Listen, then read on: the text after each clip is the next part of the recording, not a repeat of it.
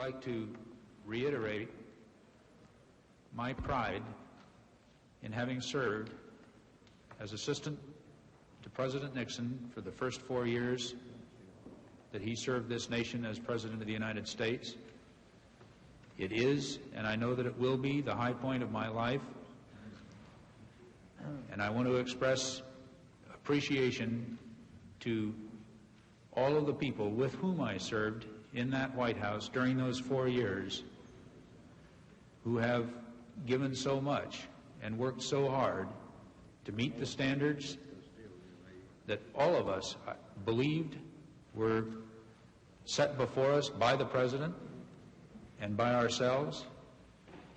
And I express my deep regret and sorrow that in a few instances there was a failure in that regard. I'm not sure where that failure was yet, and I don't think this committee is sure where that failure was, and I don't think the people are sure where that failure was. I hope that that will be determined, because only when it is will it also be known where the failure wasn't. And the one thing I am absolutely certain of from the bottom of my heart is that that failure wasn't on the part of the vast majority of fine men and women who have served and are serving with President Nixon in his efforts to lead this nation. In the Senate of the United States, a resolution to establish a select committee of the Senate to conduct an investigation and study of the extent, if any, to which illegal, improper, or unethical activities were engaged in by any persons, acting individually or in combination with others, in the presidential election of 1972, or any campaign, canvass, or other activity related to it. From Washington, NPAC brings you gavel-to-gavel videotape coverage of today's hearings by the Senate Select Committee on Presidential Campaign Activities. Here is NPAC senior correspondent Robert McNeil. Good evening. H.R. Haldeman ended his 3 days of testimony before the Watergate Committee today, reaffirming his own innocence and that of President Nixon. But final questions by the committee brought further detailed corroboration from Haldeman of the testimony of John Dean. In particular, Mr. Haldeman confirmed that on March 21st, Dean did tell Mr. Nixon that there was a cancer on the presidency. Asked about many discrepancies between his testimony and that of other witnesses, Haldeman laid stress on differences of interpretation rather than of fact. The session also revealed Haldeman's role in a number of other campaign activities, some of them involving an attempt to get the press to connect violent demonstrations during the 72 campaign with Senator McGovern and the Democratic Party. The session ended with 2 disputes. In one, the committee refused to let John Wilson, attorney for Haldeman and Ehrlichman, make a motion criticizing Senator Inouye for calling John Ehrlichman a liar last week. In the other, Senator Gurney protested against the decision of the majority Democrats not to call Charles Colson to testify before adjournment. And that was the trigger for an open squabble among committee members which took on a partisan aroma. It developed this way.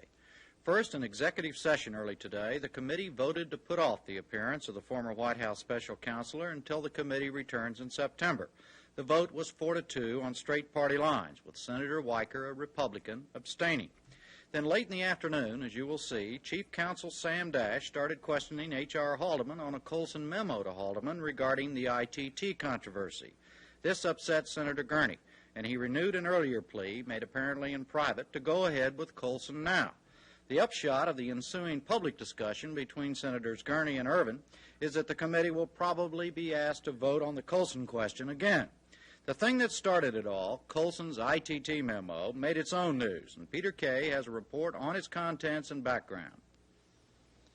The memo came late in the day, and it immediately revived memories of the first in this series of scandals that have become known as Watergate, the ITT case. The key portion of the Colson memo mentioned another memo, dated June 30th, 1971, written by Herb Klein, former White House Communications Director, to Haldeman. In that memo, Klein outlined a $400,000 contribution which ITT was to make to the Republican National Convention to be held in San Diego last year. Now, the significance of this is that a copy of this Klein memo went to Attorney General John Mitchell at a time the Justice Department was considering a lawsuit whereby ITT would be asked to divest itself of Hartford Insurance Company. Mitchell said he never knew about the San Diego Convention part, and if this memo is true, then he was not telling the truth. Colson realized this, and in this said that this particular memo could be more damaging than remarks made by California's Lieutenant Governor, Ed Reineke, and Republicans at that time considered that pretty damaging. Robin? President Nixon's former chief of staff spent almost 6 hours at the witness table today. To sort out his testimony, here is NPAC's hour-by-hour viewing guide. In hour number 1, H.R. Haldeman says the White House involvement in audits by the Internal Revenue Service consisted only of passing on information received from friends regarding foes. Haldeman says that in September 15th meeting with the President, John Dean got a pat on the back, but not for covering up Watergate. It was for his hard work on the investigation. In the second hour, Haldeman is questioned about a memo dealing with excluding demonstrators from a Billy Graham rally in North Carolina. Also in that hour, Haldeman says that FBI checks on certain individuals did not imply there was any allegation of wrongdoing on their part. In the third hour, Haldeman faces another memo, in which he allegedly asked John Dean to put out the story tying peace demonstrators and foreign money to George McGovern. He later admits this plan was part of a measure of a counterattack against the Watergate Committee. In the fourth hour, Haldeman says to his knowledge there were never any anti-Nixon demonstrators paid to create sympathy for the president. Also in that hour, he says he's not in a position to justify whether or not campaign funds should have been used to pay legal fees for Watergate defendants. In hour number 5, Haldeman says he hopes the Irvin Committee will investigate to see if any communist money was used to aid the campaign of George McGovern. Also in that hour, the memo indicating potential dangers because of White House awareness of financial offers from ITT. In the final hour, Haldeman says the Watergate investigation was not as serious as the problem of monumental leaks of a critical proportion that followed the publication of the Pentagon Papers.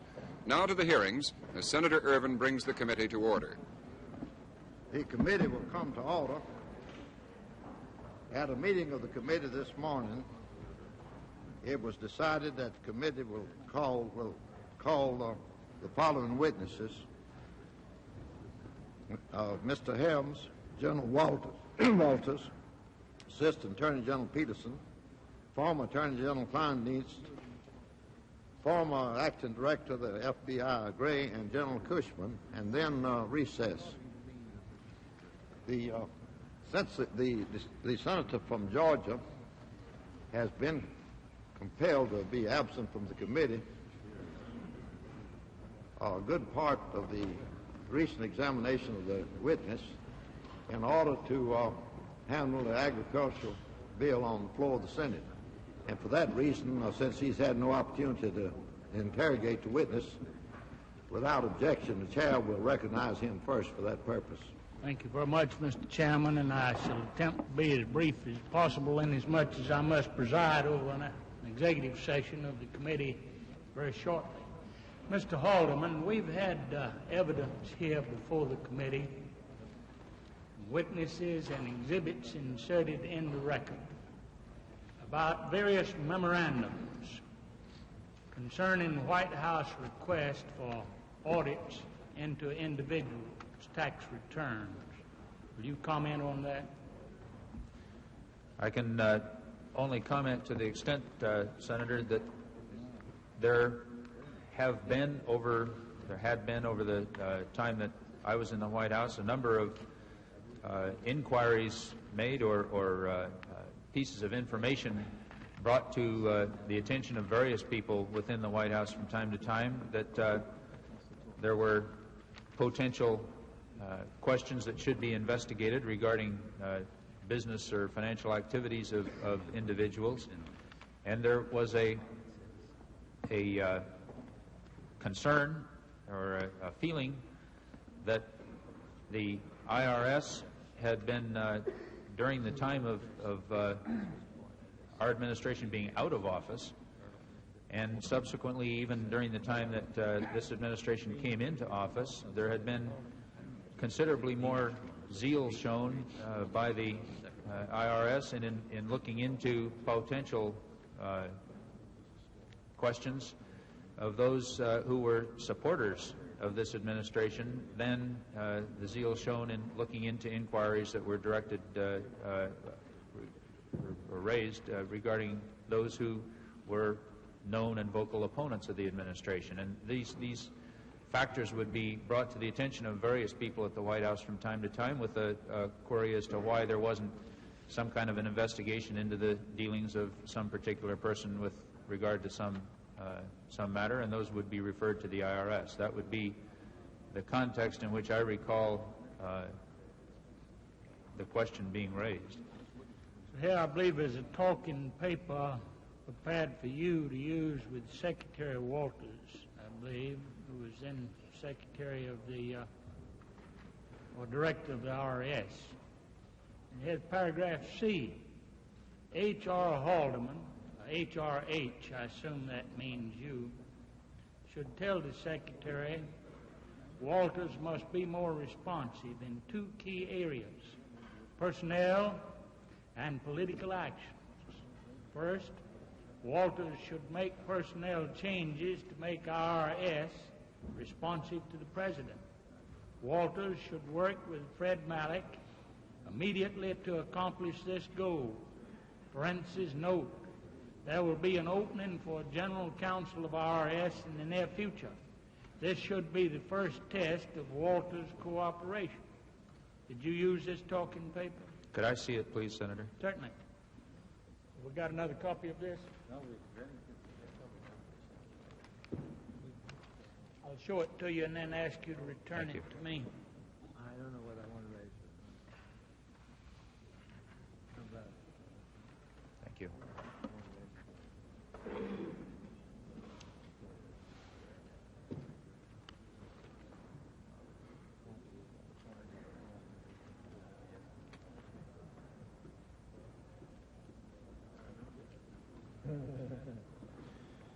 This doesn't indicate to whom it, by whom it was prepared or to whom it was directed. I agree with you. It does refer to HRH should tell the Secretary. I don't recall seeing it.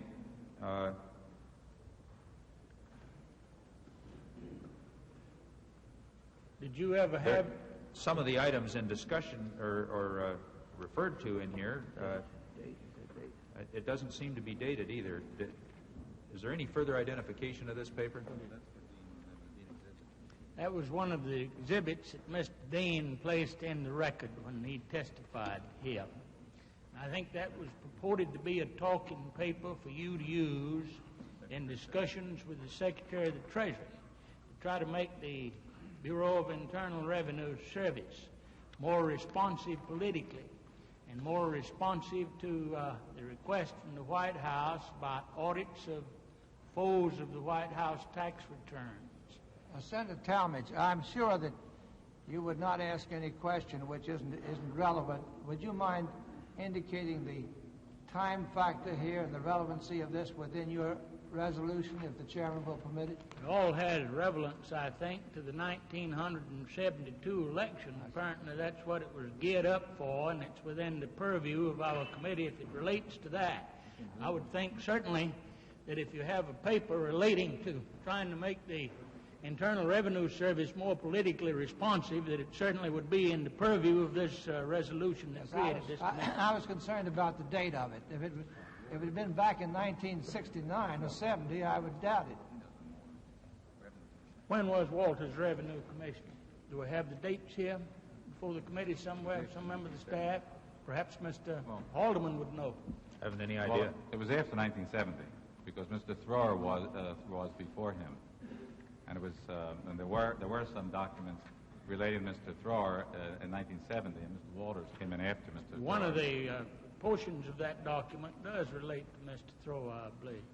Did you ever have any conversations at any time with the Secretary of the Treasury or anyone else about making the Internal Revenue Service more politically responsible? Only in the, I don't recall any specific conversations with the Secretary of the Treasury. If I had any, or if I was a participant in any such conversations, they would have been in the context that I referred to earlier, Senator, which was the question of well, as Mr. Dean indicated, that the IRS bureaucracy at the lower levels was very strongly staffed with people, or at least it was the feeling that it was. I don't know anything about it because firsthand, I have made no investigation into this. This was the allegation, with people whose positions were due to previous administrations and whose interests were in the policies and philosophy of previous administrations, and that the diligence with which they pursued cases that had been referred to them relating to potential misdoings by opponents of this administration were not pursued with the diligence that they were pursuing matters relating to supporters of this administration. And this had been the case when we were out of office, and it continued to be the case even after we had been in office for several years, and that there was discussion of that question. And that in that context, I may have had, I know I've been in discussions where that kind of feeling was a topic under discussion.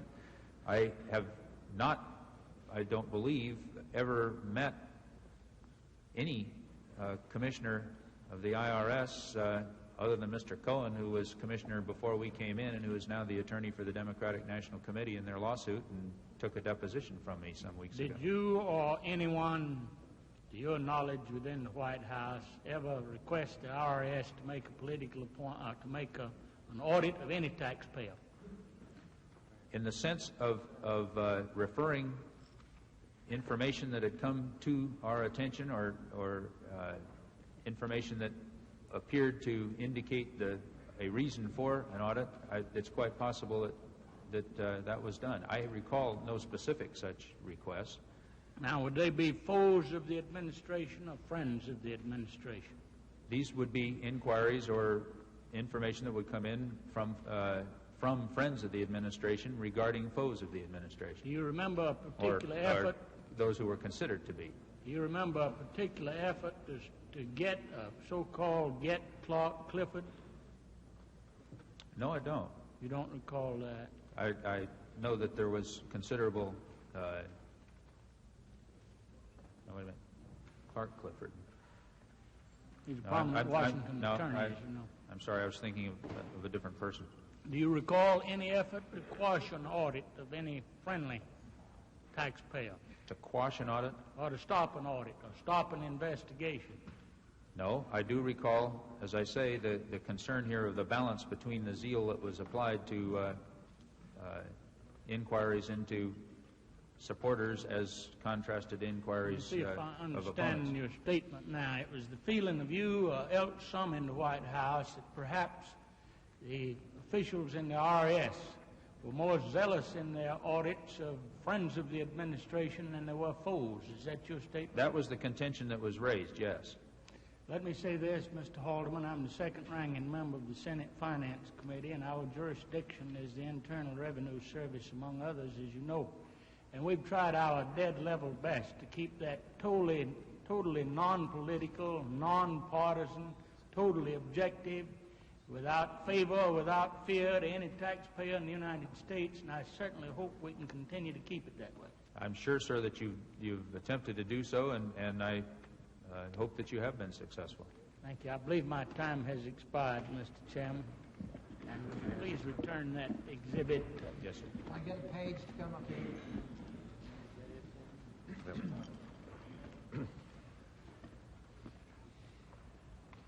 Now, Mr. Haldeman, can you tell us what day in July this year you saw the tape for of the September 15 meeting? It was July 9th, 10th, or 11th, Senator. Now, that meeting did occur. Meeting? Yeah, that meeting did occur. What meeting, sir? The 15th. And you were present, and Dean was present, and the President was present. Yes, sir.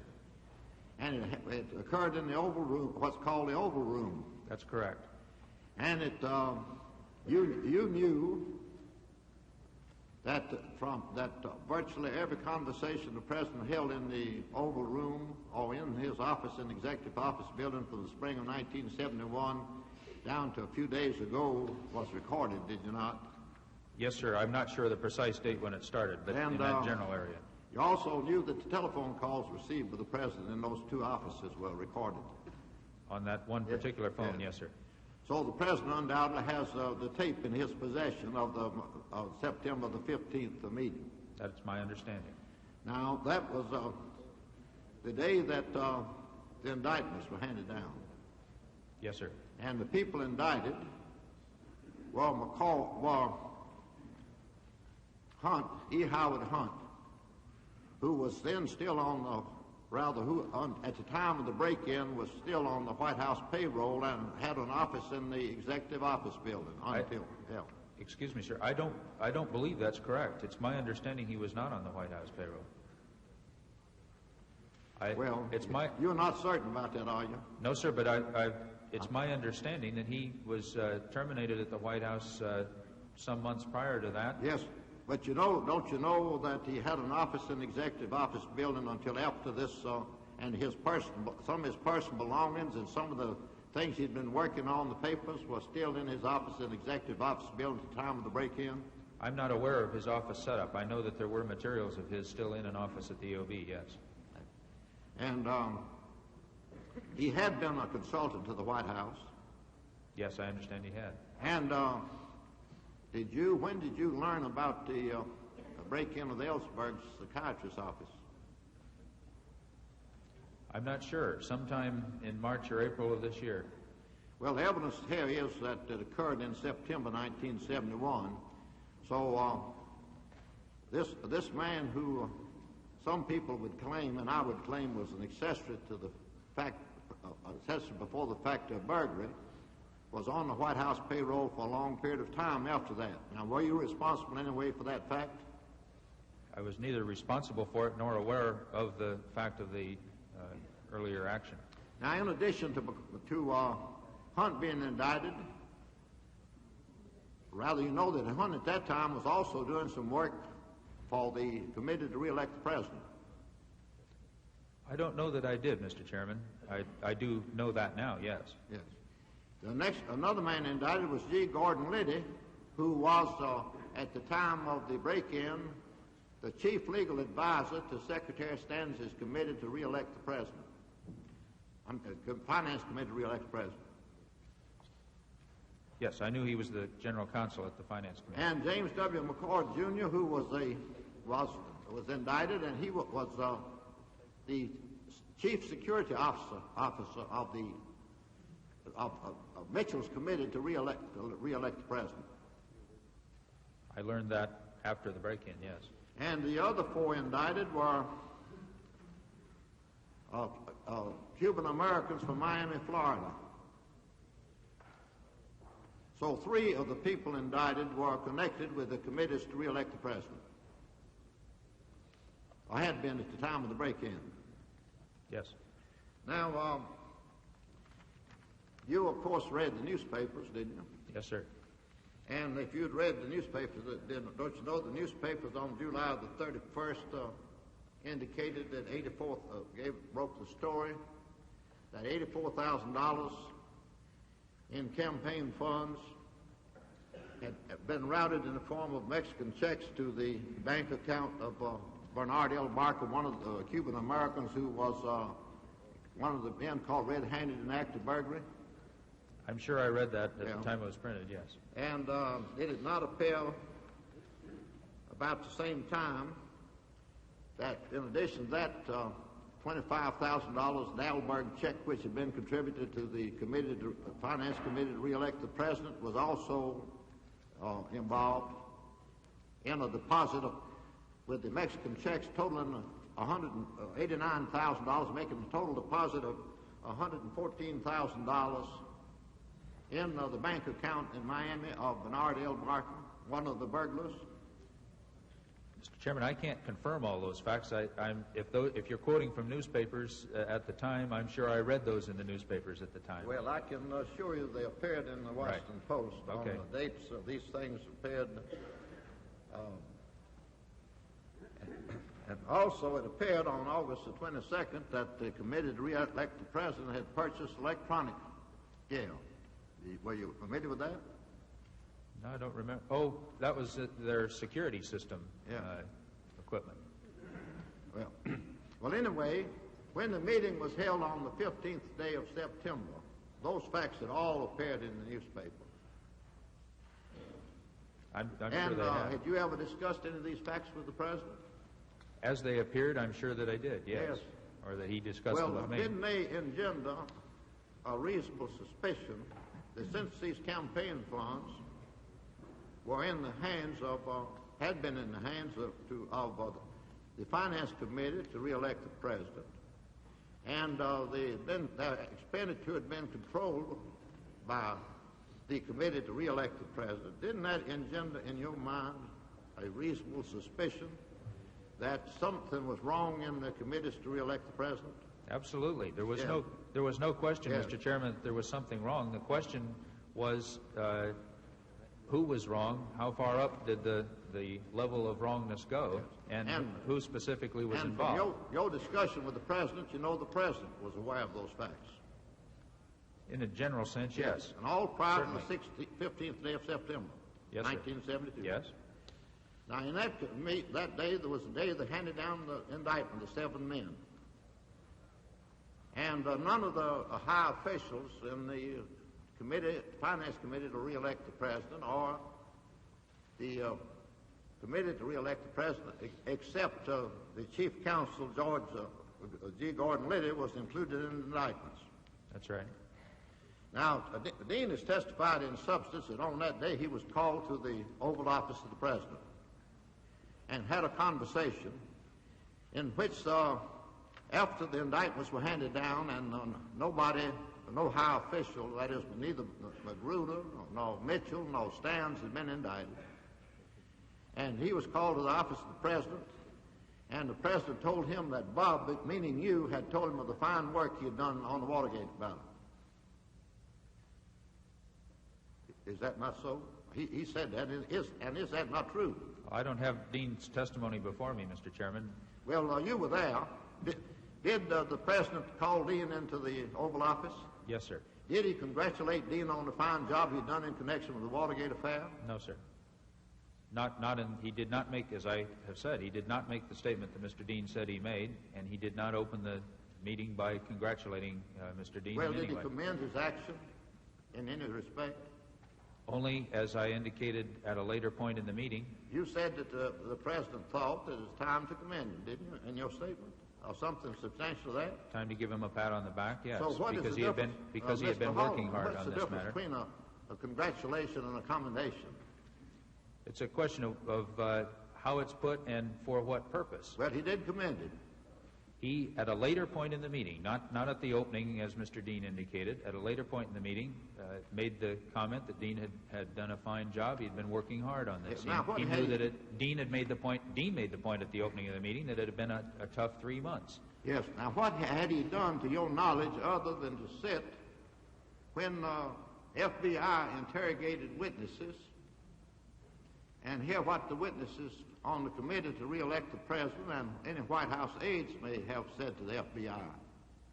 In addition to that, he, as he had said in his own Camp David report and in his intended affidavit for the Judiciary Committee, had met with and talked with everybody that he thought might have any involvement in this thing. He had been consistently called upon to respond or provide information regarding each of these various newspaper stories, some of which you've just referred to, that came up from time to time as to what the facts were. He was maintaining a very close liaison with the Justice Department, the Assistant Attorney General, and the U.S. attorneys, and was spending an enormous amount of time and a lot of effort trying to run down what at that time appeared to be a very complex case, because he was trying to determine the validity of various charges that were made from time to time. And he reported to you everything he did in that connection? He obviously didn't report to me everything he did, no, sir. He reported everything he found out? I don't believe he did that.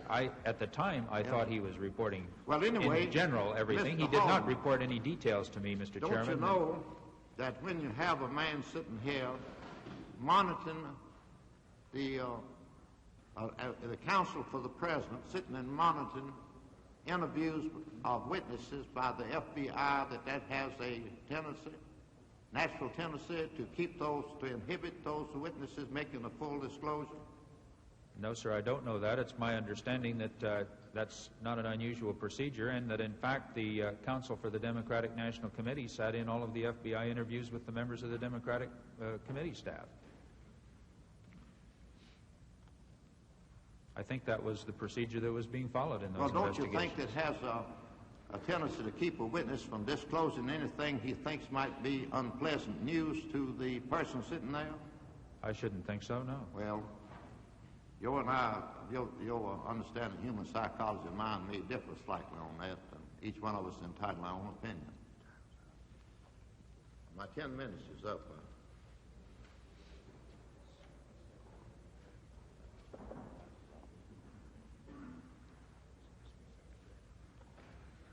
Senator Gardner.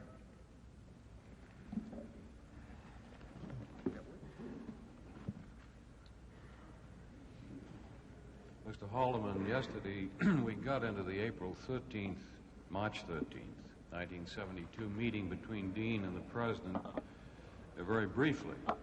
Now, I know your testimony is that you were in there only a short time and that you didn't hear any discussion of Watergate. But there were serious allegations made by Mr. Dean in his recount of this meeting to the committee, and I want to ask you specific questions on that. While you were present at the meeting, did you hear any discussion between Mr. Dean and the President about executive clemency? I don't believe so. I don't have any recollection of any of the conversation on the March 13th meeting, and as I said, I have no notes on that meeting, so I have nothing to establish what the conversation was at all while I was in the office. Mr. Dean also said that there was a discussion about the money demands being made by the defendants, and he also stated that it was during this discussion of the money demands that you walked into the office. The President asked him, so Dean said, what it would cost in terms of money, and Dean said, oh, probably about $1 million. Again, I'm going to ask you this because I want a specific answer. Do you recall any conversation like that between the President and Mr. Dean?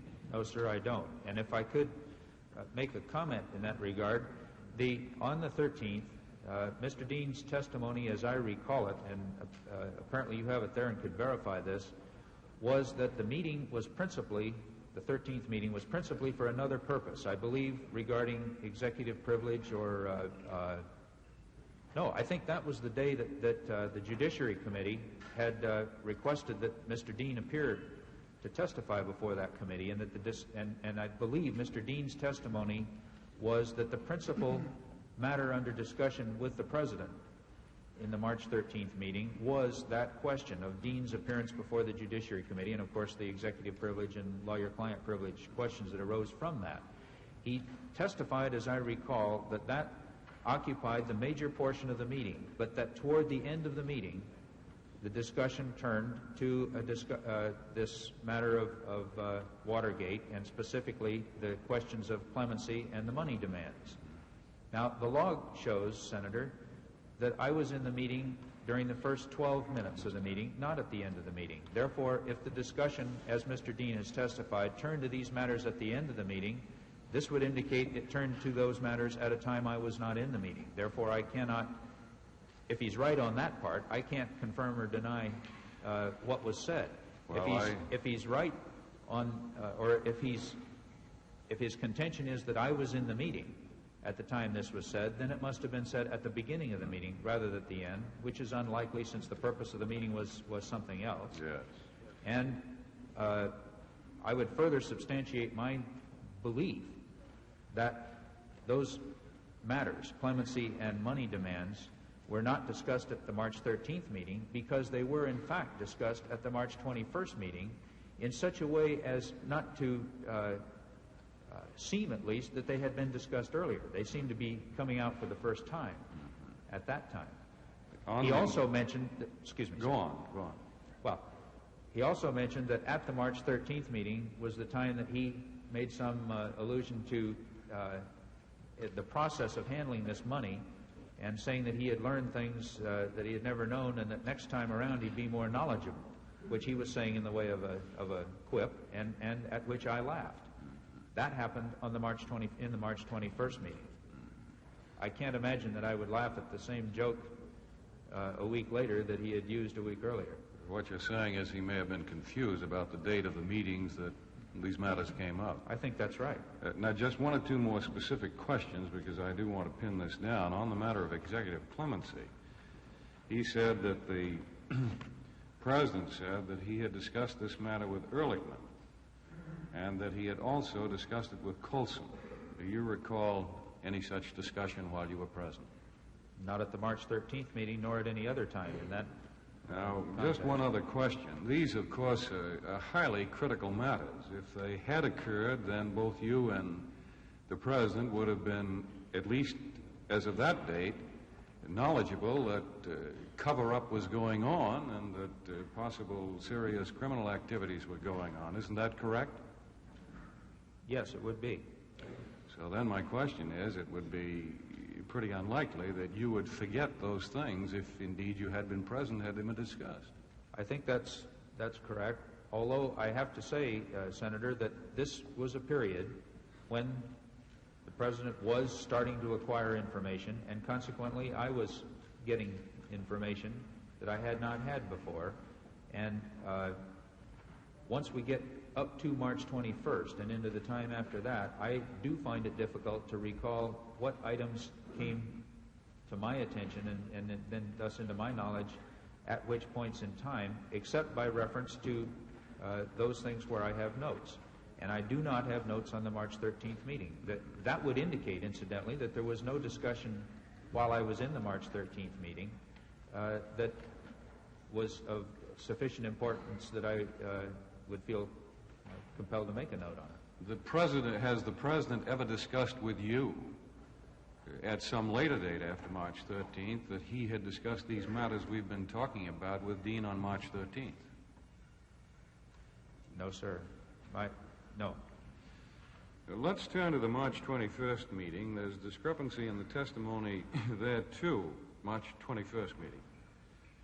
For example, Dean testified that he said at that meeting that Haldeman and Ehrlichman could be linked to the cover-up. Do you recall any such statement?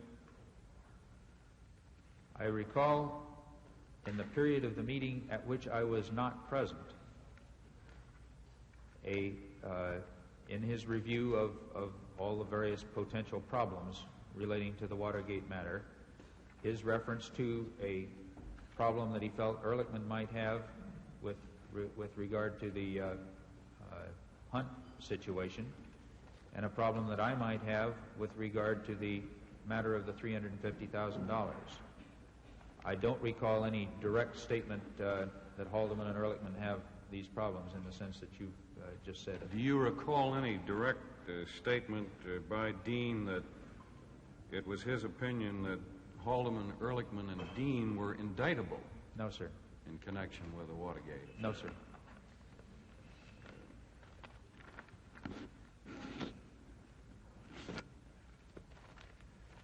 Do you recall anything in that meeting about the President stating that his reference to the $1 million on March 13th it was a joke, that he really didn't mean what he said?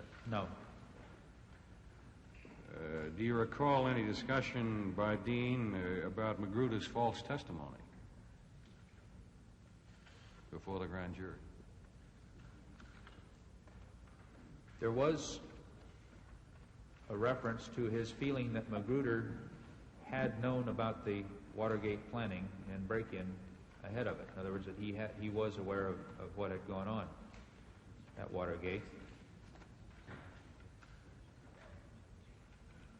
I don't believe there was any reference to Magruder committing perjury.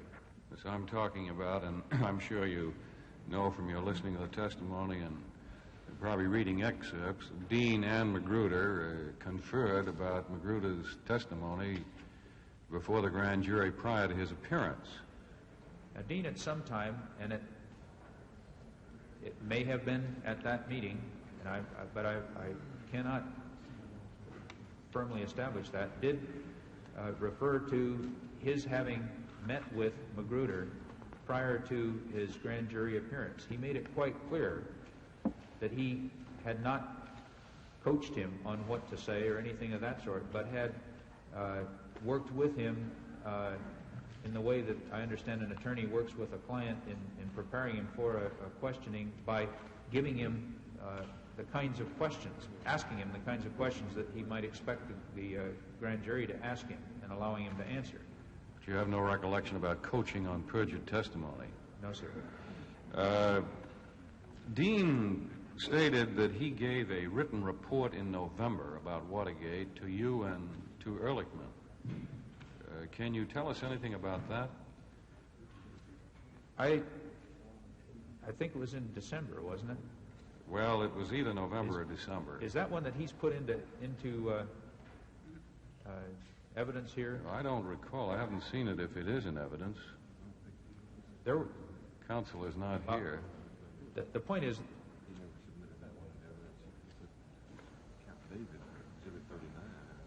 counsel's right behind you, Senator. Perhaps he can help us. Well, Mr. Dash, what my question was this. The Dean testified he did give a written report in either November or December of 1972 on Watergate to Mr. Haldeman and Mr. Ehrlichman. Has that ever been put in evidence before us? I'm not talking about the Camp David report. No. I don't recall, and as a matter of fact, he did say that he had drafted something, and then I think his testimony was that it was considered not a viable report, and that was, to my recollection, not one of the exhibits that he submitted to us, Senator Gurney. And my recollection is he said he gave copies to Mr. Haldeman and Mr. Ehrlichman. Either gave them or actually discussed it with them and what it would include, and then they decided not to go with it, or he decided not to go with it. Thank you. Now, can you give us any recollection on that? I'm really not any, like you, not very clear on it, and the only thing I can say is that there were discussions at various points in time of the effort to try to get a report put together and put out as to what had happened at the Watergate, at least as far as the White House was involved or as far as the White House knew. And this, I can only surmise, might be a draft of such an effort, which was offered, discussed, and rejected for some reason. I believe there were other such efforts. I don't know if they ever reached draft stage, but they were certainly in discussion stage at several points. And I think Mr. Ehrlichman referred to one at the convention time, that there was a hope that we could get the story fully cleared up at that time. But back to November or December, do you recall a written draft given to you or shown to you by Mr. Dean on Watergate? I have no specific recollection of such a draft, no. Do you have any recollection of a discussion at that time? Not a specific discussion. I have, as I have indicated, recollection of discussions from time to time on this subject. Mr. Chairman, I think my time is up. I yield the floor. Senator, in all way. Thank you very much, Mr. Chairman. Mr. Haldeman, I'm certain you're acquainted with Mr. Alexander P. Butterfield? Yes, sir. When was the last time you ever met with Mr. Butterfield or communicated with him? I'm not sure of the date, Senator. It would have been sometime prior to his departure from the White House, and the record could be established as to when that was. I'm not sure. Was it in February of this year, March of this year, April, May, June, or July? Well, it was certainly not in June or July. I doubt, it was not in May, June, or July. I doubt that it was in April, and I'm not sure at what earlier point it would have been. And since that time, you have never spoken to him or communicated with him? I don't believe so. Was Mr. Butterfield aware of your listing of the March 21st date? No. I have here a copy of a memorandum dated January 20th, 1970, labeled administratively confidential for Mr. Haldeman from Mr. Butterfield, relating to Mr. A. Ernest Fitzgerald. I'd just like to read the first 3 paragraphs and ask for your comments, sir. Could I see a copy of it, Senator? Would you like to study this before I read this? Either before or after. I'd like to see it. Any other copy of this?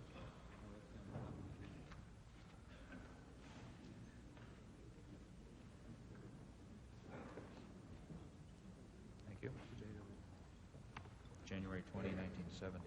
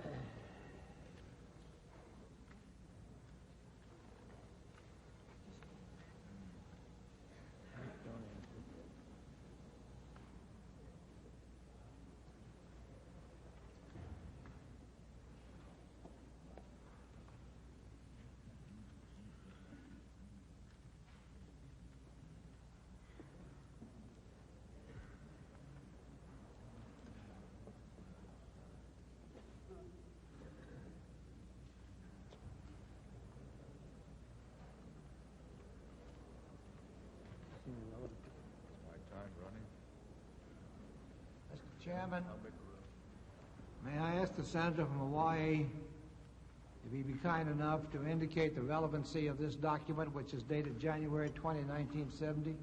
Would you care to read the 3rd paragraph? I'd like to know if that is the attitude of the people of the White House. At that time? The 3rd paragraph, sir. And I think it's very relevant to the interrogation here. Or would you care to have me read it, sir?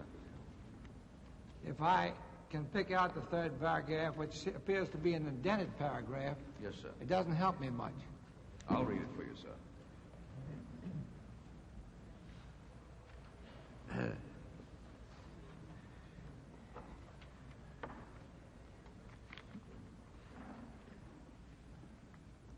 I may be beating a dead horse at this late date, but it was only a few days ago that Alan Woods called to ask if we had arrived at any particular administration line regarding Mr. A.E. Fitzgerald, and someone else asked the same question at about the same time.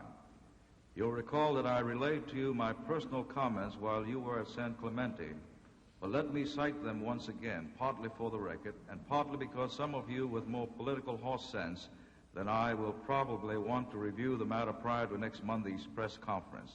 And the 3rd paragraph, sir. Fitzgerald is no doubt a top-notch cost expert, but he must be given very low marks in loyalty. And after all, loyalty is the name of the game. Was this the top priority in the White House, sir? Excuse me a minute, Mr. Senator Noe. Yes, sir. I'm still in the dark on relevancy to this investigation. Mr. Wilson, I would say I'm not familiar with that entire document, but you and I, as trial lawyers, will recall that testimony is always admissible. It shows the attitude of a party, or witness rather. And this witness has testified about his interpretation of the tapes entrusted to him by the President. And I think that the attitude of the President towards his attitude about loyalty to the President is admissible on the question to test the witness's the validity of his interpretation of the tapes. I think that would be admissible in a court of law for that purpose. If I were in a court of law, I'd take an exception to that. Yes, well, we'll note the exception and admit the evidence. Mr. Haldeman, was loyalty the name of the game in the White House? And was loyalty much more important than truth? I would not say that either of those was the case. I would say that loyalty was important. I would say that the truth is overridingly important. Then the recommendation from Mr. Butterfield was, even after admitting that he's a top-notch cost expert, we should let him bleed for a while at least. There were a number of intervening recommendations there, too, I believe, Senator. Yes, you are accusing him of blowing the whistle on the Air Force. No, I am not accusing him of anything. I did not write that memorandum, this memo sir. does. This memo memorandum does. accuses him. And it's quite critical of someone who was attempting to expose to full public view the truth. Well, Senator, I don't know any of the ins and outs of the Fitzgerald Yes, sir. case, and Mr. Butterfield was a retired Air Force officer who obviously had strong personal views and had strong lines of communication and contact with others who had strong personal views in the Fitzgerald matter. I'm not qualified to comment on the facts in the Fitzgerald case. I can only say that in answer to your question as to attitude of this witness, that loyalty did not override truth. Thank you, sir. On page 30th of your opening statement, the last paragraph says, if, as alleged, he or those under his direction were responsible for the letter which falsely defamed Senators Muskie and Humphrey, then on behalf of everyone associated with the Nixon campaign, I'd like to and do apologize to both of these men. Did you have any purpose in leaving out Senator Jackson? Absolutely not. If Senator Jackson was also defamed in that letter, I would very much want to correct my omission as being intentional and to extend my apology very definitely to include Senator Jackson. I just wanted the record to be clear because his name was glaringly omitted. So. Well, I appreciate that. It was not intentionally so, and I appreciate the opportunity to correct it. Thank you. On page 31 of your opening statement, you said, quote, the President looked to me as his basic contact with the campaign organization, and I maintained communication with John Mitchell in this regard until July 72, then with Clark McGregor. Mr. Haldeman, would you say that in a campaign organization, the matter of fundraising and the spending of such funds would occupy a high priority in consideration? In my consideration? Yes. No, sir. Would fundraising be considered important in a campaign? It's important in a campaign. It was not an important factor in my consideration with the campaign. During your contact with Mr. Mitchell and Mr. McGregor, were you aware of the balance sheet as to how much you had available and how much was being spent? I had a general awareness of the campaign budget overall, and at one or two points in the campaign, I was approached by Mr. Stans, who was functioning as the finance chairman, with an expression of concern that too much money was being allocated in some areas. Then would I be correct in assuming that at the end of the year 1972, you were aware that the campaign committee had a surplus of over $3 million? I was aware I would say by the end of 1972, at some point there, I was aware that there was a very substantial surplus, yes. Now, if you considered the raising of funds for the Watergate defendants to be legal, moral, an obligation, proper, humanitarian, why didn't you use these campaign funds? You had a surplus of over $3 million. First of all, Senator, I didn't consider it either to be any of those things or the opposite of any of those things. I did not weigh it in its context of legality, morality, or necessity. I simply accepted what I was told, which was that these funds were being raised for the purpose of legal fees for the defendants. As to the question of why I didn't use those funds, I didn't have the control of those funds or the the position to use those funds. You were the President's representative, the Chief of Staff of the White House. Couldn't you have suggested this? I could have suggested it, yes. But you decided not to. It didn't occur to me to. Was this special fundraising necessary because the use of the money was illegal? Not to my knowledge. If it wasn't to your knowledge, I find it quite difficult to understand why the available $3 million, incidentally it's now over $5 million, was not spent. Is my time up, sir?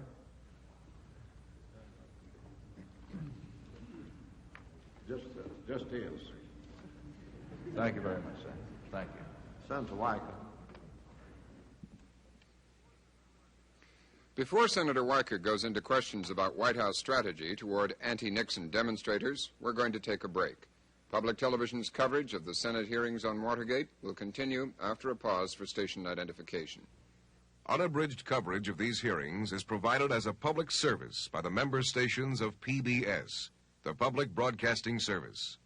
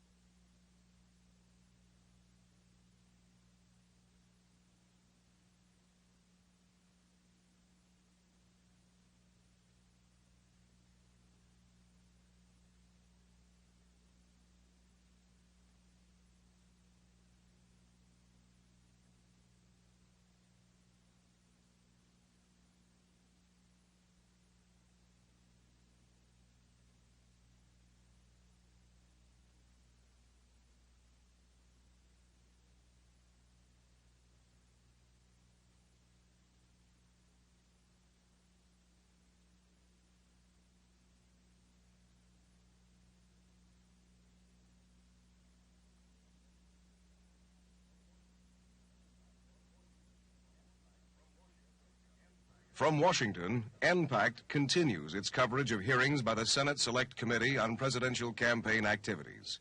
Here again, correspondent Robert McNeil. As we go back to the hearings, Senator Weicker is about to begin his questioning of H.R. Haldeman. Mr. Haldeman, last night I took your opening statement after the hearings were over, and I read it, and I reread it, and there was something about it that bothered me, and I think I finally put my finger on what it was. It was that section which you label Segretti. Yes. And what bothered me was the fact that under the title of Segretti, you listed various and sundry acts, violent in nature, illegal acts, and then left the intimation that these acts belonged to Senator McGovern, Democratic Party, etc. Now, I know that's not exactly the way it reads if you read it very carefully, but that is the impression that's given. The impression that's given. And this is what bothered me, was the impression that even now in your statement, you're trying to give the same image to the opposite candidate and the opposite party. That it's my contention, and which I intend to prove here this morning, that you tried to give during the course of the campaign, specifically that the opposition party and the opposition candidate are soft on communism and soft on law and order. You say in your opening statement, and let me read it, moreover, the pranksterism that was envisaged would have specifically excluded such acts as the following: violent demonstrations and disruption, heckling or shouting down speakers, burning or bombing campaign headquarters, physical damage or trashing of headquarters and other buildings, harassment of candidates' wives and families by obscenities, disruption of the national convention by splattering dinner guests with eggs and tomatoes, indecent exposure, rock throwing, assaults on delegates, slashing bus tires, smashing windows, setting trash fires under the gas tank of a bus, knocking policemen from their motorcycles. I know that this committee and most Americans would agree that such activities can't be tolerated in a political campaign. Mr. Haldeman, I would first of all point out, it's not a question as to whether these activities can be tolerated. These activities which you've listed are clearly illegal. And they're not a question of whether we agree on it or not. In most cases, there are specific laws that are meant to be enforced against this type of activity, which enforcement, of course, is in the hands of the various local, state, and federal officials. But unfortunately, the activities I've described are all activities which took place in '72 against the campaign of the President of the United States by his opponents. By his opponents. Now, do you mean by that word opponents, in your statement, at that point of your statement, the Democratic Party or Senator McGovern? So that that question would be answered should it arise in anyone's mind at that point in the statement. The following sentence says, I'm going to get to the following statement. May I read it, please? Some of them took place with the clear knowledge and consent of agents of the opposing candidate in the last election. Yes, but others. No, please, Senator, may I finish the sentence? I want you to answer the question at the point that I asked the question. I am answering it. No, precisely. You're moving on to my next question. At that point of your statement, where you've listed all these activities, this is the way you phrase your statement, I didn't phrase it, against the campaign of the President of the United States by his opponents. And then I immediately went on to say, and I quote from the next following sentence in my statement, some of them took place with the clear knowledge and consent of agents of the opposing candidate in the last election. Others were acts of people who were clearly unsympathetic to the President, but may not have had direct orders from the opposing camp. In the following paragraph, when I referred to the fact that there had been no investigation and little publicizing, I again characterized the two different possibilities by saying either those which were directly attributable to our opponent or those which certainly served our opponent's interest but did not have his sanction. Clearly recognizing, Senator, the precise point that you're making here, and I do recognize it. The precise point that I'm making is I want you to clearly tell me exactly which of these acts, rather than commingling the two and giving an impression. I want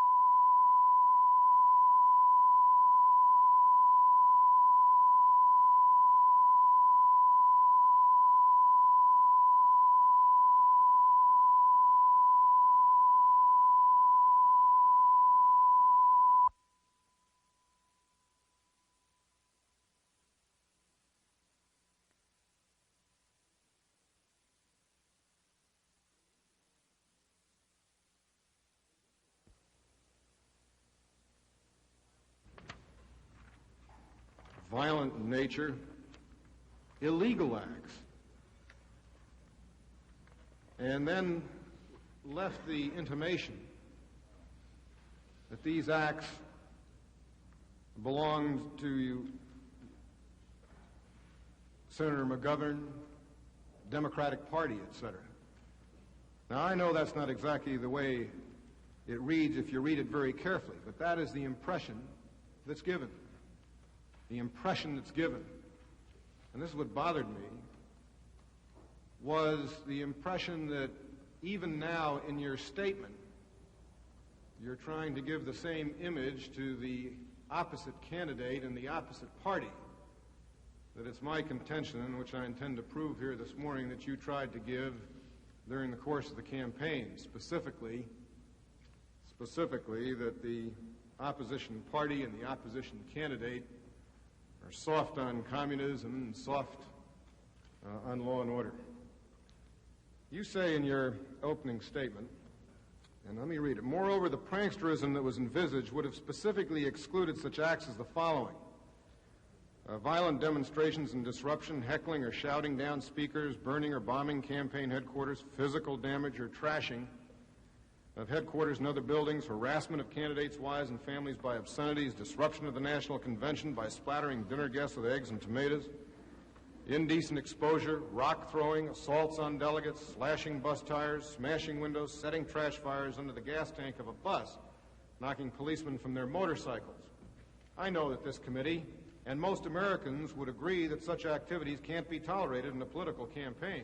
Mr. Haldeman, I would first of all point out it's not a question as to whether these activities can be tolerated. These activities which you've listed are clearly illegal.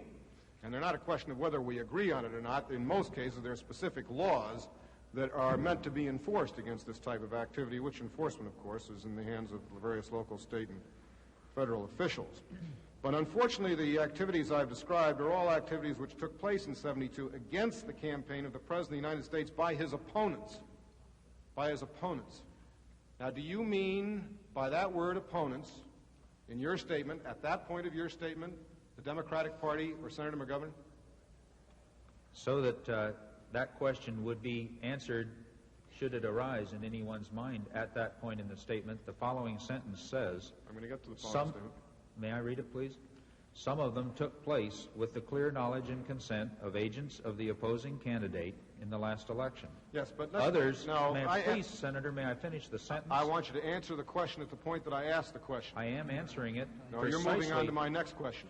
At that point of your statement, where you've listed all these activities, this is the way you phrase your statement, I didn't phrase it, against the campaign of the President of the United States by his opponents. And then I immediately went on to say, and I quote from the next following sentence in my statement, some of them took place with the clear knowledge and consent of agents of the opposing candidate in the last election. Others were acts of people who were clearly unsympathetic to the President, but may not have had direct orders from the opposing camp. In the following paragraph, when I referred to the fact that there had been no investigation and little publicizing, I again characterized the two different possibilities by saying either those which were directly attributable to our opponent or those which certainly served our opponent's interest but did not have his sanction. Clearly recognizing, Senator, the precise point that you're making here, and I do recognize it. The precise point that I'm making is I want you to clearly tell me exactly which of these acts, rather than commingling the two and giving an impression, I want you to tell me which of these illegal acts you ascribe to Senator McGovern and or the Democratic Party. I'm not able to do that at this time, Senator. I've indicated to the committee yesterday that the documentation on these is available. It was my understanding that the committee had it. I find that apparently it does not, and I will make sure that it gets it and that verification can be made item by item.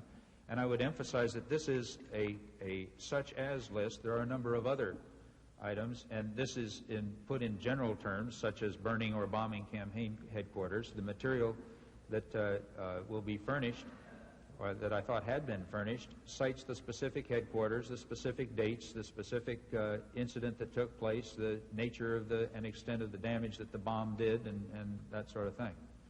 Well, now, isn't it actually true Isn't it actually true, Mr. Haldeman?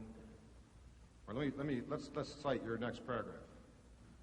So far, there's been no investigation of these activities and very little publicizing of them, either those which were directly attributable to our opponent or those which certainly served our opponent's interests but did not have his sanction. Now, isn't it true that the acts which you list there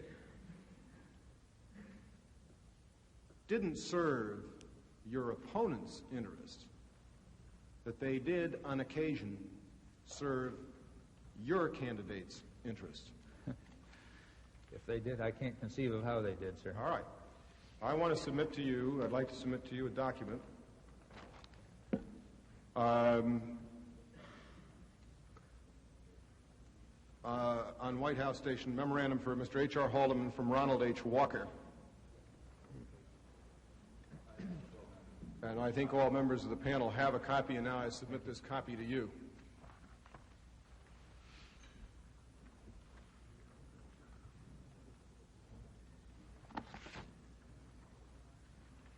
Excuse me. At the same time, I would like to submit for your inspection and your council's inspection a document dated February 10th, 1973, memorandum for John Dean from H.R. Haldeman.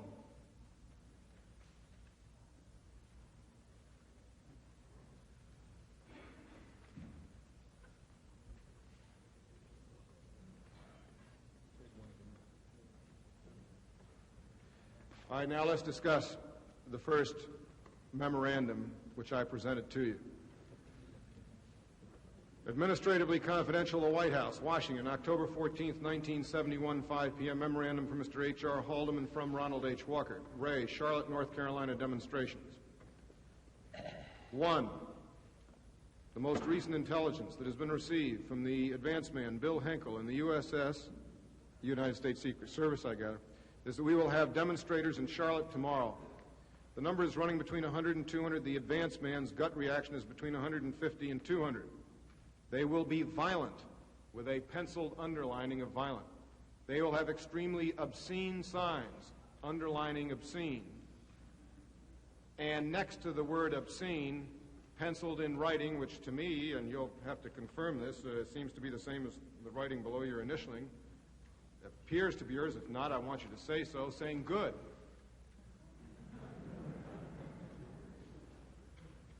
Is that your writing there where it says good? I believe it is, yes, sir. Mm-hmm. As has been indicated by their handbills, it will not only be directed toward the president, but also toward Billy Graham, underlining also toward Billy Graham, where you pencil in great. Mr. Chairman, I thought the silence was to be enforced here in this hearing. Mr. Wilson, I wish you'd tell me some way I can keep people from laughing.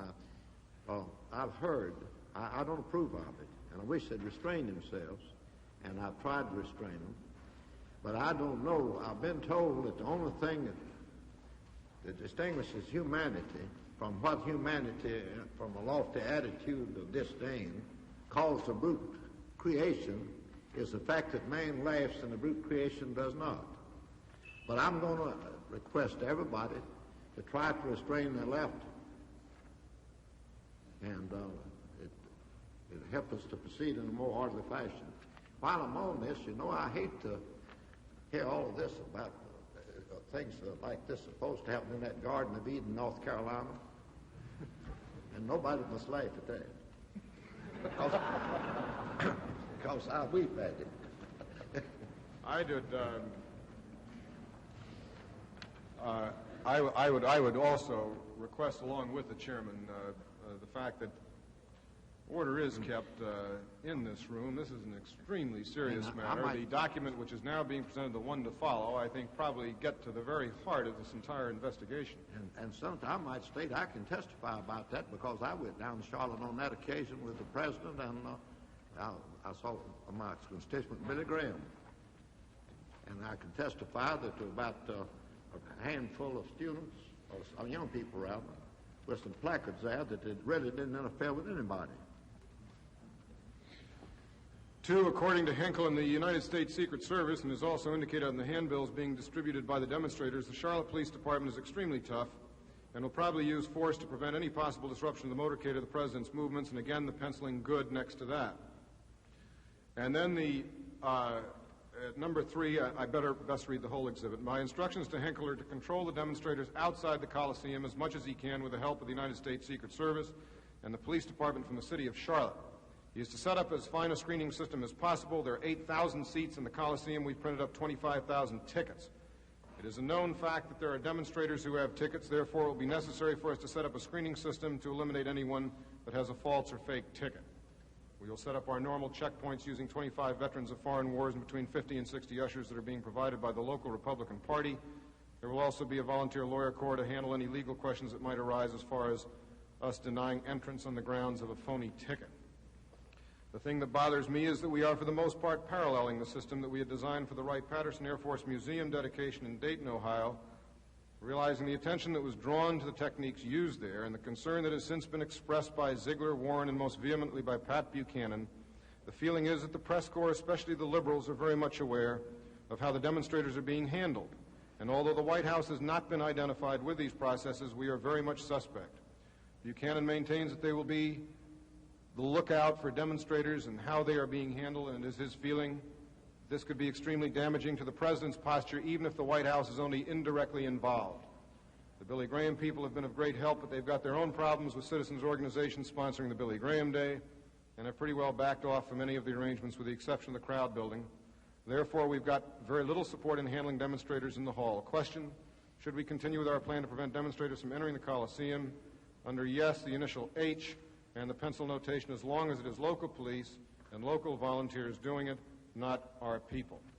And my question specifically relates to exactly what mentality it is in the White House that goes ahead and indicates good when the word violence is mentioned, when obscenity is mentioned, which violence and which obscenity is to be directed against the President of the United States. How in any way can that be good? Senator, I can explain that, I think, very easily. The problem that we had during the campaign of violence, of demonstrations, of obscene signs, of efforts to heckle and shout down the President when he was delivering a speech were very great. They were not recognized as being very great, and there was an attempt made in the coverage of many of these events to present this as a totally off-the-cuff reaction of certain people in the audience who were just there and disagreed with what the President said and were expressing their disagreement in a proper exercise of their right to do so, as contrasted to planned organizations that were put together for the purpose of creating violence and creating these things in the way that the intelligence indicated this one was going to be handled. The reason for reacting to the indication that they would be violent, obscene, and directed toward Billy Graham as good was that if, in fact, they were going to do this in this way, it would be seen that they were doing so clearly. Sometimes they weren't that ineffective. They did a better job of disguising their true intent and their true method of operation. And the reaction of good to those indications was in very much in that sense. Let me point out that the whole a point of the memo very strongly confirms my feeling that this sort of activity was not to our benefit in showing the extremes that were steps that were planned in order to try to avoid these people having the opportunity to carry out their violence and their obscenity and directing it toward the President and Billy Graham, at least in the hall. We had no real practical means of doing much outside the hall, and in fact, as I recall that meeting, there were some demonstrations outside, but there was reasonably good control. And the Charlotte police force, I think, was extremely tough, and I think they did do a good job, including, as I recall, at that occasion, some local police forces did, you have to use force in order to restrain the activities that were attempted. That happened in this case. But as you can see here, there were strong efforts made by our advance men to try to avoid incidents and this kind of problem. We had the intelligence that there were going to be this group there, that they would be violent and have obscene signs.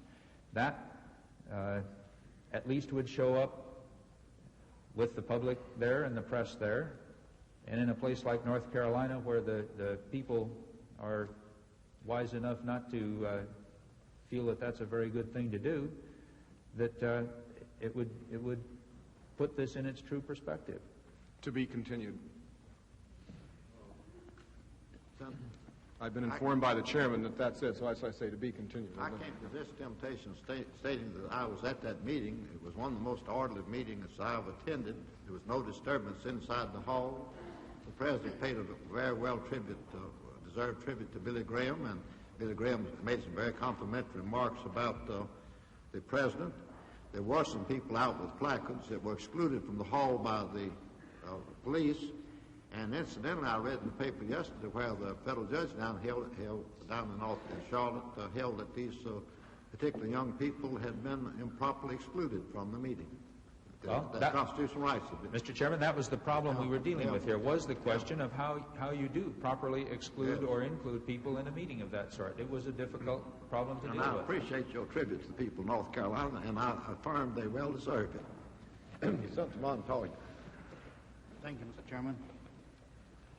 Mr. Haldeman, you indicated in your previous testimony that Mr. Larry Higbee was your administrative assistant, so to speak. Yes, sir. And that Mr. Alex Butterfield was a staff assistant working under you and under Mr. Higbee. No, sir. Mr. Butterfield was deputy assistant to the president and was a deputy to me and would have been considered senior to Mr. Higbee. All right. Now, did both report to you? Yes. Did they report to you on important matters?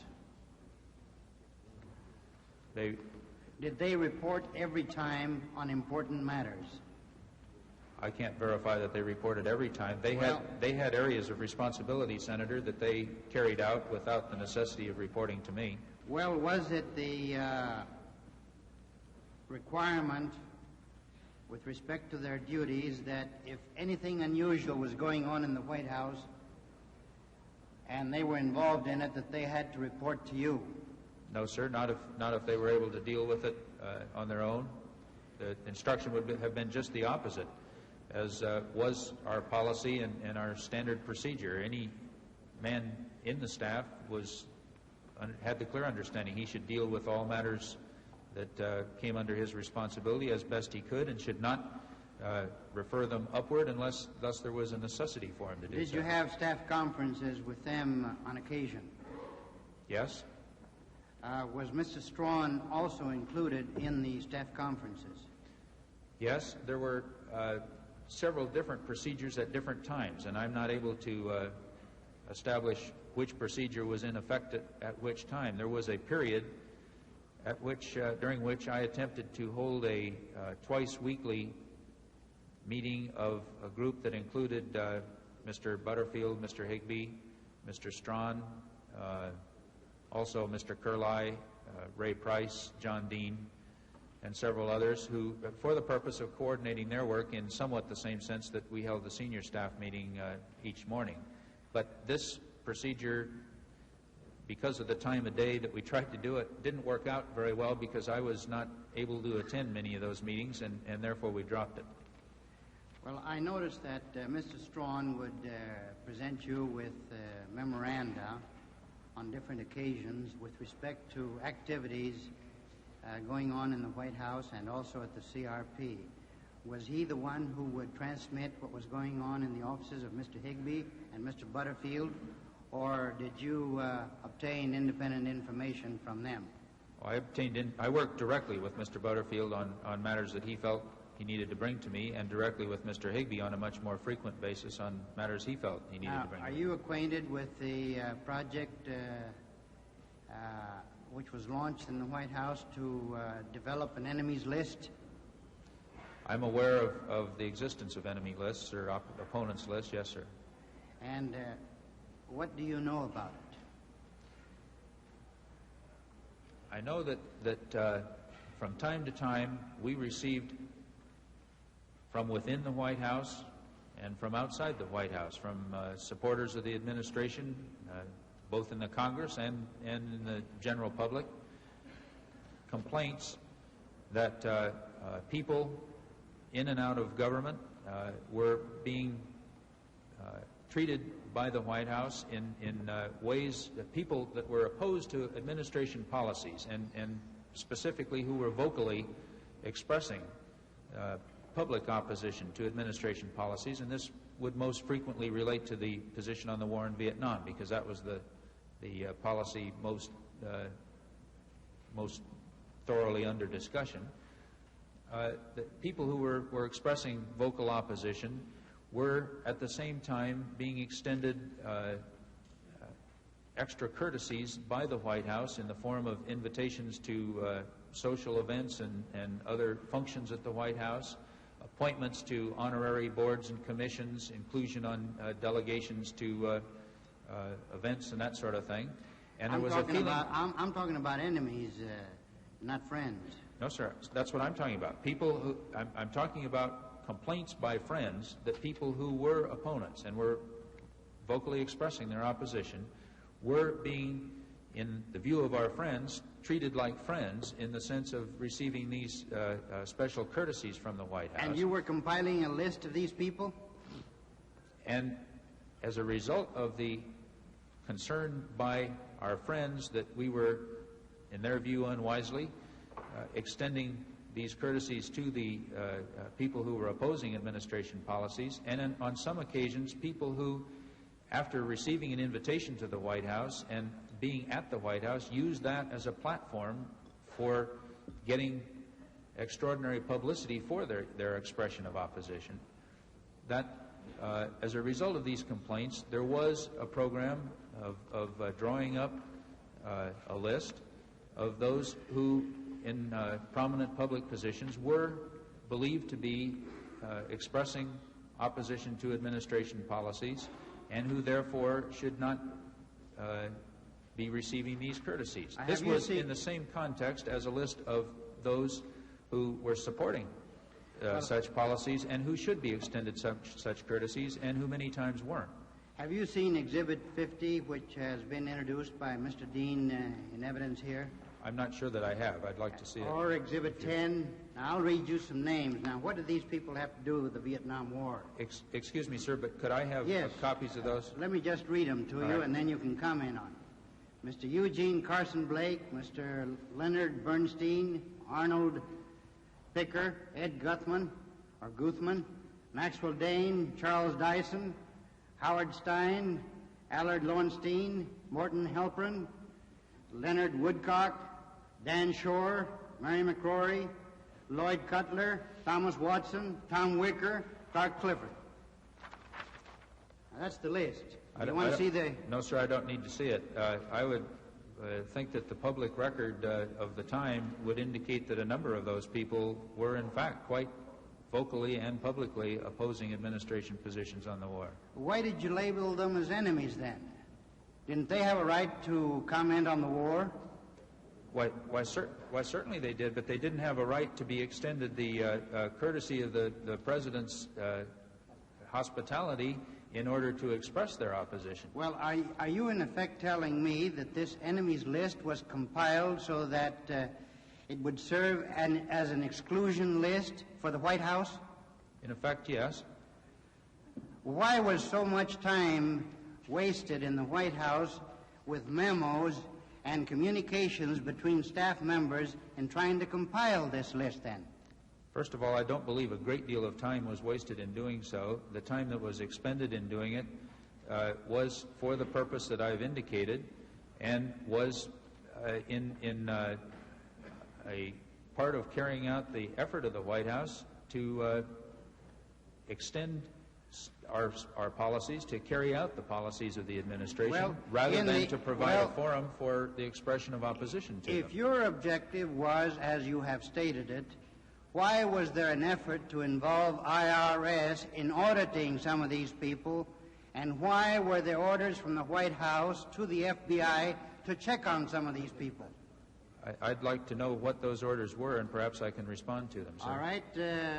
Mr. Higbee, who was your administrative assistant, has given information to this committee that while he was in the Grand Tetons with the President and you, he was asked by you to call Mr. Hoover and get a complete background on Daniel Shore. And Mr. Higbee did this, and he has submitted testimony to this committee in secret to that effect. Now, would you deny that? No, sir. Did you do that? I requested a background report on Mr. Shore, or asked Mr. Higbee to request one, not in connection with the enemies list, and I'm not sure in what connection it was, but I'm sure there was something that arose at the time that this request was made, and I don't know in what context, but there had been, as has been indicated here in earlier testimony, concern from time to time about statements that were made and the reasons for them in terms of national security questions. And I don't know that this was in such a context, because I simply don't recall what the reason was for it. Order a check in that context? Was Mr. Shore being considered for an appointment? No, sir, he was not. Why would you check on him then? The check was made. I don't know why, but the check was made. Well, the request for the check was in connection with something apparent, I assume, that arose at that time that generated a request for the background report on Mr. Shore. The request, I would like to emphasize, Senator, was not a request for an investigation of Mr. Shore, and at the time that the request was made, it was for the background file, which the FBI has on individuals, that is a summary report on their activities and background. Wouldn't you call that an investigation when the FBI goes out to try to get the background on an individual? When they go out to do it, I would, but the request was not that they go out to do it. The request was for the file. What happened? What file? Did you have a file in the White House on Mr. Shore? No, sir. The FBI did. Or they may have. How did you know that they had? They have a file on most people who are known publicly, and the request was for whatever file they had. You mean the FBI has a file on almost every American that is known publicly? I think they probably do. What do you mean? I've not been through their files, so I can't verify that. Well, you just stated that. I said I think they do.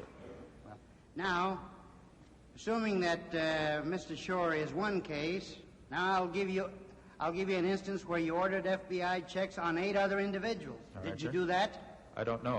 I'd like to hear what they are. Well, Mr. Butterfield has so testified that you did. Could I hear them, please? Yes. The testimony of Mr. Butterfield is as follows. It's on page 10 of his interview before the committee.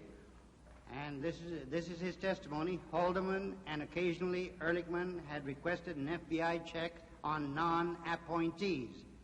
To Butterfield's recollection, this is a memorandum of his testimony. To Butterfield's recollection, there may have been 8 such requests. Among them were Frank Sinatra, Daniel Shore, Helen Hayes. Now, what do you have to say to that? In the case... Was Helen Hayes being considered for an appointment? Quite possibly so. Helen Hayes has held presidential appointments and commissions at a number of times, and that's quite possible. Well, was Frank Sinatra being considered for an appointment? No, sir. Frank Sinatra was being considered as an entertainer at the White House, and was an entertainer at the White House. And was Daniel Shore being considered for entertainment at the White House? No, sir. I've already covered the Daniel Shore point. But that's all, Mr. Chairman. Mr. Chairman, could I please finish? The time has expired. You've stopped me at a comma rather than a period. Yes, I'd like to finish at least to the period. You can finish the sentence or the paragraph. Thank you, sir. Whatever it is. I would simply like to say that in the case of any entertainer at the White House, and for that matter, I believe any guest at the White House, there is automatically a check made of his FBI file to determine whether he poses any security threat or any potential embarrassment in any other sense. And this is not, it's unfortunate that those particular names have been raised and singled out in this forum, because I would not like it, the record to imply that there was any allegation of wrongdoing on the part of any of those 3 people, any of the other 5 that were apparently on the list of 8 but have not been named, or any of the others of hundreds of people who have been so checked. And since this question has come up, I would also like to say that it has become popularly referred to here as the enemies list, and I would like to plead guilty to a certain indelicacy, if that's what it was referred to in our administration, because in reading one of the books by one of the learned scholars who served in the Johnson administration, I saw that at their time this list was referred to as the anathema list, and I must say that's a much more delicate term for it. Senator Baker. Mr. Chairman, thank you very much. On yesterday, while I was conducting the examination of Mr. Haldeman, I ran substantially over my 10 minutes because nobody else was here, but today I intend to abbreviate this portion of my questioning to try to make up for that. Mr. Haldeman, did you or did you not, in June of 1972, arrange directly or through John Dean or anyone else for a 24-hour surveillance of Senator Kennedy? I don't recall making such an arrangement. I know that it's been testified that such a request was made and was not carried out, and I am not familiar with the specifics of the reason for the request, but there were times when there was a very definite interest in the activities of Senator Kennedy, some political and some not political at all, but in relation to trips that he made with regard to early release of POWs and matters dealing with the North Vietnamese and the peace settlement efforts that were underway. What I'm trying to develop is whether or not you authorized such surveillance or observation or investigation of Senator Kennedy. I don't recall ordering any surveillance of Senator Kennedy, but I do want to emphasize that there were questions raised about Senator Kennedy's activities in various regards from time to time, and such a question could have come up. Do you recall or do you have any knowledge of any surveillance of Senator Kennedy relating to Mr. Caulfield in 1970 or 1971? Surveillance of Senator Kennedy? Yes, sir. No, I don't. In which Mr. Caulfield might have been involved.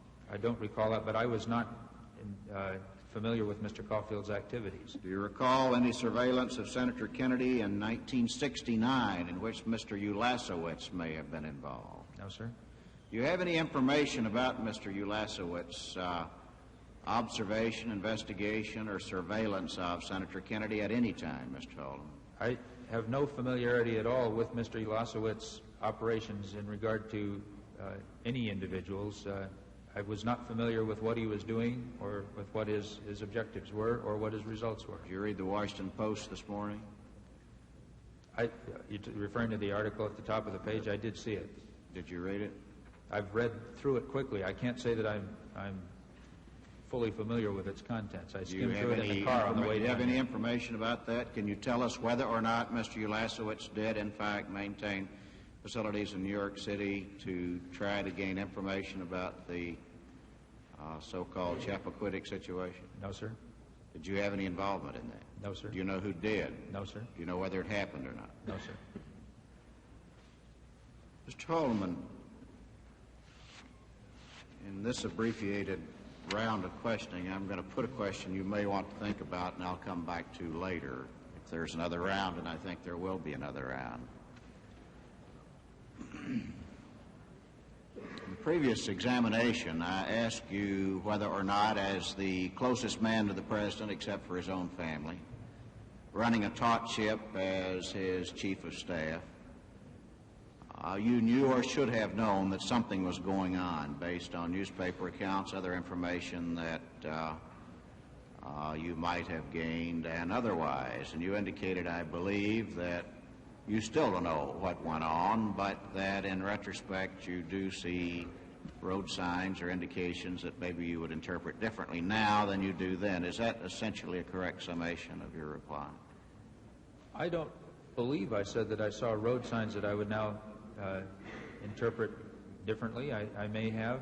My feeling is that with the knowledge, or at least the information that I have now, I can probably force myself back and relate it to things that at the time they occurred appeared totally differently to me.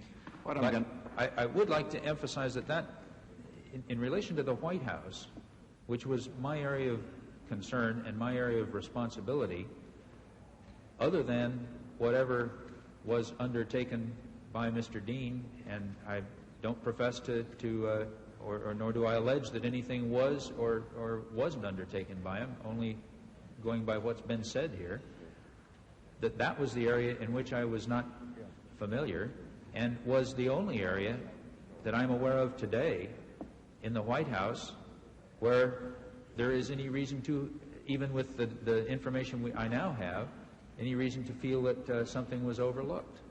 Mr. Haldeman, I have repeated often in these hearings that I intend to save my conclusions for later and not state them as I go along, and I will continue not to state them as we go along, but I'm going to restate a concern that I've also uttered from time to time.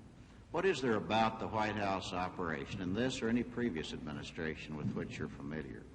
What is there about the presidency or the isolation of the presidency? And I don't say that in a critical way. You can think of it in terms of the nature of the presidency, the requirement for, as you say, the time to think about important things. You can think of it even in terms of the safety of the presidency, because this country has lost fine presidents at the hands of assassins. But what is there about the nature of the presidency and the staffing of the presidential system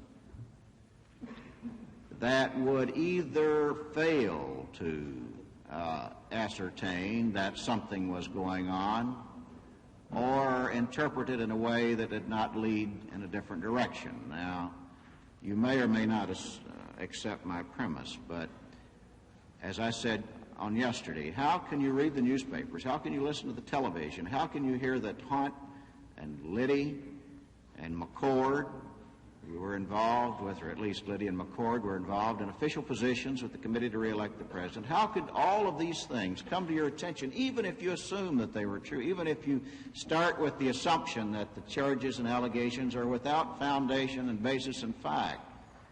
And that's the American way of doing it, to assume that every person is innocent. But how can you do that and run an operation and still not initiate some sort of intense inquiry at the earliest possible moment? What is there about the system? What is there about your operation or the presidential operation? What is there about the White House that would keep you from picking up the telephone on June 17th and saying, where is this fellow McCord and what in the world is going on? Now, that's a mouthful of question, but do you understand what I'm driving at? What is there about the institutional arrangement at the White House that would not inevitably lead you into a quick, urgent inquiry? What in the world happened down there, if nothing else on the basis of newspaper accounts? Senator, you, somewhere in the early stages of that question, said that I might not accept the premise. And that's, I believe, where I'd have to start, because I don't believe I can accept the premise, which is that such an inquiry was not undertaken, or that interest was not shown, or that something was not done. And that simply isn't the case. The most intensive inquiry ever conducted, and certainly in proportion to the nature of the crime, the inquiry was beyond the scope of imagination almost. Well, you see there was such an inquiry, but I must go back and the fact that you are compelled to ask the question, and I understand completely your motivation for doing so, distresses me, because it indicates to me that what I've tried to say has not effectively been said, because I've not made the point clearly to you that there, first of all, there was such an inquiry. Secondly, that as far as the White House was concerned, the total assurance was that nobody there had been involved. It was clear that there were people at the committee involved. It was not clear who they were, at first at least. It became apparently clear as to who they were. There were still some questions, but they were questions that were hard to answer. And there were a lot of able people spending inordinate hours trying to determine the answers to those questions, as I understood it. And I was not an investigator. I didn't instigate investigations into other things except when I was ordered to. In this case, there was so much underway that anything I would have done beyond that would have been a drop in the bucket. And I didn't have the capability or the time to go into that kind of a thing. And as I said in my opening remarks, this is an enormously important matter today. Mr. Haldeman, and it's become so, but it wasn't at that time. I understand that, and I understand your testimony, I believe, and I accept your testimony at face value for the purposes of the moment. And as I indicated to you earlier, when we've heard all of the proof, and not before as far as I'm concerned, but when we've heard all of the proof, then I'll take your testimony and the testimony of other witnesses. I'll try to reconcile it. If I can't reconcile it, I'll decide where the truth lies. That's my unpleasant responsibility. That's not what I'm driving at. I take the facts as I find them. But let me give you an analogy, and maybe that will help. And I'm not, this really isn't meant to be a self-serving statement. I only use it because it's an analogy that's known to me. Had I, in my campaign for the United States Senate in 1972, read in a Nashville newspaper that someone on my campaign staff had done thus or so and been arrested for it, it wouldn't have been 30 seconds until I picked up the phone and say, what in the world is going on? Now, I'm not asking you to compare the merits of those reactions. I'm not asking you even to comment on what I think my reaction would have been. God knows what it would, but I'm not asking for that. What I'm asking is any insight you can give me on why a situation in Nashville, Tennessee, is different from the situation that you might expect from the White House in Washington. Is there something about the isolation, about the majesty, about the mystique, about the isolation of the presidency that causes, or the staff arrangement, that causes a different reaction other than that which I think you know I think might have occurred in other circumstances? I don't think in the mystique or any of those kinds of characteristics that there is, Senator Baker, but I think that in the first place the President did have such a reaction as you would have had in your senatorial campaign and did ask that these things be done. But as the areas of responsibility and assignment of a man expand, the necessity for delegation also expands.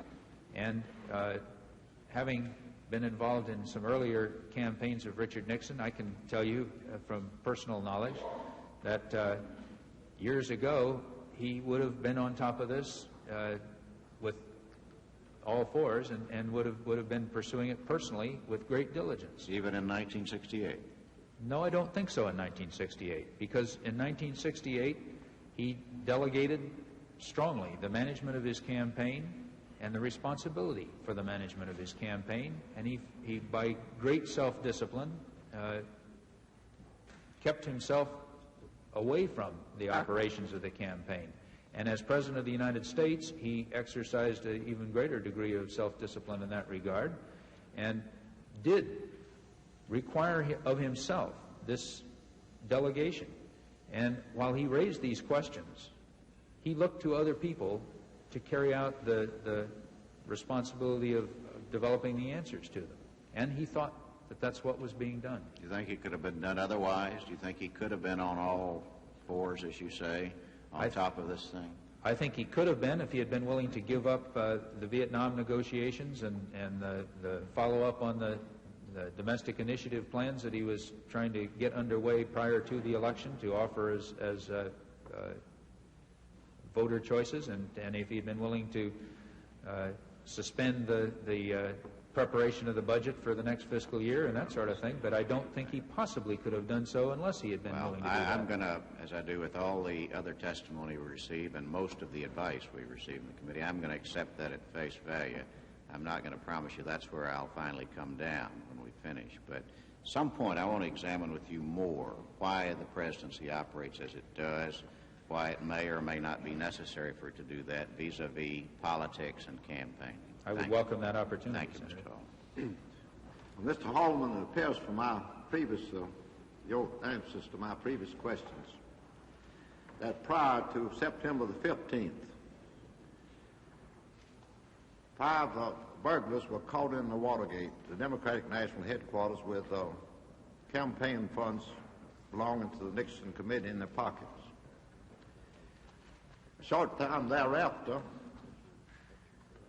a former White House consultant, Hunt, and G. Gordon Liddy, the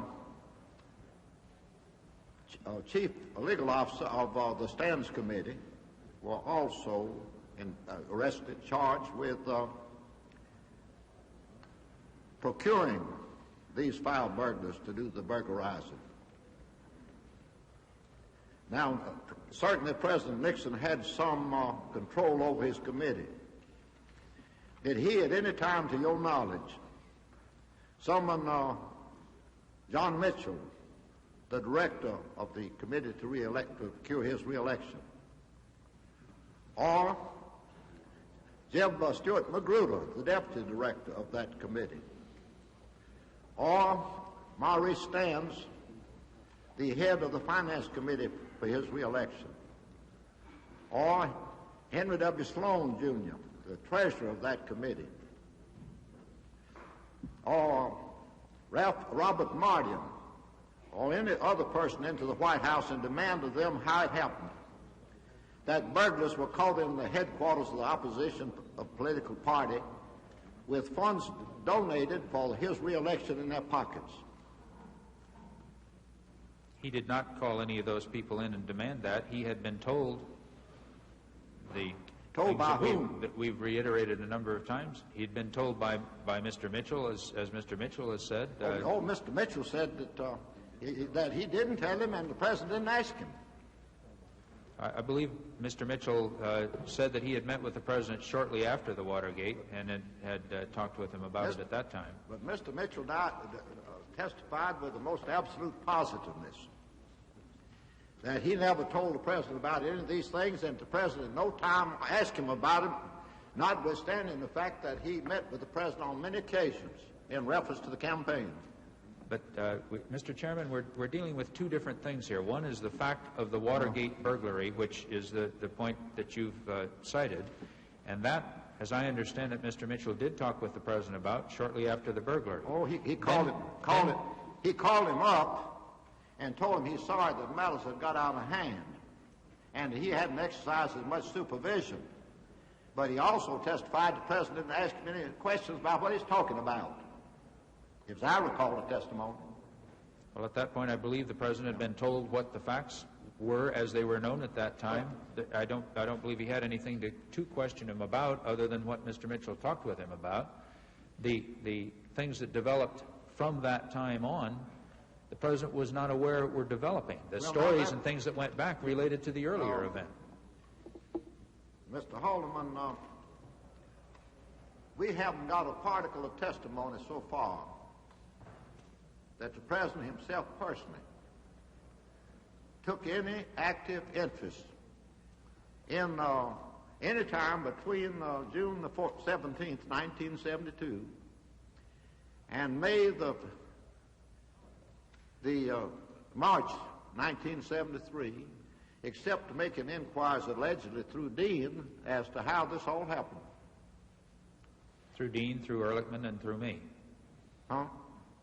He made inquiries at various times, as John Ehrlichman has testified, and as I have, and as John Dean has. What did you and John Ehrlichman do about it? We referred them to John Dean, who was the man responsible for dealing with them. Oh, John Dean was the only man in the White House that was asked to take any concern about finding out how it happened that these burglars were caught in the Watergate with the president's campaign funds in their pockets. That is absolutely correct, Mr. Chairman. He was the only man in the White House asked to do that because there were hundreds of people outside the White House in the executive branch doing precisely that. Well, didn't the president didn't Dean get from the FBI in the early stages of the investigation There are reports of interviews with the FBI. He got some of them, yes. And did you see any of those reports yourself? No, sir. Didn't anybody in the White House that you know of that had any concern about the president's welfare see the reports other than Dean? Not to my knowledge, no.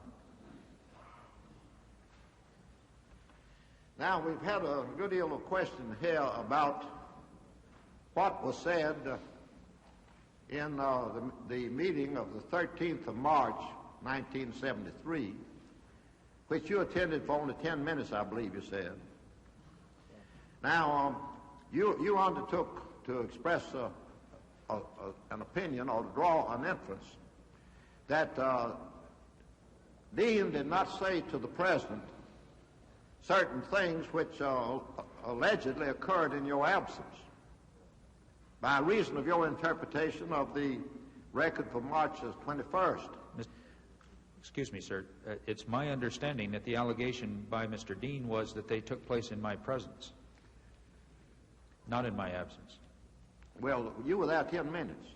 That's correct. Yes. 12 minutes. Well, now, isn't the best evidence that you know on the face of this earth of what actually transpired at that meeting, the tape recording made of the meeting? Yes, sir. Yeah. And you've been questioned at length about supposed actual or supposed discrepancies between the versions that you give of the 21st meeting and those of Dean. Isn't the best evidence that you know of on this earth of what actually was said by the president or by Dean or anybody else on that occasion, the tape recording of the conversations? Yes, sir. And you've also testified about your interpretation of the September the 15th meeting and your recollection, your personal recollection of what happened. Isn't the best evidence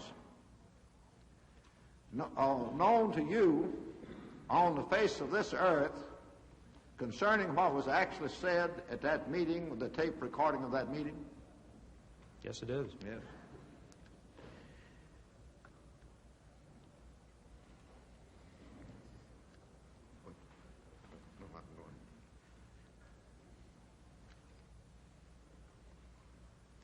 Now, the President released, or rather permitted you to see the tapes of the meeting of March the 21st of 1973 and the meeting of September the 15th, 1973, didn't he? 1972, yes, sir. 72, yes. Yep. Did you have those tape recordings with you when you prepared your statement, giving your interpretation? No, I did not.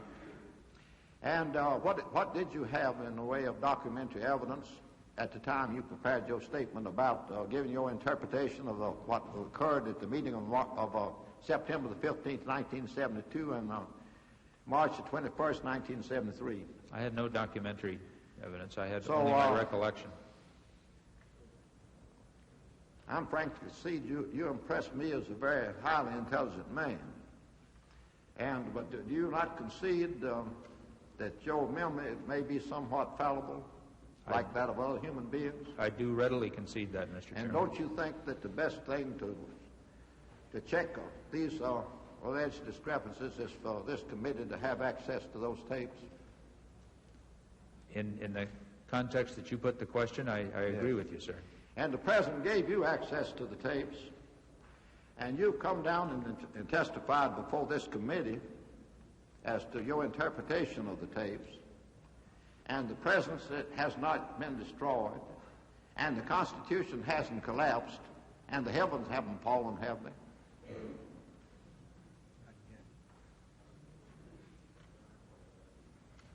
I'm sorry, are you asking me a question, sir? Yes, that's a question. I intended to put a question mark after it.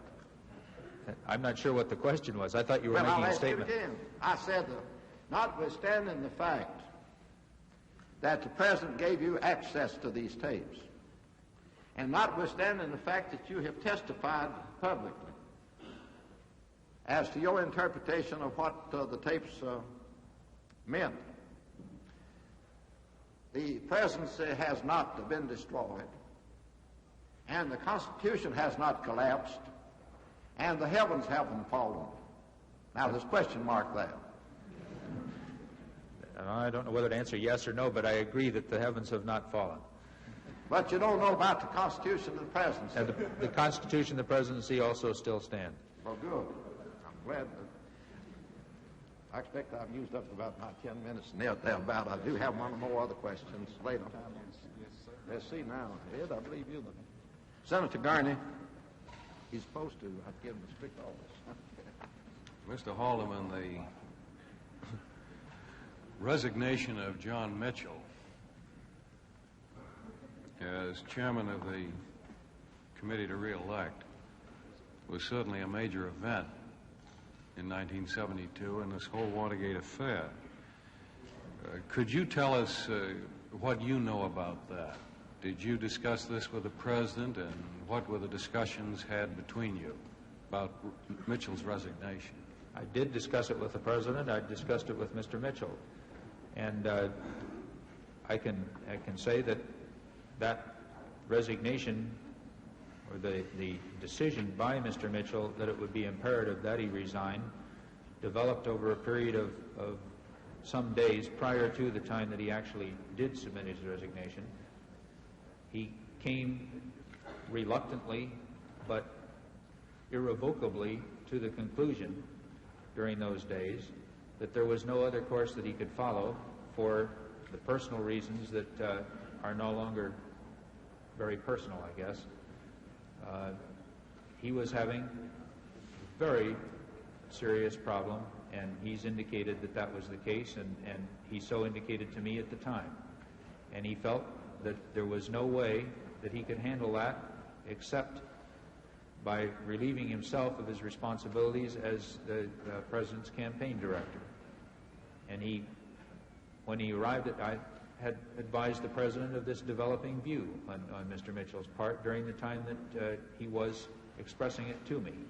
And when we met for lunch on June 30th, I think that's the correct date. Yes. When we met for lunch on June 30th, the President, Mr. Mitchell, and I, it was understood by all three of us that that was the purpose of the luncheon, and it was that purpose was carried out at that luncheon. Obviously, I don't want to get into the personal reasons behind Mr. Mitchell's resignation, but I must say that my own reaction when all this business occurred was like this. As I recall, I think Mrs. Mitchell had been campaigning for the President, that is, making speeches and appearances prior to the Watergate break-in. Do you recall if that is a fact? I don't, Senator Gurney. I'm not sure whether he had been or not. I would imagine that he had been making some, but he I'm talking about Mrs. Mitchell. Oh, that Mrs. Mitchell had been? Yes, not Mr. Mitchell. At an earlier time, she had been doing some, I believe, yes. Well, that was my recollection.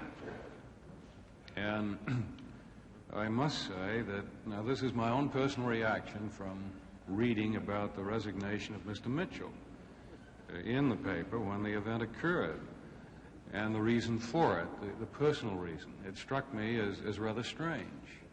And I must say also, it struck me as though it might be an excuse to conveniently get rid of a liability. And that's really why I'm asking the question. Well, I can only say, in response to that concern that you apparently had, that is in no way, as I understood it, was the case. That that concern, I must say, Senator, was expressed by Mr. Mitchell, that that appearance could well arise from the act that he felt he had to take, and that was a matter that he was concerned about. But I was it not was the felt only that in one spite who... of that concern, there was nothing that he could do, and he was reluctant to give up this responsibility. He believed very deeply in the President's re-election and wanted to help, and as I believe he's indicated, he did continue to help as to the maximum degree that he could in the time after he left office as campaign director officially, but he just felt that given the circumstances, it was not possible for him to continue to carry the overall responsibility for the day-to-day operation of the campaign, that he could be available at times, but there were other times when he simply couldn't be available. And that, during that time, had been the case. Well, there were times when he wasn't able to be available. You touched upon my next observation and question. Certainly from the testimony that we have had here before the committee, Mr. Mitchell spent a great deal of time following his resignation, directly on the campaign.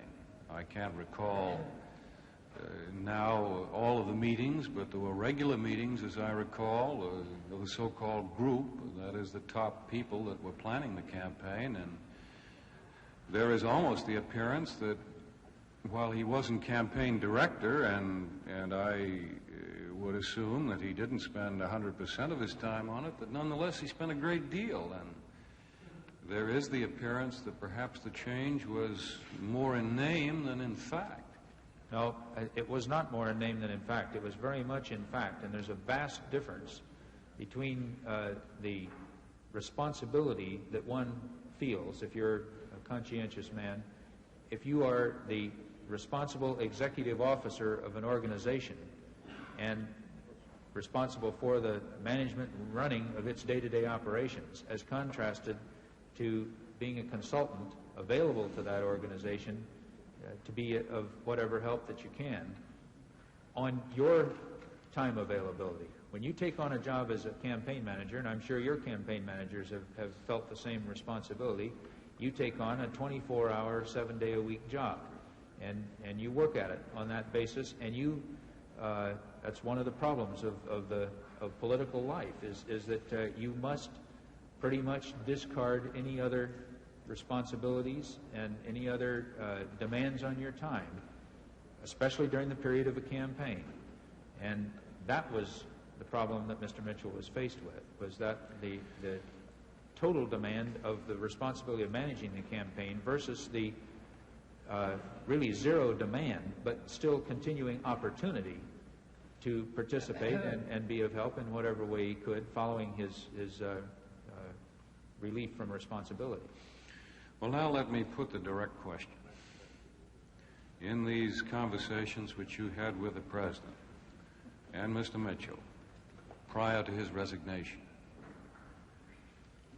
was there any discussion that he ought to resign because he had knowledge of the Watergate break-in and No, because sir. after that he participated in the cover-up? Absolutely none. No discussion of this at any time? No. John Dean worked directly under you, didn't he, Mr. Haldeman, in the White House? Administratively, yes. Substantively, he worked under other people depending on the nature of the particular task he was engrossed in. Did he report to you regularly? No, sir. Would he report to you on pretty important matters, keep you advised? No, not on substantive matters, because he would report to the person responsible for that area.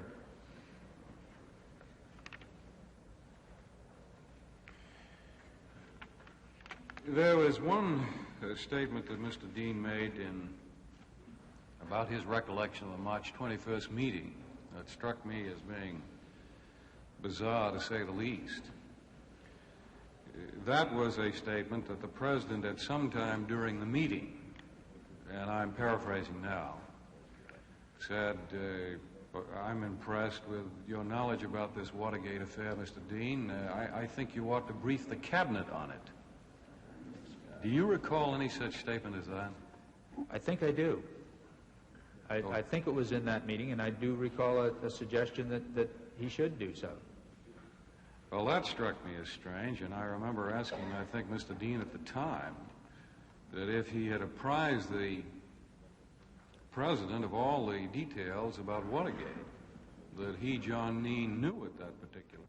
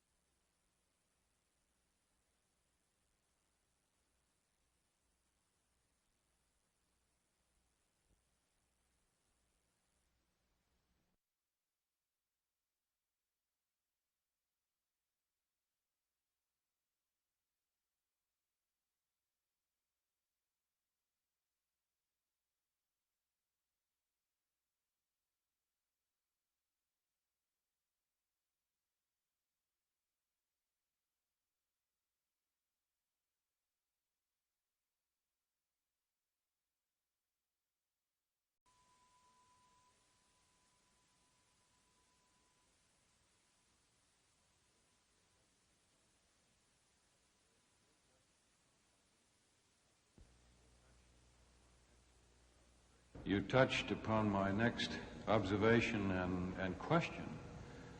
Certainly from the testimony that we have had here before the committee, Mr. Mitchell spent a great deal of time following his resignation, directly on the campaign.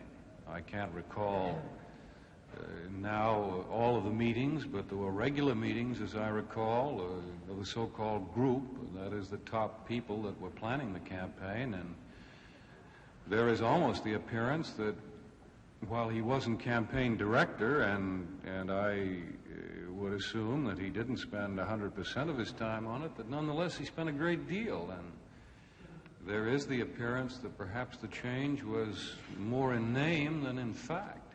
No, it was not more in name than in fact. It was very much in fact, and there's a vast difference between the responsibility that one feels if you're a conscientious man, if you are the responsible executive officer of an organization and responsible for the management and running of its day-to-day operations, as contrasted to being a consultant available to that organization to be of whatever help that you can on your time availability. When you take on a job as a campaign manager, and I'm sure your campaign managers have felt the same responsibility, you take on a 24-hour, 7-day-a-week job, and you work at it on that basis, and you that's one of the problems of political life, is that you must pretty much discard any other responsibilities and any other demands on your time, especially during the period of a campaign. And that was the problem that Mr. Mitchell was faced with, was that the total demand of the responsibility of managing the campaign versus the really zero demand, but still continuing opportunity to participate and be of help in whatever way he could, following his relief from responsibility. Well, now let me put the direct question. In these conversations which you had with the President and Mr. Mitchell prior to his resignation, was there any discussion that he ought to resign because he had knowledge of the Watergate break-in and No, because sir. after that he participated in the cover-up? Absolutely none. No discussion of this at any time? No. John Dean worked directly under you, didn't he, Mr. Haldeman, in the White House? Administratively, yes. Substantively, he worked under other people depending on the nature of the particular task he was engrossed in. Did he report to you regularly? No, sir. Would he report to you on pretty important matters, keep you advised? No, not on substantive matters, because he would report to the person responsible for that area.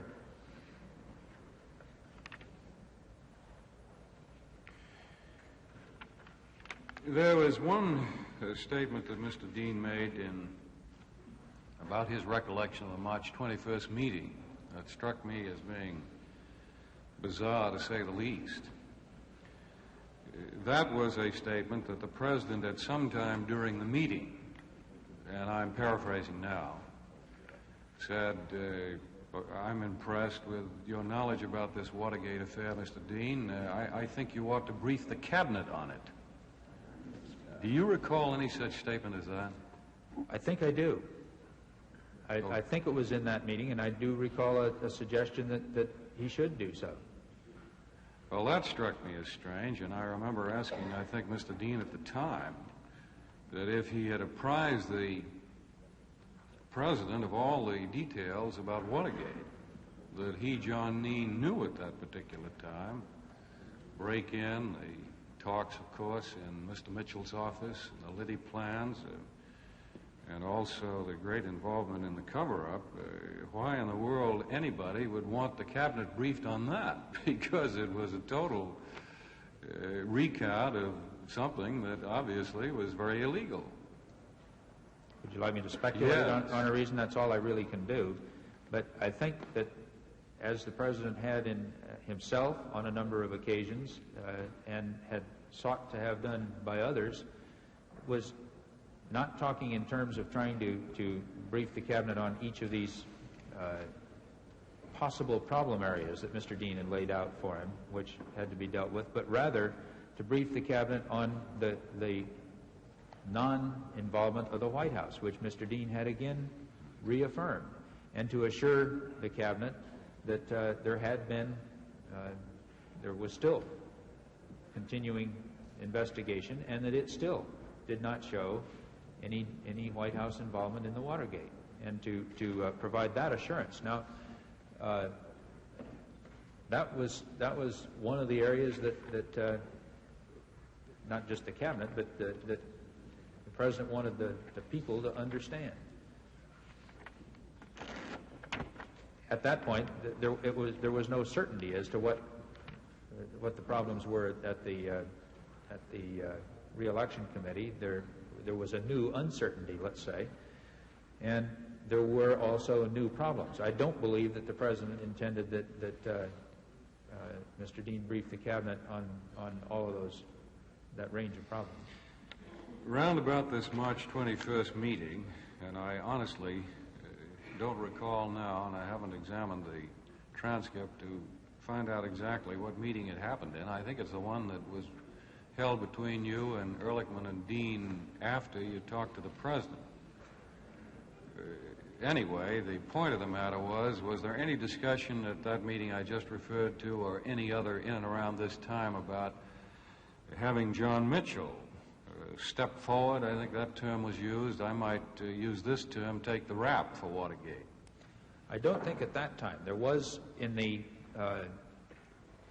that second week in April, a developing view on both John Dean's and John Ehrlichman's part, that as they were getting additional information from various people, actually pretty much from the same people, that there was a real possibility, at least, growing in their minds that John Mitchell had been aware of the Watergate break-in and so forth, and that if that were the case, and that if he would decide to say so, that would be a major step in opening up the problems of what really had happened in the Watergate case.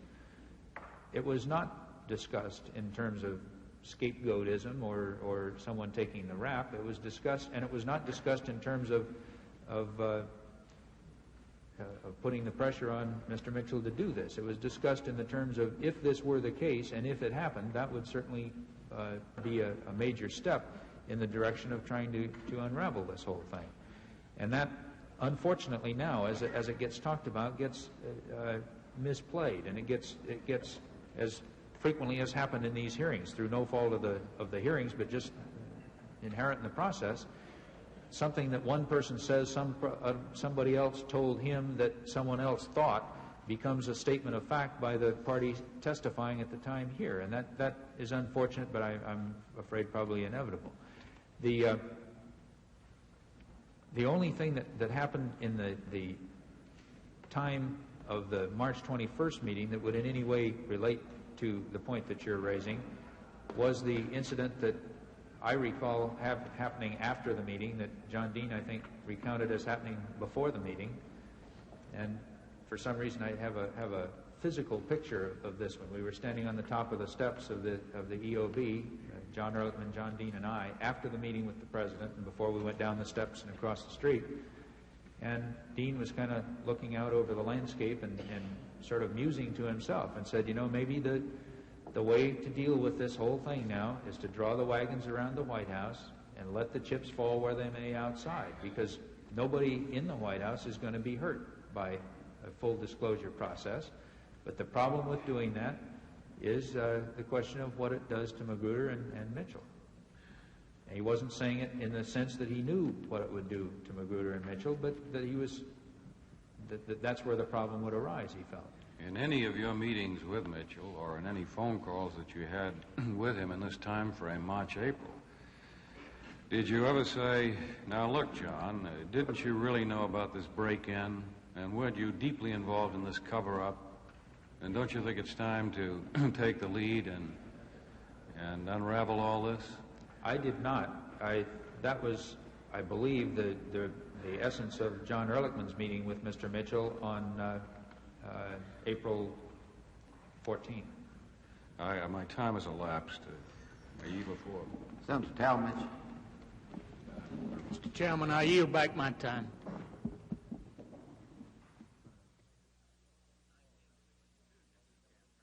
The 1962 Nixon campaign, we're going to pause briefly.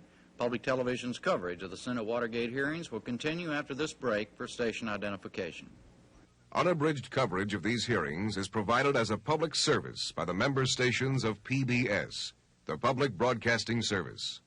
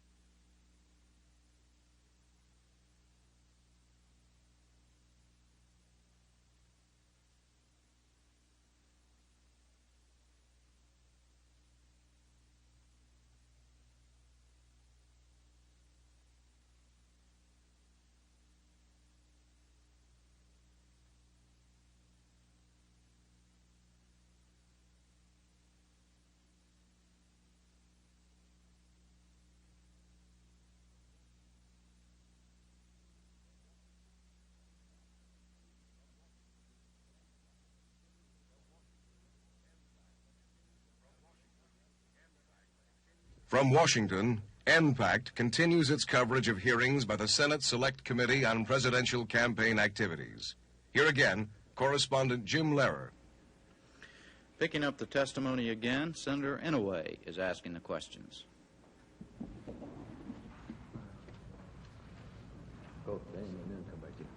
Senator Inouye. Thank you very much, Mr. Chairman. Mr. Haldeman, have you ever been cited by any court in the United States for illegal or unethical campaign activities? I'm not sure what cited means, Senator. My name was included, although I was not a defendant, in a suit relating to the 1962 campaign for governor in California. In a judgment rendered on November the 2nd, 1964, the court did cite you and others for carrying out illegal and unethical campaign activities and did enjoin you from ever using such tactics again, and the case was never appealed. Isn't that so? I have not seen that judgment. I've seen press references to that said that I was I guess cited is the correct term, as having had knowledge of the matter that was under discussion. I don't know what the proper term is, under judgment there. On September the 5th of 1963, you gave a deposition in California, and if I may, I'd like to read from the questions and answers. Did you review this Exhibit E, the postcard poll, with Mr. Nixon? Your answer, no, I don't think so. I think, again, I posted him on the fact that we were going into this project on the same basis that I did with Weinberger and Martin, which would have been my practice again in this kind of thing. Question, did you tell him the contents of Exhibit E, the postcard poll? Answer, perhaps in general terms, not on any specific basis. I don't know. Question, did you show him the draft? Answer, I don't think so. Question, how many conversations did you have with him? I'm sure only one. Then on January the 8th, 1964, a deposition was taken of Miss Leonie Baxter. I believe she was retained by your organization to carry out public relations activities. And in this deposition, it says, question, if this conversation with Mr. Nixon in Los Angeles took place approximately on August 25th, 1962, when was your next meeting with Mr. Nixon concerning the campaign? Answer, I don't think I had another meeting with him until I went over the copy with him and with Mr. Haldeman. Question, about what date was that? Answer, all of this seems to have transpired along about in the same timing, very concentrated in late August, early September, as I recall, all of these meetings and conversations. Question, where did the meeting take place? Answer, now, which meeting? Question, the one with you and Mr. Nixon and Mr. Haldeman to go over the copy. Answer, at Mr. Nixon's home. Question, Mr. that Chairman, excuse me, Senator. I haven't seen this inquiry predicated on a question. I have not interfered up to this point with respect to the question of relevancy. I think it stands out in bold relief. I would like to say that I think this is outside the scope of your resolution. Mr. Chairman, may I respond to that? Well, I would. This may be relevant, but I believe it would be advisable. I hate to say this, but to refrain from interrogating that far back. May I respond, sir, Mr. Chairman? Yes, sir. I believe it is relevant to the investigation to have some understanding of Mr. Haldeman's approach to political campaigning. And secondly, Mr. Chairman, these hearings began on May the 17th, 1973. And since then, I believe we've had 32 days of intensive questioning of witnesses. And we have had before us men and women of high standing in our community, men and women supposedly with unimpeachable characters. And to the confusion of all of us here, Mr. Chairman, many of these witnesses have time and again contradicted other witnesses. In other words, suggesting that one witness was faulty in his recollection or committed outright perjury.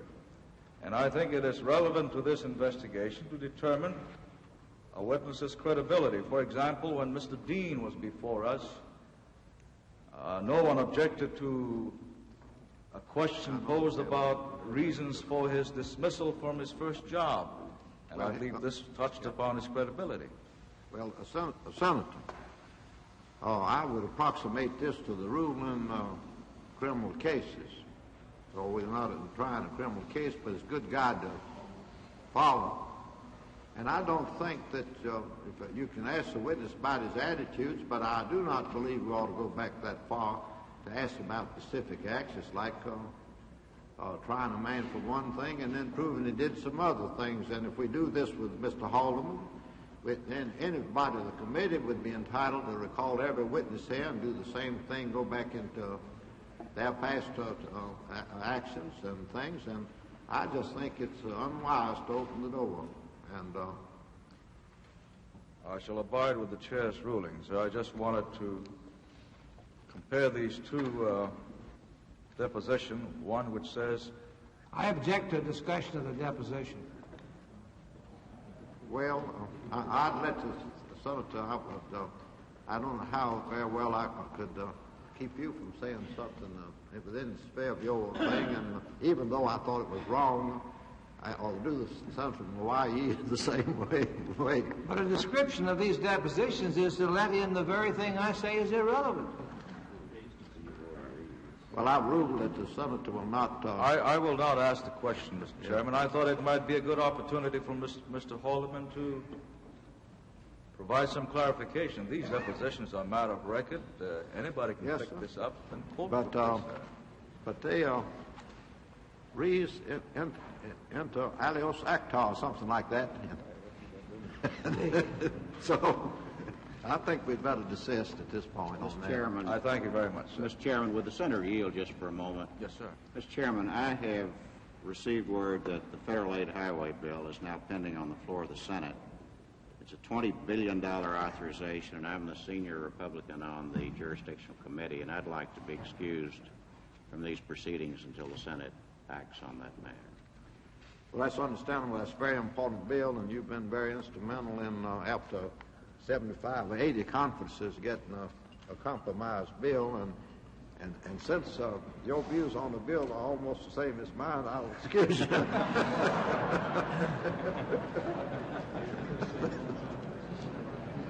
See you.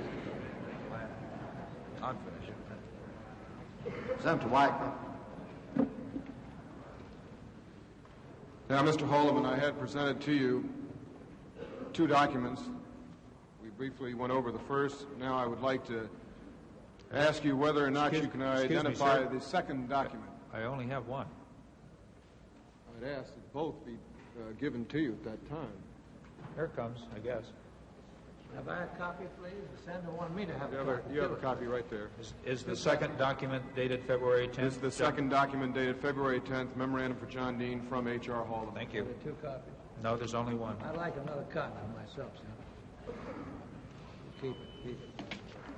You do not have the February 10th document? I do not. Does Mr. Haldeman have the February 10th document? He just brought me one. Mr. Wilson was asking for another copy. Sir, We have another copy. Can the committee provide Mr. Wilson another one?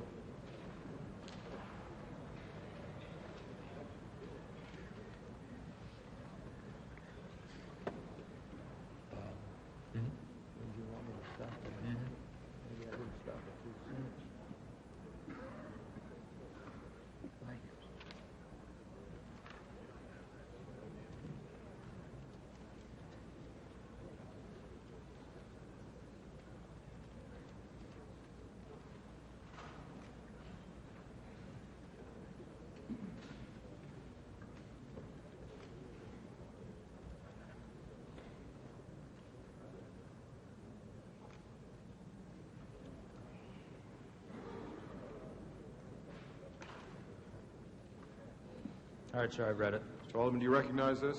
Yes. All right, let me read it. It's dated February 10th, 1973. Memorandum for John Dean from H.R. Haldeman.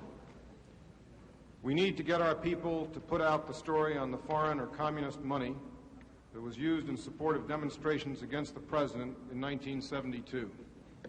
We should tie all 1972 demonstrations to McGovern and thus to the Democrats as part of the peace movement. The investigation should be brought to include the peace movement, which leads directly to McGovern and Teddy Kennedy. This is a good counteroffensive to be developed. In this connection, we need to itemize all the disruptions, such as the Century Plaza, San Francisco Statue of Liberty, and so on. You should definitely order Gray to go ahead on the FBI investigation against those who tapped Nixon and Agnew in 1968. We need to develop the plan on to what extent the Democrats were responsible for the demonstrations that led to violence or disruption. There's also the question of whether we should let out the Fort Wayne story now that we ran a clean campaign compared to theirs of libel and slander such as against Rebozo, etc. And lastly, I beg pardon, reading directly, we could let Evans and Novak put it out and then be asked about it to make the point that we knew and the President said it was not to be used any under circumstances. In any event, we have to play a very hard game on this whole thing and get our investigations going as a counter move. Is that what the document states? That is what this document states. And this document states it is a memorandum from you to John Dean. Is this a memorandum which you prepared? I will accept responsibility for the memorandum, although because of some bad English and other problems in it, I would point out that it is not initialed by me, which it would have been had I written the memorandum and sent it. I believe that this was a memorandum prepared from notes or from telephonic instructions to a staff member who then wrote it up and sent it out over my name. Having said that, I'm disclaiming responsibility for the English and typos and accepting overall responsibility for the memorandum. In other words, accepting responsibility for the thrust of the memorandum, if not the actual yes, sir. Words used. Well, I guess the first thing to ask here is I'd like to get your version as to what this first paragraph means. We need to get our people to put out the story on the foreign or communist money that was used in support of demonstrations against the President in 72. We should tie all 1972 demonstrations to McGovern and thus to the Democrats as part of the peace movement. I think that there was, or I know that there was some information, I don't know how good it was, that there was foreign money used to support the financing of demonstrations. The point here was to develop the story that had been the case, develop the facts on it. Skipping down to the 1, 2, 3, 4th paragraph, it does say we need to develop the plan on to what extent, this is the bad English again, but on to what extent the Democrats were responsible for the demonstrations that led to violence or disruption. In other words, this was to determine the facts and get out the story with the objective of tying, where the facts did so, tying those demonstrations to those who were responsible for them. Well, now, are you tying the Democratic Party, or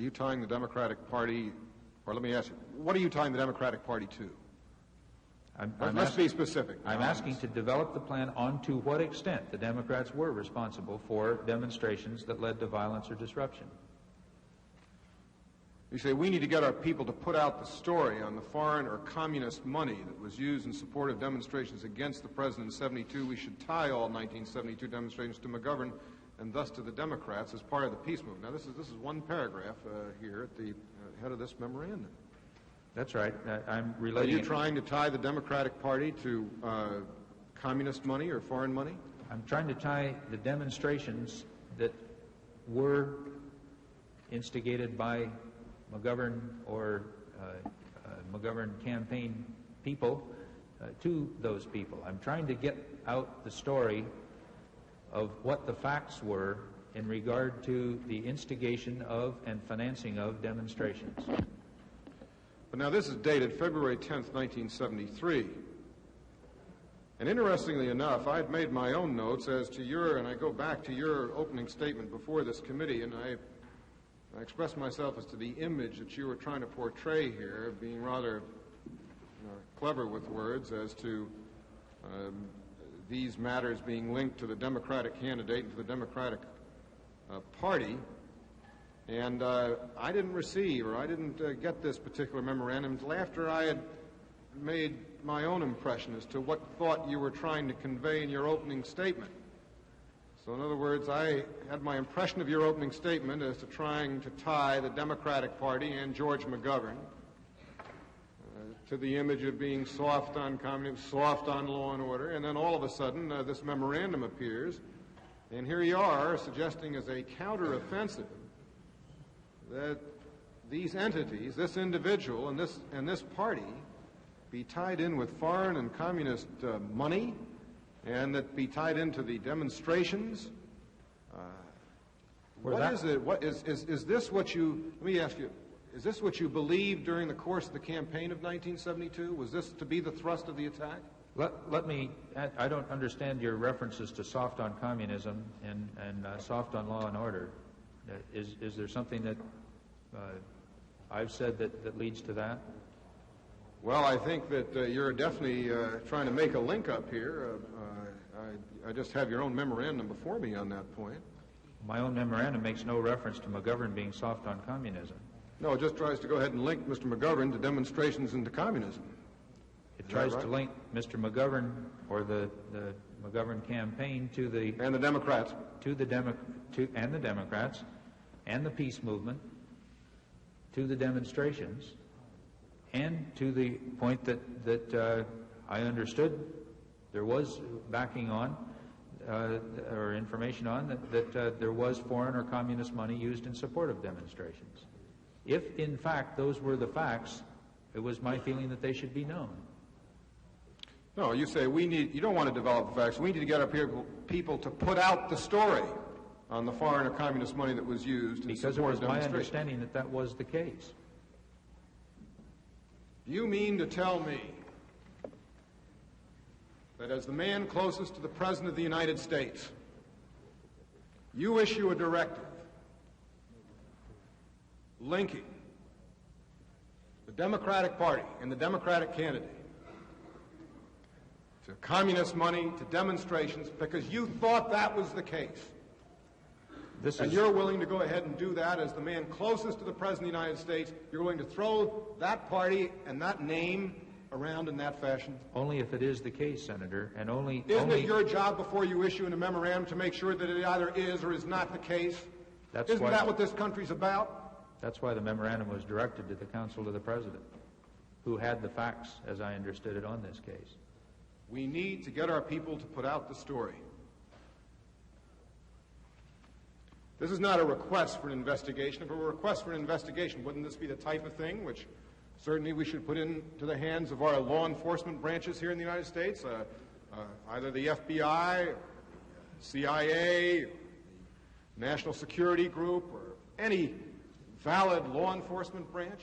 This isn't a request for an investigation of these facts. This is to put out the story. It was my understanding that there were facts that led to these points. But what are the facts? I don't know. I've stated what my understanding was. If Mr. Dean was the one I understood had the facts. I think I've come close to my time now, Mr. Chairman. I'm going to be candid with you, and I'm going to continue on this subject every 10 minutes until we go and get this right out on the table. But I want you to know this, that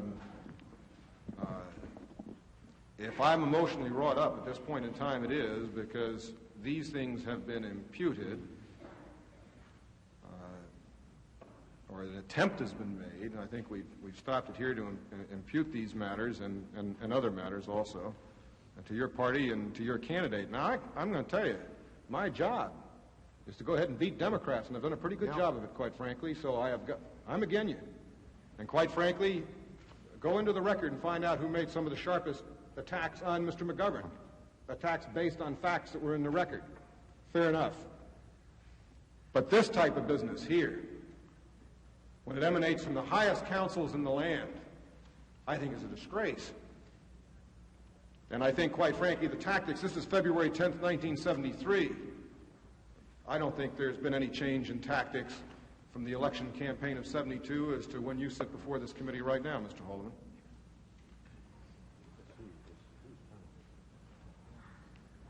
Senator Montoya, I believe it's your turn. I just have two short questions, Mr. Chairman. Mr. Haldeman, following the questioning of my previous turn, I want to ask you,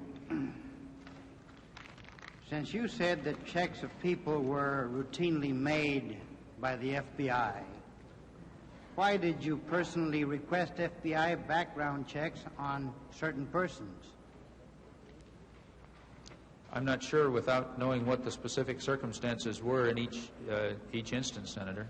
Well, you indicated that checks were being made routinely about some of these persons, and they were routinely made by the FBI.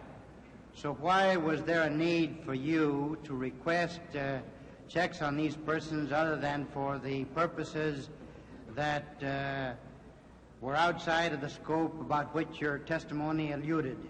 I don't know that I did request any checks outside of that scope.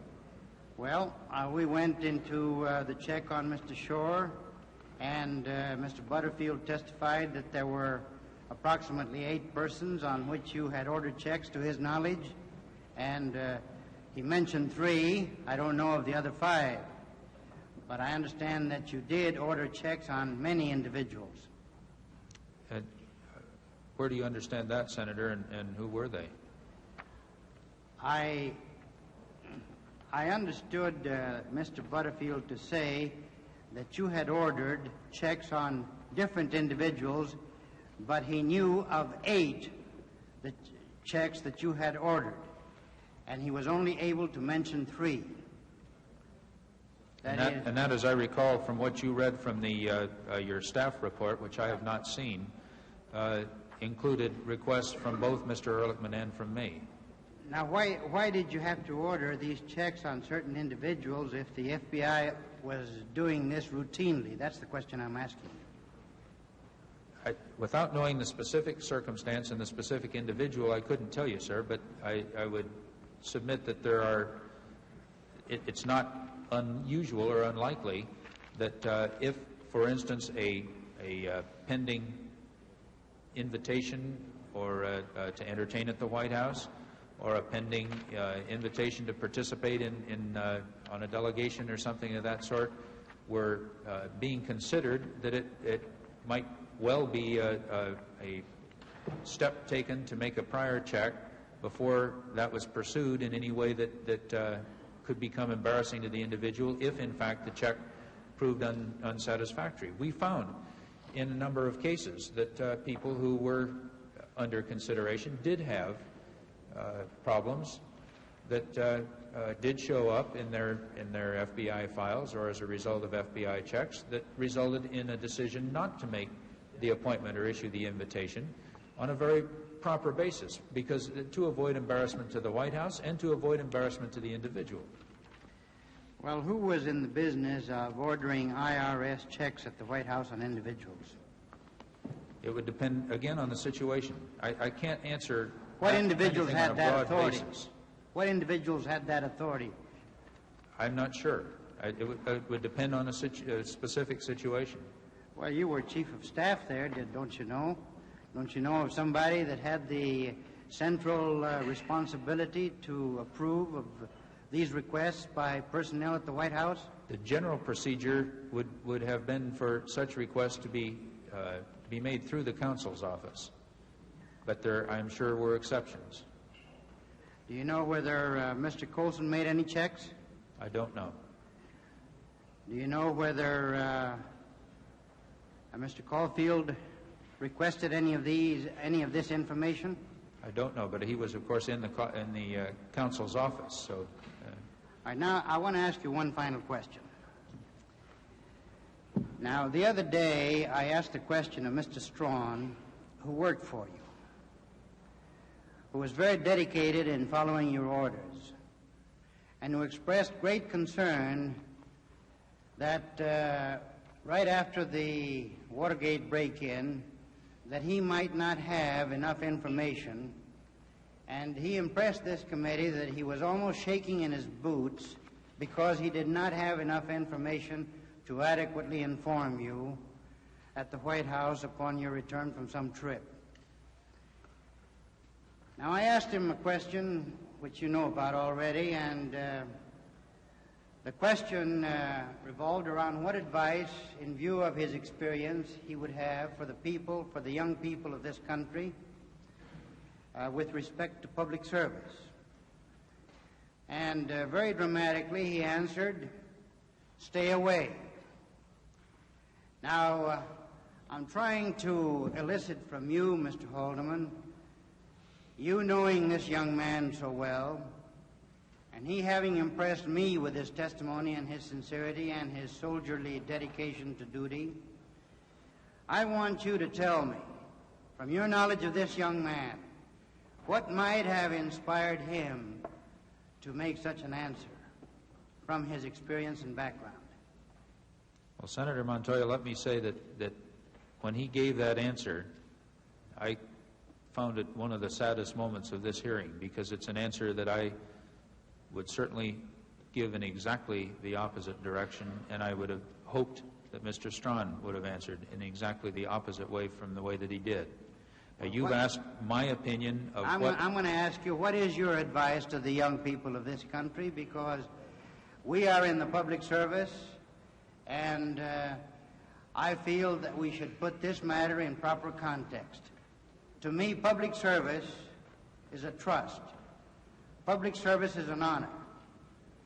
And I'm sure that you can shed light on this in view of your previous connection at the White House as the #1 man next to the President. What advice do you have? My advice, Senator, to any young man or young woman who feels that he or she has the ability and the interest to serve this country in any way, in the government or in any other way, that he should pursue that, or she should, that interest to the fullest of his or her ability.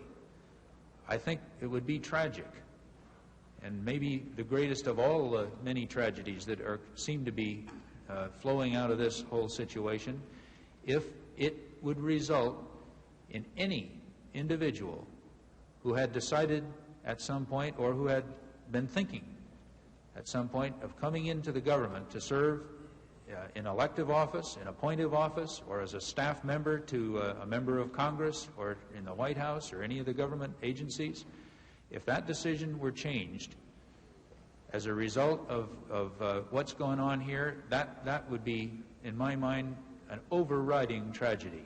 I would like to say that one of the proudest things that I have in the back of my mind is the intention of my oldest son to enter government service when he completes his college work, which he's in the middle of now, and his intention to go to law school following that. And I hope to God that he enters government service in some way. Well, I would like to add to that advice, and that would be this, that I hope that all young men who come into the government service and who have the splendid opportunity that those men who have appeared before this committee had, that they will at all times be alert and careful and avoid a Watergate pit. Would you agree with me on that? With all my heart, sir. Thank you. There's a vote on.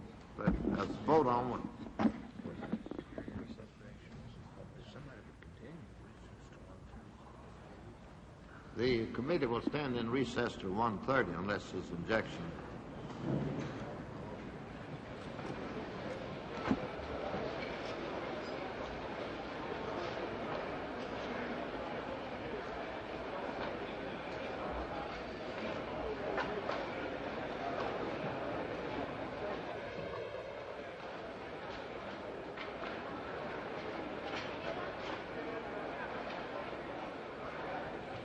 Senator Weiker's release of that February '73 memo set off an entirely new line of questioning, and as Senator Ervin reconvenes the hearing after lunch, he wants to know if that memo indicates a possible cover-up of a cover-up.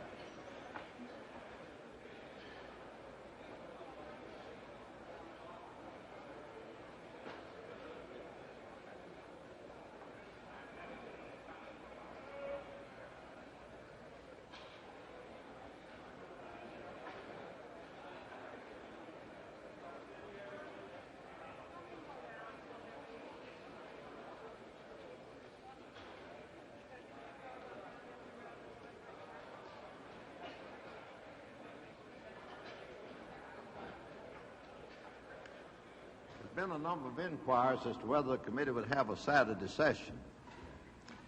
And since I'm the only person among all of the inhabitants of this country who still believes people ought to work at least till noon on Saturday, there will be no Saturday session of the committee, because I'm afraid nobody will be here except myself.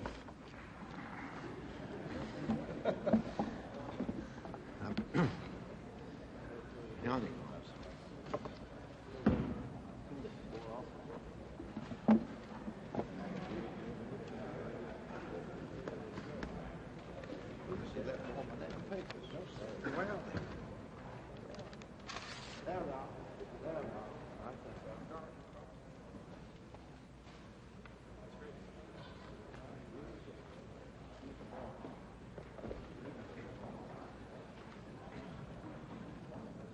Starting to keep time.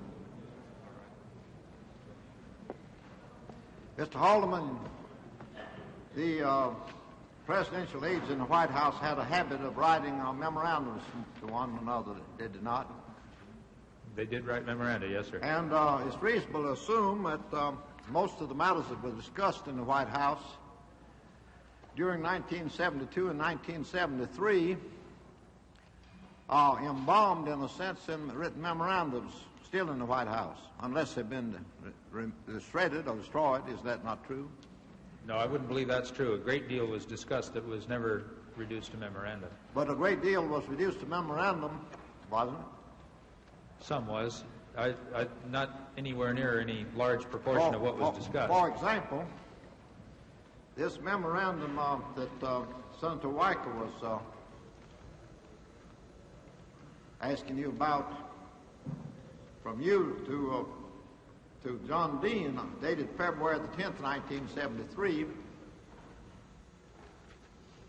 would have been preserved in the White House, wouldn't it? I'm not sure. I imagine it would be. Yes. Now, I'll ask you if this memorandum wasn't made as a result of the meeting out in La Costa, California. I don't see how it could be, since it's dated the same day that the meeting started. Well, were you out at that meeting? In La Costa, yes, sir. And if you made it on the same day the meeting started, it must have been made as a result of either before the meeting occurred or after it occurred. Which was it? I can't tell you. As I said to Senator Weicker, I don't believe that I dictated this memorandum. I think it was written from notes or a phone conversation, and I don't know that it had any connection with the La Costa meeting. Well, you say in your page 13 of your statement that in your role as the President's Chief of Staff, I concentrated my attention and activities each day on those matters on which the President was concentrating his attention and activity. The President was not concentrating his attention and activity on the matters mentioned in this memorandum of which purports to be from H.R. Haldeman to John Dean, was he? I don't believe he was. Yes. Now, as a matter of fact, doesn't this was a memorandum was made as well as the meeting in La Costa held as a result of the creation by the Senate of this committee?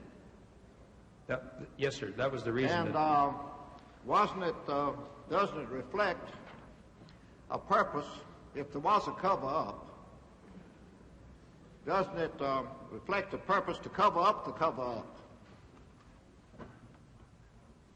I don't believe so. By that I mean you were discussing the way in which to try to forestall this committee action by developing a counteroffensive. Oh, I wouldn't say that anything in this memorandum had any relationship to forestalling this committee's action. See. The investigation should be brought to include the peace movement, which leads directly to McGovern and Teddy Kennedy. What investigation? Of the demonstrations against the president in 1972. Well, the memorandum starts out and said, we need to get our people to put out the story on the foreign or communist money that was used in support of demonstrations against the president in 1972. We should tie all 1972 demonstrations to McGovern and thus to the Democrats as a part of the peace movement. Now, what does that mean? This was after the election, had nothing to do with the election. It had to do with the aftermath of the election. I don't believe that it has any direct relationship to the activity of this committee, however, because this was not in reference to the committee. Was it just a newspaper offensive that was to be started, in which the charge was going to be made that the Democrats were allied, or had received money from the communists and foreign sources? I think that it was, yes, as a measure of counterattack.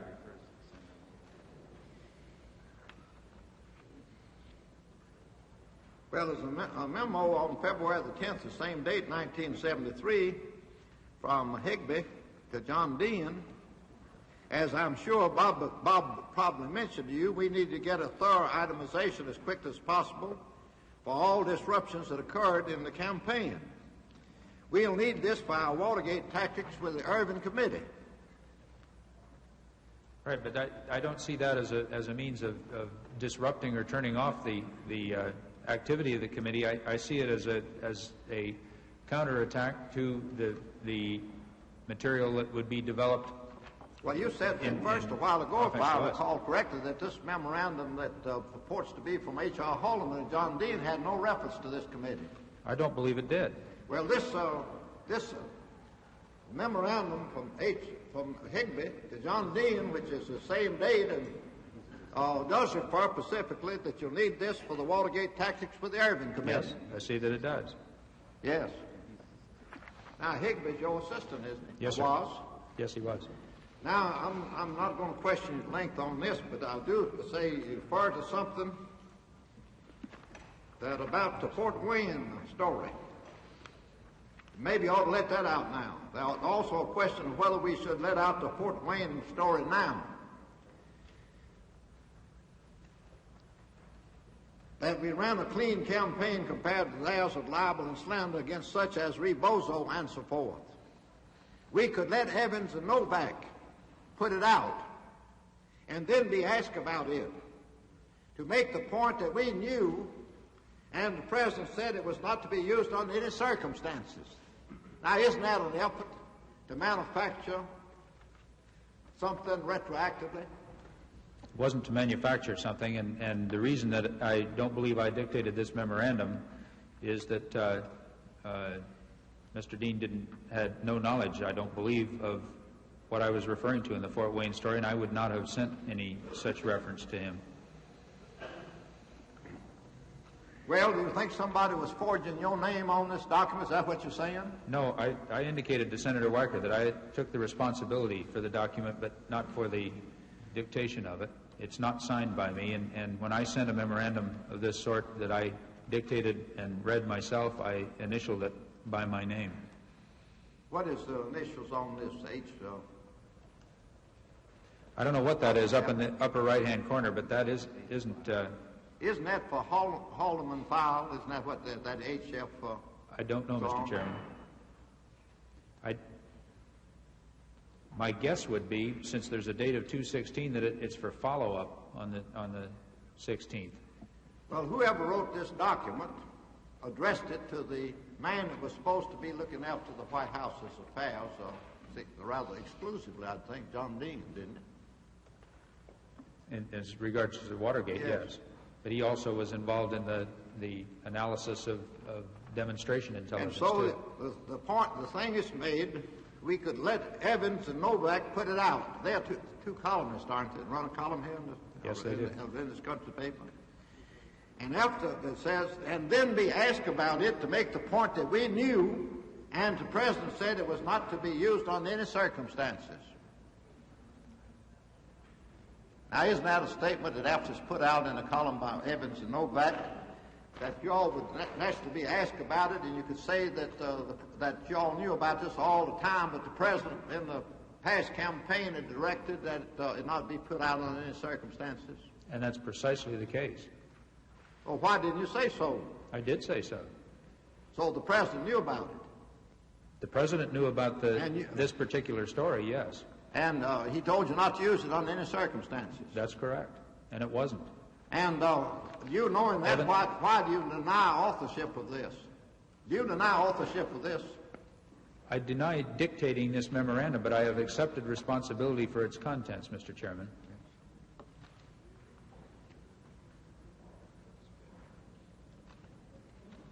I'll come back to some other things. Wait a minute before we go. Mr. Strong was your liaison between you and the committee, wasn't it, to re-elect the President? Yes, sir. And he brought you memorandums and documents. He sent them to me, yes. And he testified that he brought you a memorandum which stated that at Key Biscayne on the 30th of March, John Mitchell had approved what he called a sophisticated intelligence plan. And that you put a mark indicating that you had read that. Now, you say that he did not bring you that, or do you say you just don't have any recollection of it?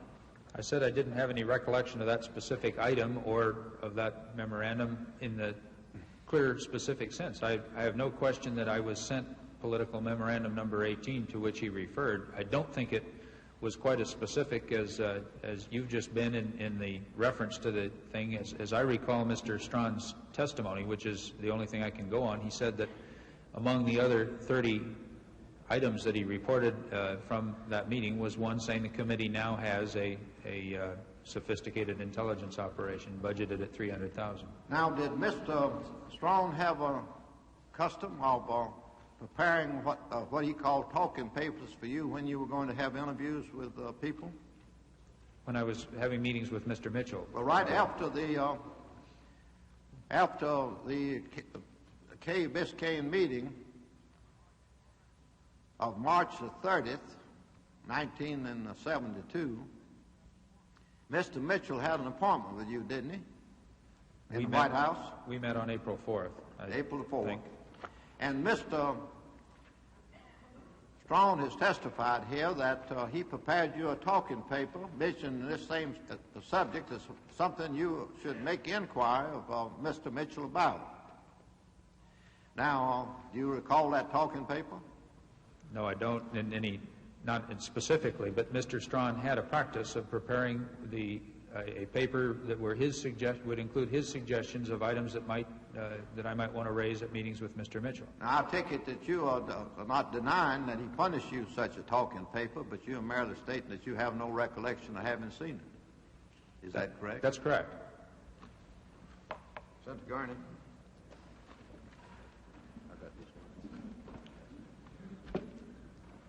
I might, if I could, Mr. Chairman, just on that same point, however, follow up with the point that meeting with Mr. Mitchell, Mr. Strawn, in his own testimony, said he had no knowledge of what was discussed, that those talking papers were his suggestions of things that he thought I might want to raise with Mr. Mitchell. He has no knowledge that I did raise any of them with him, and I don't believe that was discussed at the meeting of April 4th with Mr. Mitchell, because that meeting was in conjunction with a meeting Mr. Mitchell and I had with the President the same day, at which other matters were discussed relating to the Kleindienst IT&T hearings and the plans that Mr. Mitchell was making for assigning regional campaign responsibility to individuals that he reviewed with the President.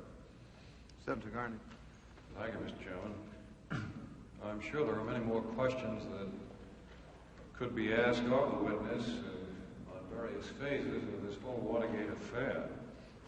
But as I understand this phase, it is restricted to the break-in and the cover-up.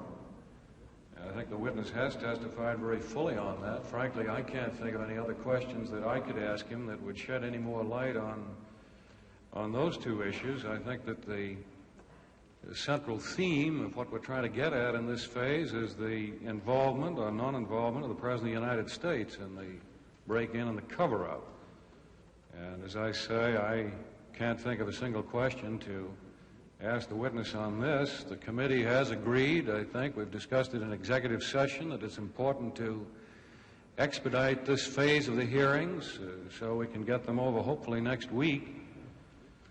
My own personal view is that I think these hearings are damaging this government seriously, to the nation, and also its relations in the world abroad. Therefore, I don't intend to ask any more questions of this witness.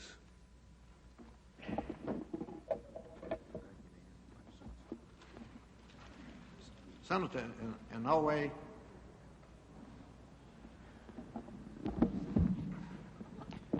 Thank you very much, sir. Mr. Haldeman, just for the record, since there are a few unanswered questions relating to the tapes.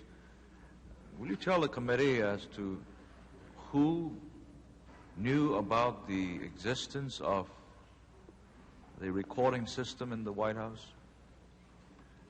Other than the members of the technical security division of the Secret Service, and I don't know who in that organization knew of it, but it was the smallest number of people feasible within the requirements they had technically to conduct the preparation of the tapes and the storage of them. The only other people that I'm aware of that knew of the existence of the tapes at the time I was at the White House were the President, myself, Alex Butterfield, Mr. Higbee. I did not know Mr. Butterfield's secretary was aware of them, but I understand he has so testified.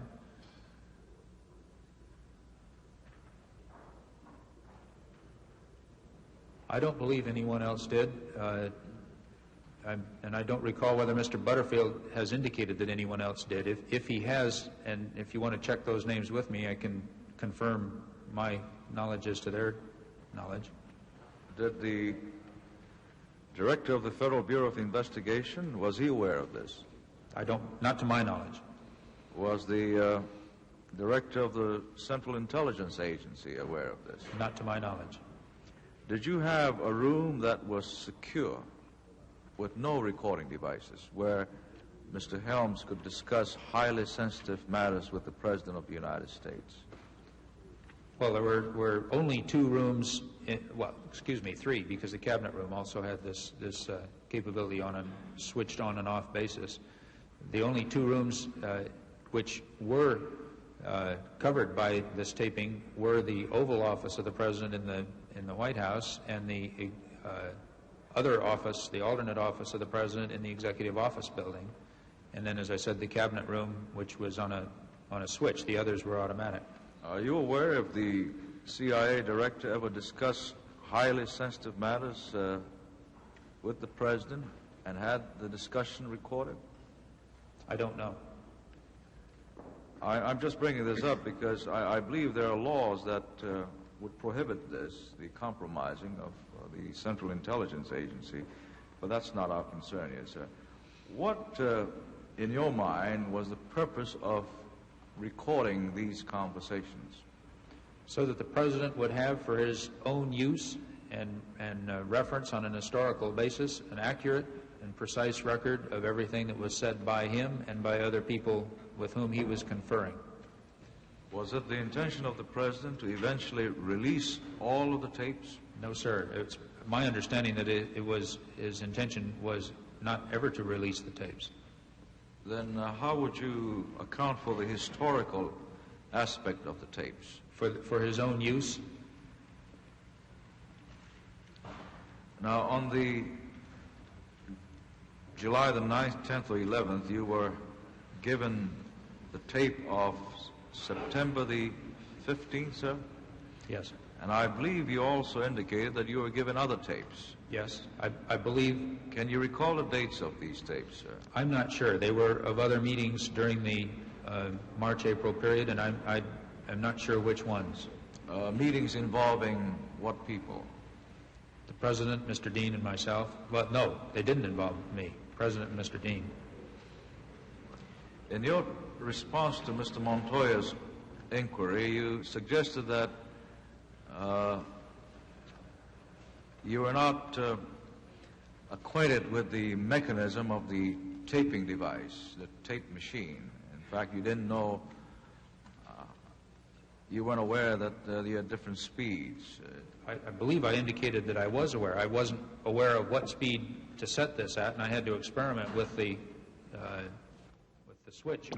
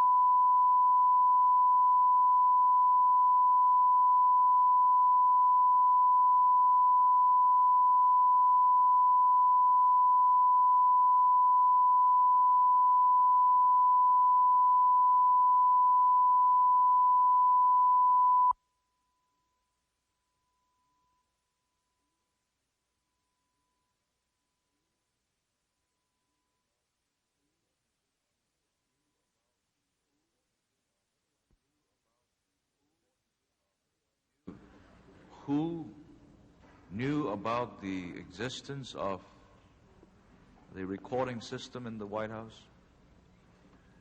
Other than the members of the technical security division of the Secret Service, and I don't know who in that organization knew of it, but it was the smallest number of people feasible within the requirements they had technically to conduct the preparation of the tapes and the storage of them.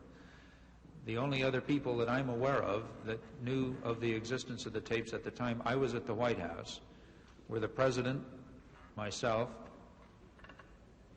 Alex Butterfield, Mr. Higbee. I did not know Mr. Butterfield's secretary was aware of them, but I understand he has so testified.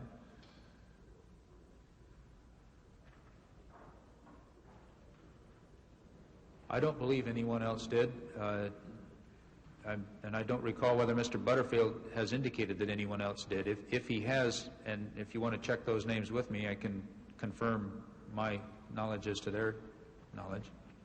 Did the Director of the Federal Bureau of Investigation, was he aware of this? Not to my knowledge. Was the Director of the Central Intelligence Agency aware of this? Not to my knowledge. Did you have a room that was secure with no recording devices where Mr. Helms could discuss highly sensitive matters with the President of the United States? Well, there were only 2 rooms, three, because the cabinet room also had this capability on a switched on and off basis. The only 2 rooms which were covered by this taping were the Oval Office of the President in the White House and the other office, the alternate office of the President in the Executive Office building. And then, as I said, the cabinet room, which was on a switch. The others were automatic. Are you aware if the CIA director ever discussed highly sensitive matters with the President and had the discussion recorded? I don't know. I'm just bringing this up because I believe there are laws that would prohibit this, the compromising of the Central Intelligence Agency, but that's not our concern here, sir. What, in your mind, was the purpose of recording these conversations? So that the President would have for his own use and reference on an historical basis an accurate and precise record of everything that was said by him and by other people with whom he was conferring. Was it the intention of the President to eventually release all of the tapes? No, sir. It's my understanding that his intention was not ever to release the tapes. Then how would you account for the historical aspect of the tapes? For his own use? Now, on the July the 9th, 10th, or 11th, you were given the tape of September the 15th, sir? Yes. And I believe you also indicated that you were given other tapes. Yes, I believe. Can you recall the dates of these tapes, sir? I'm not sure. They were of other meetings during the March-April period, and I'm not sure which ones. Meetings involving what people? The President, Mr. Dean, and myself. Well, no, they didn't involve me. President and Mr. Dean. In your response to Mr. Montoya's inquiry, you suggested that you were not acquainted with the mechanism of the taping device, the tape machine. In fact, you didn't know, you weren't aware that you had different speeds. I believe I indicated that I was aware. I wasn't aware of what speed to set this at, and I had to experiment with the switch in order to set it at the proper speed for these tapes. To start and stop, did you have to experiment also? No, there's a button on it that indicates start and stop, I think. I didn't. But I should say, really, yes, I did have to experiment with it. I had to determine how to do it, but it was not difficult to do. And you testified that you heard it once. That's correct. You didn't replay it. I did not replay it. That's correct. Is it possible that in the pressing of your buttons, you may have accidentally erased portions of it? It's my understanding that that is not possible unless you push the record button, which has an erasing feature on it, which I did not do.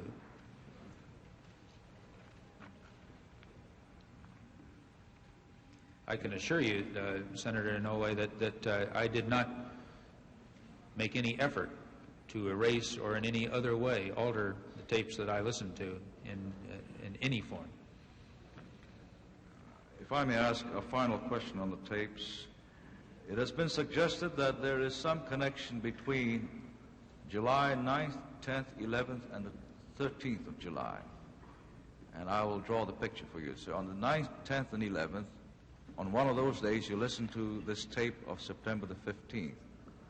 On July the 13th, Mr. Butterfield, in his interview, advised the committee of the existence of the recording devices.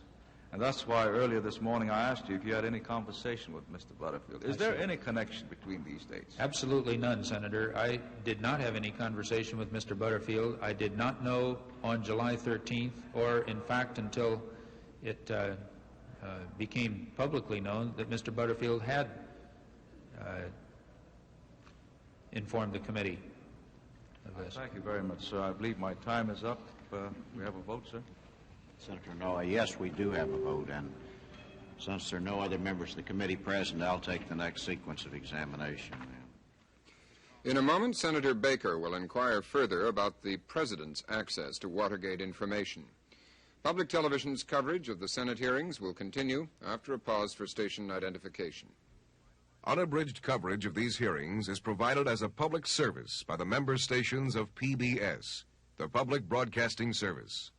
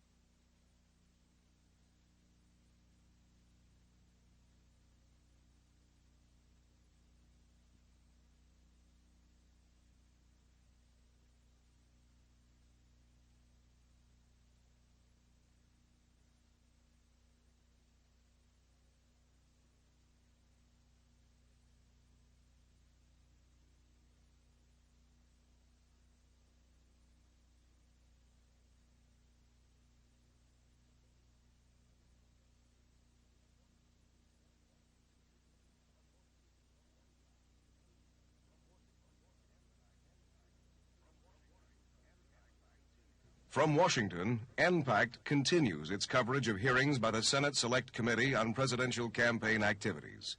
Here again, correspondent Robert McNeil. As we go back to the hearings, Senator Baker is asking the questions. Since there are no other members of the committee present, I'll take the next sequence of examination. Mr. Haldeman, I think you and I maybe joined issue on the wrong subject when we had our philosophical dissertation on the nature of the presidency or the staffing arrangement there. Let me pick up and try it from a different tack. And my usual preamble that I've come to give, but which is not diminished in its sincerity by the fact that I give it repeatedly, is that I'm not trying to lead you into a criticism of the staff arrangement nor of the president, but rather simply to probe into the nature of things. It's interesting to me that you indicate that in previous campaigns, in your judgment, the president would have been on top of the campaign, so to speak, which implies to me that he would have been in charge, so to speak, at least of the major decisions or in control of the decisions on the major developments. I classify this as a major development, the matters that we've spoken of. As I understand your testimony, you've indicated that you think that would not have been the case in 1968 because the president, at that time a candidate for president, had already come to delegate a great deal of authority in the campaign, and that clearly that was not the case in 1972, citing, as you did, his concern for the international situation and for the several domestic initiatives that were underway. I don't know that I can get much closer to the situation, except maybe to refine and reframe my question. That is, what is there about the arrangement? What is there about the demands of the presidency or this man who is president, who is my friend and is your friend? What is there about this or preceding administrations that creates a situation where a president, let's take just the incumbent president, let's take 1972, where an incumbent president is not involved in the major decision-making situation? What is there about it that compels that, or if it doesn't compel that, where was the judgment? How was the judgment made, or was it possible to have an alternative judgment? Think for a moment, if you will, about the testimony of John Mitchell.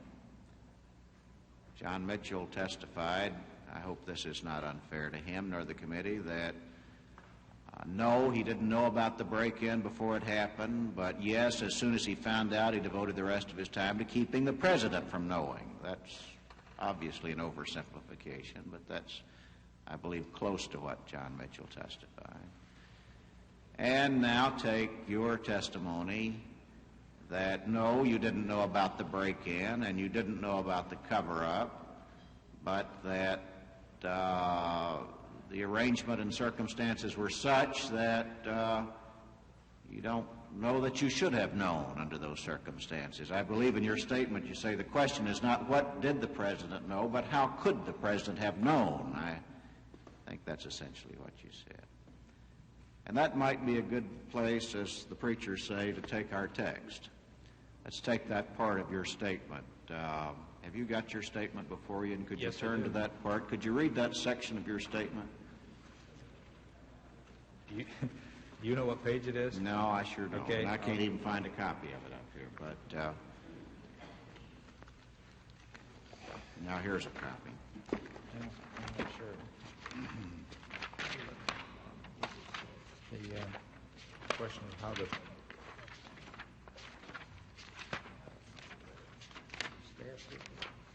no, it's later than that.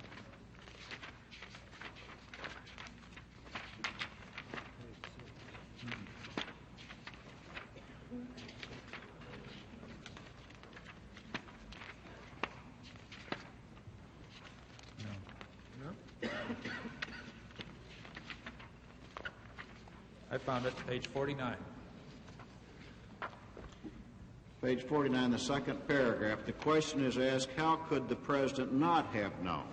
And your answer is to reverse the question, how could the president have known? Well, that's a pretty good way to approach it.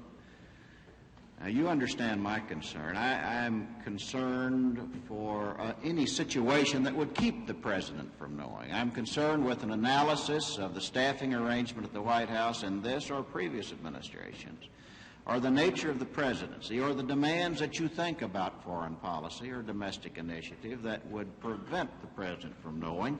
As you say, how could the president have known? And you underscore the word have.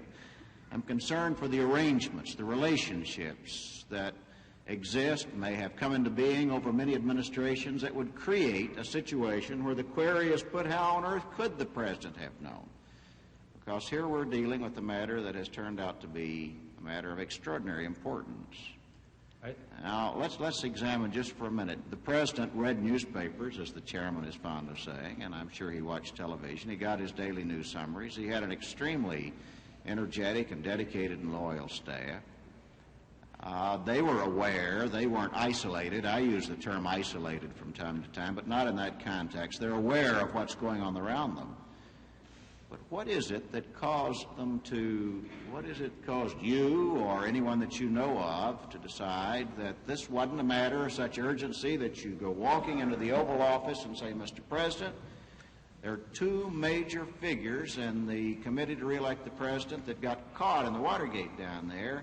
We don't know what happened because, as you say, we didn't have any prior knowledge of it, but what in the world are we going to do? The key and operative phrase being, what are we going to do?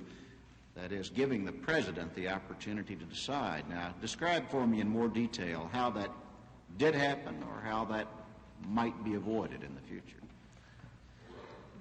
You've given me a big task by it is a big task. Wide range of But you're questions. You're the world's leading expert on this event in that respect, so let's see what we can do with it. First, in order to try and... Do I get time for my answer, or did he use up his 10 minutes on the question?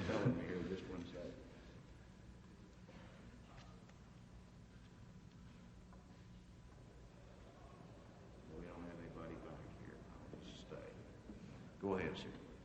All right. I think that I've got to, first of all, divide and then attempt to conquer. And why don't we settle for divide and then attempt to explain? All right. Divide into Watergate or pre-June 17 and post-June 17, because the section of my statement to which you have referred and which we've been quoting from is the section regarding the so-called cover-up, which I had earlier in that section defined as the illegal acts being taken, if in fact they were, to cover up the information regarding the criminal activities that took place at the Watergate Hotel or Watergate office building. Now, then you put your question in the other sense of these two people were caught who were connected with the committee. Why didn't something happen? Now, the president did know. Would you hold just? Yes, sir.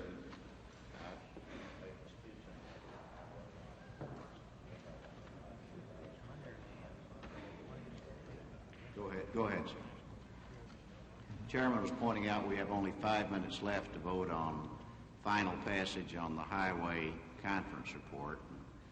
I'll take advantage of my colleagues here and of the television audience to say that I've made my speech on it and I've worked on it for 8 months, and if everybody doesn't know how I feel on the highway bill, it's too late to change. But I am more interested in this right now, so if you'd go ahead, I'd appreciate it. All right. The question then was put, why didn't he do something about the two people from the election committee who had been arrested at the Watergate? And I submit that he did, in the sense of using the facilities that were available to him, the FBI, the Justice Department, and so on. Was that a fairly casual way to handle a situation of extraordinary notoriety at that time? I certainly don't think so. Well, let's stop here. I don't believe it was handled in a casual way at all. Let's stop just for a second and think about it. Conjure up in your mind's eye a situation where on June 17th, the television and the newspapers were full of the allegation that burglars had been caught in the Democratic National Committee, and either on the 17th or the 18th that McCord and Liddy were involved. Now, tell me what happened at the White House when that information was received so that we can judge how casual or how frantic the activity was. Well, the information, I don't know how the information was received at the White House. The president was in Walker's Cay, and I was in Key Biscayne at the time that this took place. I don't believe that the papers on the 17th were, or even the 18th, were quite as festooned with this as you've described. I've seen it alluded to that it appeared at the bottom of page 36 in the New York Times. It got over that, though. It in later days certainly moved forward and up. The question of Mr. Liddy being involved, I think, arose later rather than at that time. So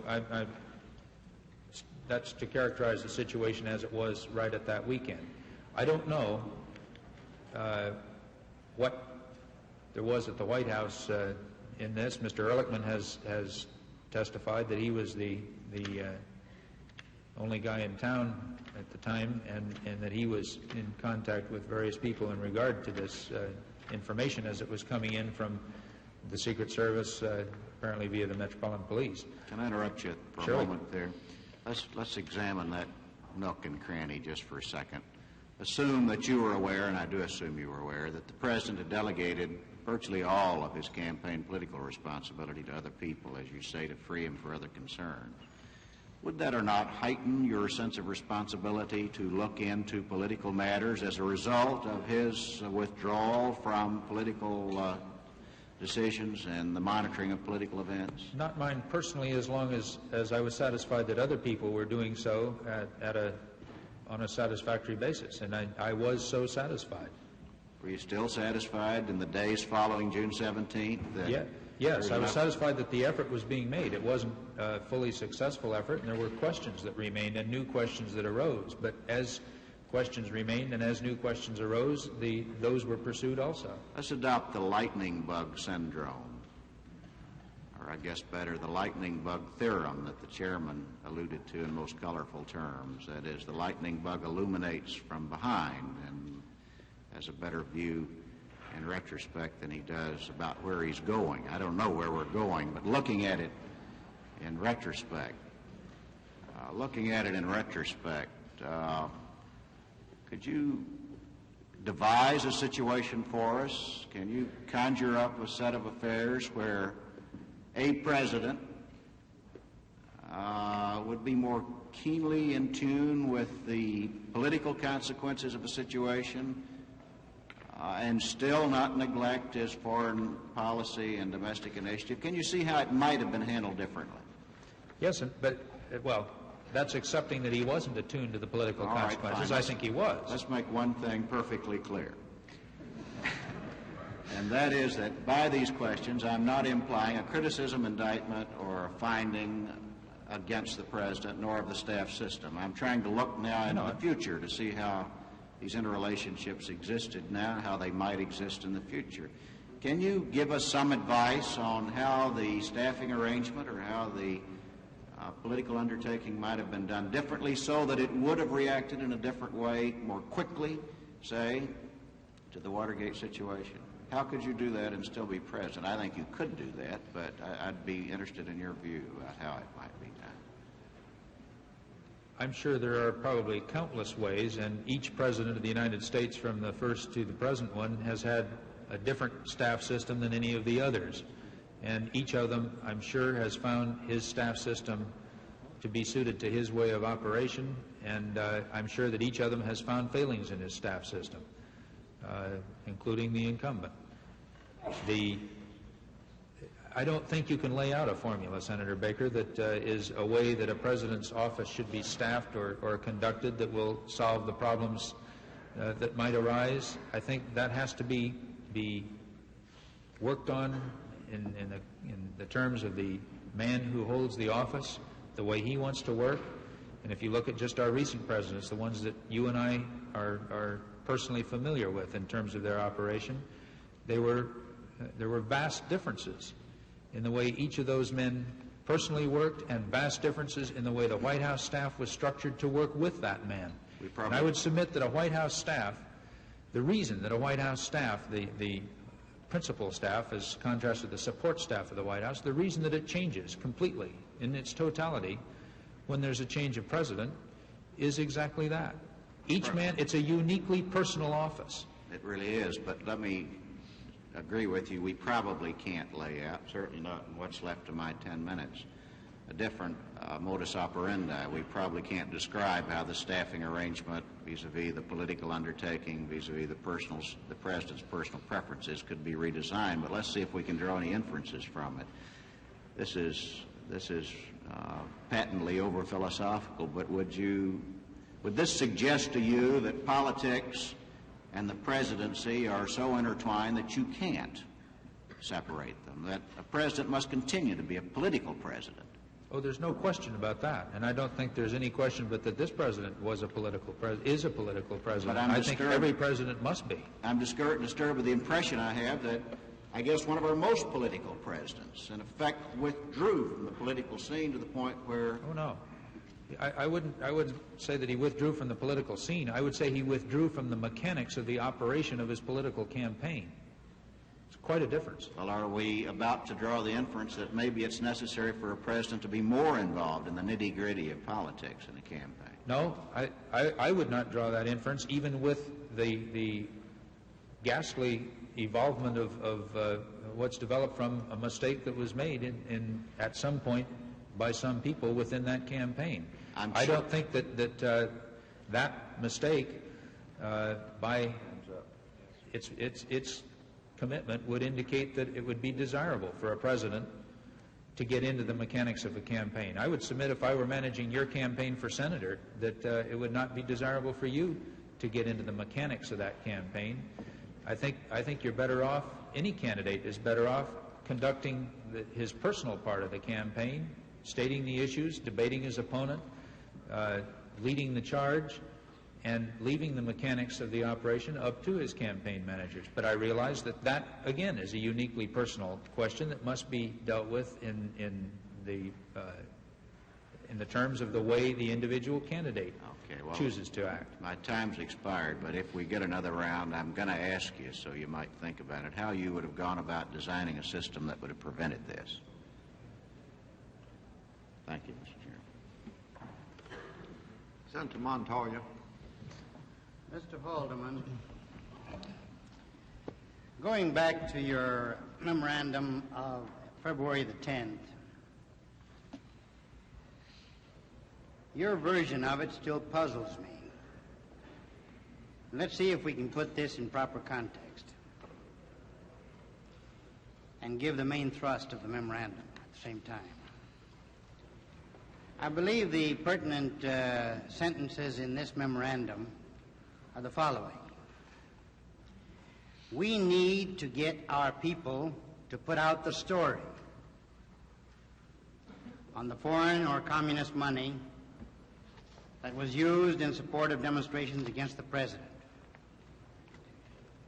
We should tie all 1972 demonstrations to McGovern and thus to the Democrats.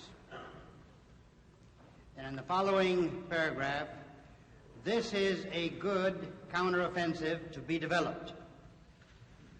Then in the last paragraph, we could let Evans and Novak put it out and then be asked about it to make the point that we knew and the president said it was not to be used under any circumstances. Now, this was a plan which evolved on February the 10th, a few months after the election of 1972. So it is patently clear from the germane sentences which I have read that you people were trying to fabricate a situation and not develop the facts. Otherwise, you would not have used the phrase to put out the story. Otherwise, you would not have said, we could let Evans and Novak put it out, and then we would be asked about it, and we would say at the White House, we knew about it, but the president said it was not to be used under any circumstances. Would you say that that is the content, import, and meaning of this memorandum? No, sir. Well, what do these words mean then? I think I've got to point out that the last paragraph referring to Evans-Novak, which you've read, is in conjunction with the preceding paragraph regarding the Fort Wayne story. Those two go together and do not relate to the earlier paragraph, the first paragraph, regarding the action on demonstrations. They're two totally separate matters. The reason I can support that, the reason is that either Evans or Novak was aware of what is referred to here as the Fort Wayne story. Well, and that has nothing to do with demonstrations or the matters referred to in the earlier part of the memorandum. How can you support this statement retroactively on February the 10th, retroactively to the campaign? We should tie all 1972 demonstrations to McGovern and thus to the Democrats. Now, could you say in all sincerity that all demonstrations could be tied to McGovern? No, I couldn't. Well, why did you say that in this sentence? Because it's not well put together, and I certainly admit that. The point there, as is indicated in a further paragraph, is to develop the plan on to what and this language is terrible, to what extent the Democrats were responsible for the demonstrations that led to violence or disruption. Now, I see in this a pattern of going back retroactively to develop or to use the FBI, to use the other investigatorial resources of the administration to bring in a story before the American people to show the complicity of the McGovern campaign in something that they were not responsible for. No, sir. Let me quickly correct the misapprehension or misunderstanding on the use of the FBI to which you've alluded.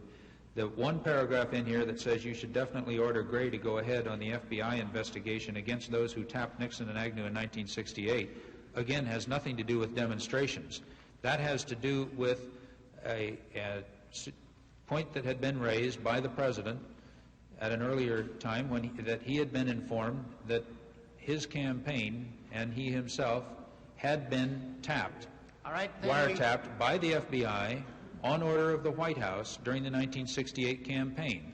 And because at this time in February there was a resurgence and review of the 72 campaign and a discussion of things that were alleged to have been done by our campaign committee or people working with them, and because we were dealing with the Watergate and a wiretapping matter, the question had come up as to whether or not this was a time to confirm and put out the story behind this report of wiretapping of Mr. Nixon and Mr. Agnew during the 1968 campaign. What made you so sure that Evans and Novak would put out anything that you gave them? I was not sure of that, and as I've tried to indicate, the reference to Evans and Novak is in connection with the Fort Wayne story, not in connection with any of the preceding matters in this memorandum. Well, I'm sorry, but I see that pattern in this memorandum. And if that is true, then I fear for the authenticity of the tapes at the White House in the event that the court should order that we have them. Well, I can assure you, Senator Montoya, that it is not true, and that you need not fear for that authenticity as far as I'm concerned, or as far as I was involved with them. That's all, Mr. Chairman. Senator Wyckoff.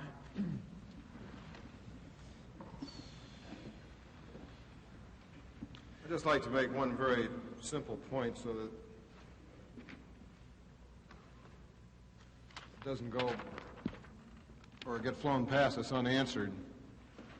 I don't think I've met any of my Republican colleagues on the Senate floor or in the course of my politics in the last several years that in any manner, shape, or form attribute bombings or demonstrations or lawlessness or communist money, etc., to the Democratic Party or to Senator McGovern. And I just want to make it very clear that this is Mr. Haldeman's opinion, and it isn't the opinion of the Republicans that I circulate with. And quite frankly, insofar as a counterattack on this committee is concerned, I think it again important to point out that the United States Senate voted 77-0, every Republican, along with every Democrat, to go ahead and authorize this investigation. So I think it important just in a partisan sense that we understand that these impressions of what the candidate of the Democratic Party was, or what the Democrats as a party were up to, are Mr. Haldeman's impressions, and they're not the impressions of the Republican Party. Now, Mr. Haldeman, I'm going to have given to you, first of all, Mr. Chairman, before I forget, could I make the memorandum of October the 14th, 1971, that is specifically as the letter or the memorandum from Mr. Haldeman from Mr. Walker, could that be made an exhibit? Let the record show it be marked appropriately as an exhibit and admitted as such. And now, Mr. Haldeman, I'm having given to you a letter dated July the 7th, 1971, from Hugh W. Sloan, Jr. to John Mitchell. And, Mr. Chairman, I'd like to have this entered as an exhibit. That will be marked as exhibit and admitted as such. This letter from Hugh Sloan to the Attorney General, July 7th, 1971, personal confidential. The Honorable John Mitchell, the Attorney General, Washington, D.C. Dear Mr. Attorney General, Jeb Magruder has apprised me of your request to have an accounting of the $2,000 that Bob Haldeman's office requested be made available to Ron Walker. The breakdown enclosed is intentionally sketchy, since he preferred not to list names of recipients or detail their activities unless we insist, as he feels this is a highly sensitive subject and one which should not be committed to writing. You will note that there is a cash balance on hand of $900 from the original $2,000, which Ron is holding in his safe until needed. This, of course, raises the question of whether we should retrieve this sum and, in the future, make disbursements only on a case-by-case basis rather than make available lump sum allocations for discretionary use. I would appreciate your guidance in this instance. Sincerely yours, Hugh W. Sloan, Jr. Now, Mr. Haldeman, I wonder if you could give this committee information exactly as to what it is that is being referred to here in the way of these activities, where it says the breakdown enclosed is intentionally sketchy since he preferred not to list names of recipients or detail our activities unless we insist. Could you give to the committee any information as to what it is that is being talked about here? I don't. Mr. Chairman, may I interrupt the Senator? Senator, I feel about you as I did about some of the others. I don't think you would ask an irrelevant question. That's right. Do you mind telling me how this becomes relevant? Yes, because don't forget, I already have given to Mr. Haldeman an earlier memorandum of October in which there appears to be some sort of a connection between Mr. Haldeman and Mr. Walker. That memorandum related to the Charlotte, North Carolina demonstrations, and that was October of '71. This letter is July of '71, and I was wondering whether or not the matters discussed in Mr. Sloan's letter relate to the advanced type of work that Mr. Walker obviously was involved with, and whether or not there might be certain activities in the course of that advanced work which were best not discussed or which were sensitive, as Mr. Sloan describes. That's the connection. Could you develop first, if you please, that it relates to the subject matter of this committee's authority? I think that matter's been gone into before, partially by Senator White and also Mr. Haldeman, and also by myself. That's the Charlotte. Well, also, Mr. Chairman, Mr. Sloan was treasurer for the committee to re-elect the president. The letter is on the letterhead and the address of the committee, and the money is the money of the committee to re-elect the president. It's addressed to Mr. Mitchell in his capacity as they're helping to direct the committee to re-elect the president. Thank you. Excuse me for interrupting you. No, not at all, Counsel. Now, Mr. Haldeman, can you indicate to me as to what activities are being discussed or recipients are being discussed here? This apparently relates to your office. I can't except to say that Ron Walker was the chief advance man. He was responsible for the advance work for the President's trips, foreign and domestic, and including campaign trips, and that this apparently relates to some activity on the part of Mr. Walker or members of his advance group that related to campaign activities as contrasted to governmental. And whenever there was an activity, a trip or any use of advance men for campaign rather than official purposes, their expenses and costs were taken care of by the re-election committee. Well, there's nothing to be ashamed of in the way of advance work. All of us that have been candidates from the president on down certainly have men that do this preparatory work. Why would this be highly sensitive? I don't know, and if you have anything that goes beyond what's in this letter that would indicate why it would be, I'd be happy to try to respond to it. Well, of course, unfortunately, they're referring to the matter in relation to your office, so I'm trying to ask as to whether or not you would have that kind of knowledge. If you don't, then certainly I don't intend to pursue the question. That my office requested that the money be made available to Mr. Walker. It would not in any way have anything to do with paid demonstrators. Is this something that you ever came across in the course of your dealings at the White House? No, sir. Paid demonstrators paid by us, you mean? That's right. No. To your knowledge, there were never any demonstrators paid to specifically demonstrate against the president? No.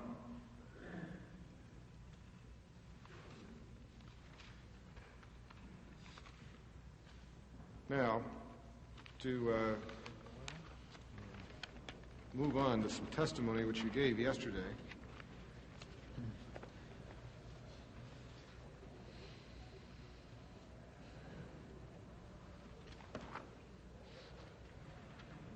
On page 6428 of yesterday's transcript, the following dialogue took place between yourself and me.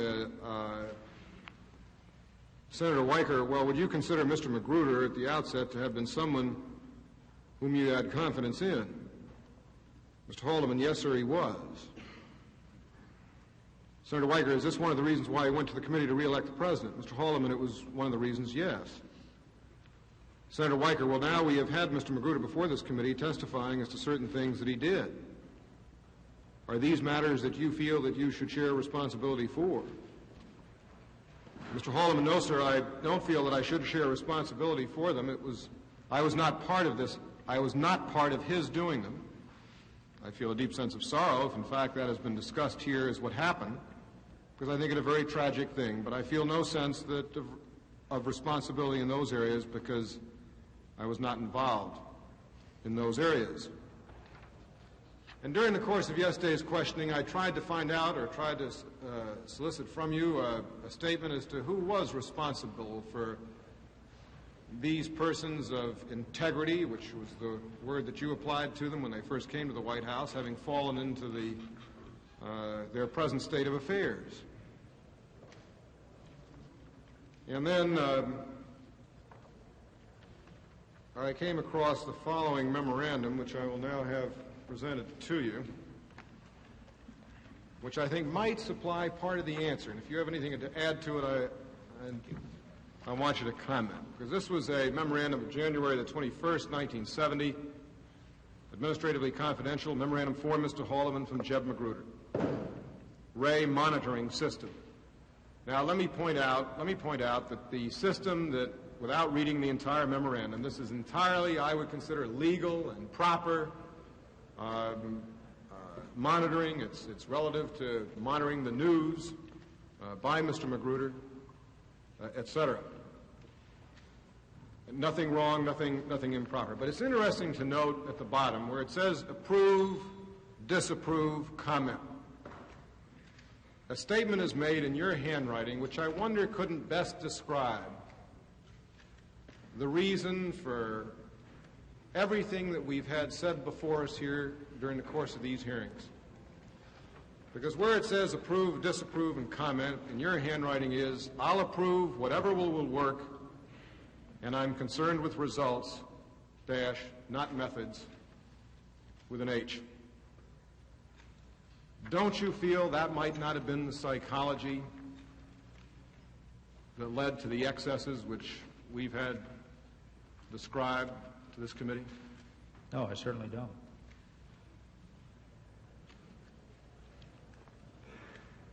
Results.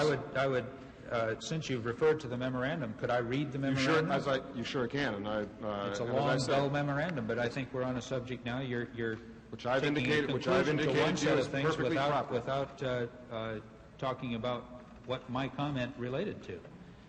I said, let me point out, Mr. Hall. I know you said did. I it was understand proper that, and it was legal. I know it. Right. But I think it ought to be understood. This is a long memorandum about from Magruder to me in January of 1970, which was a time when Magruder was on the White House staff,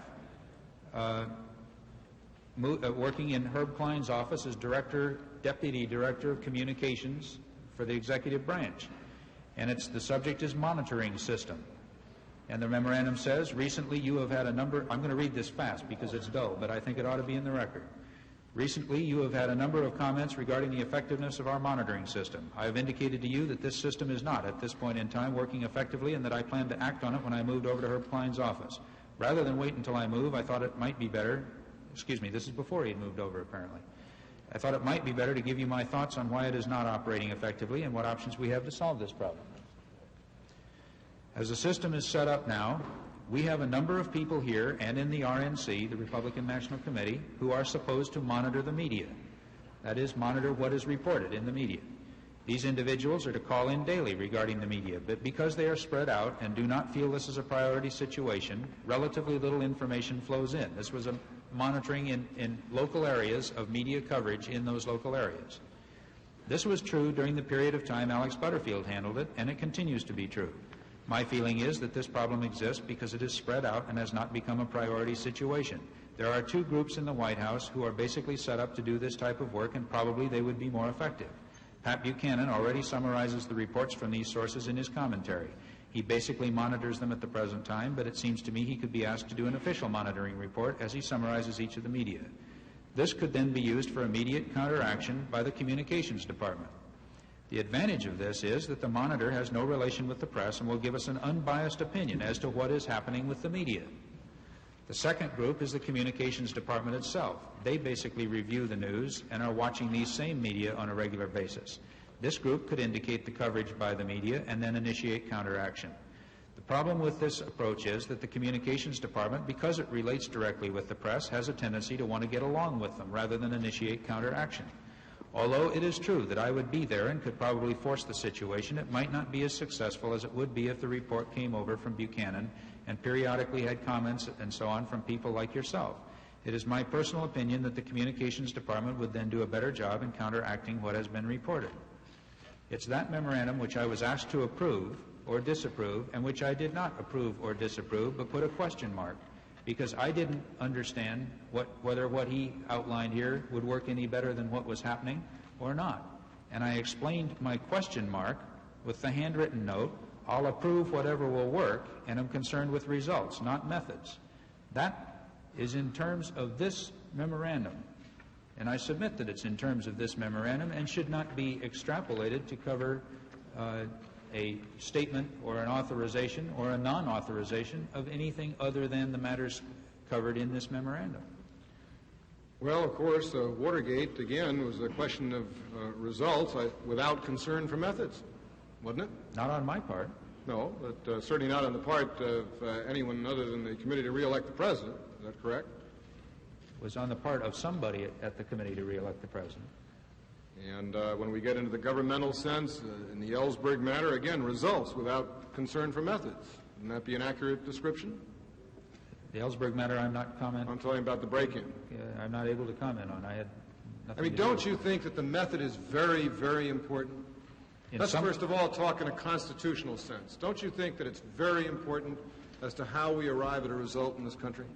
In some cases, method is extremely important. In this particular case, the method, the staff system or the procedure by which he did this was, at least to me, not important. What was important is that they set up some kind of a procedure that would get results. What I'm saying here, in effect, is you figure out the method. You're responsible to me for the results in this matter.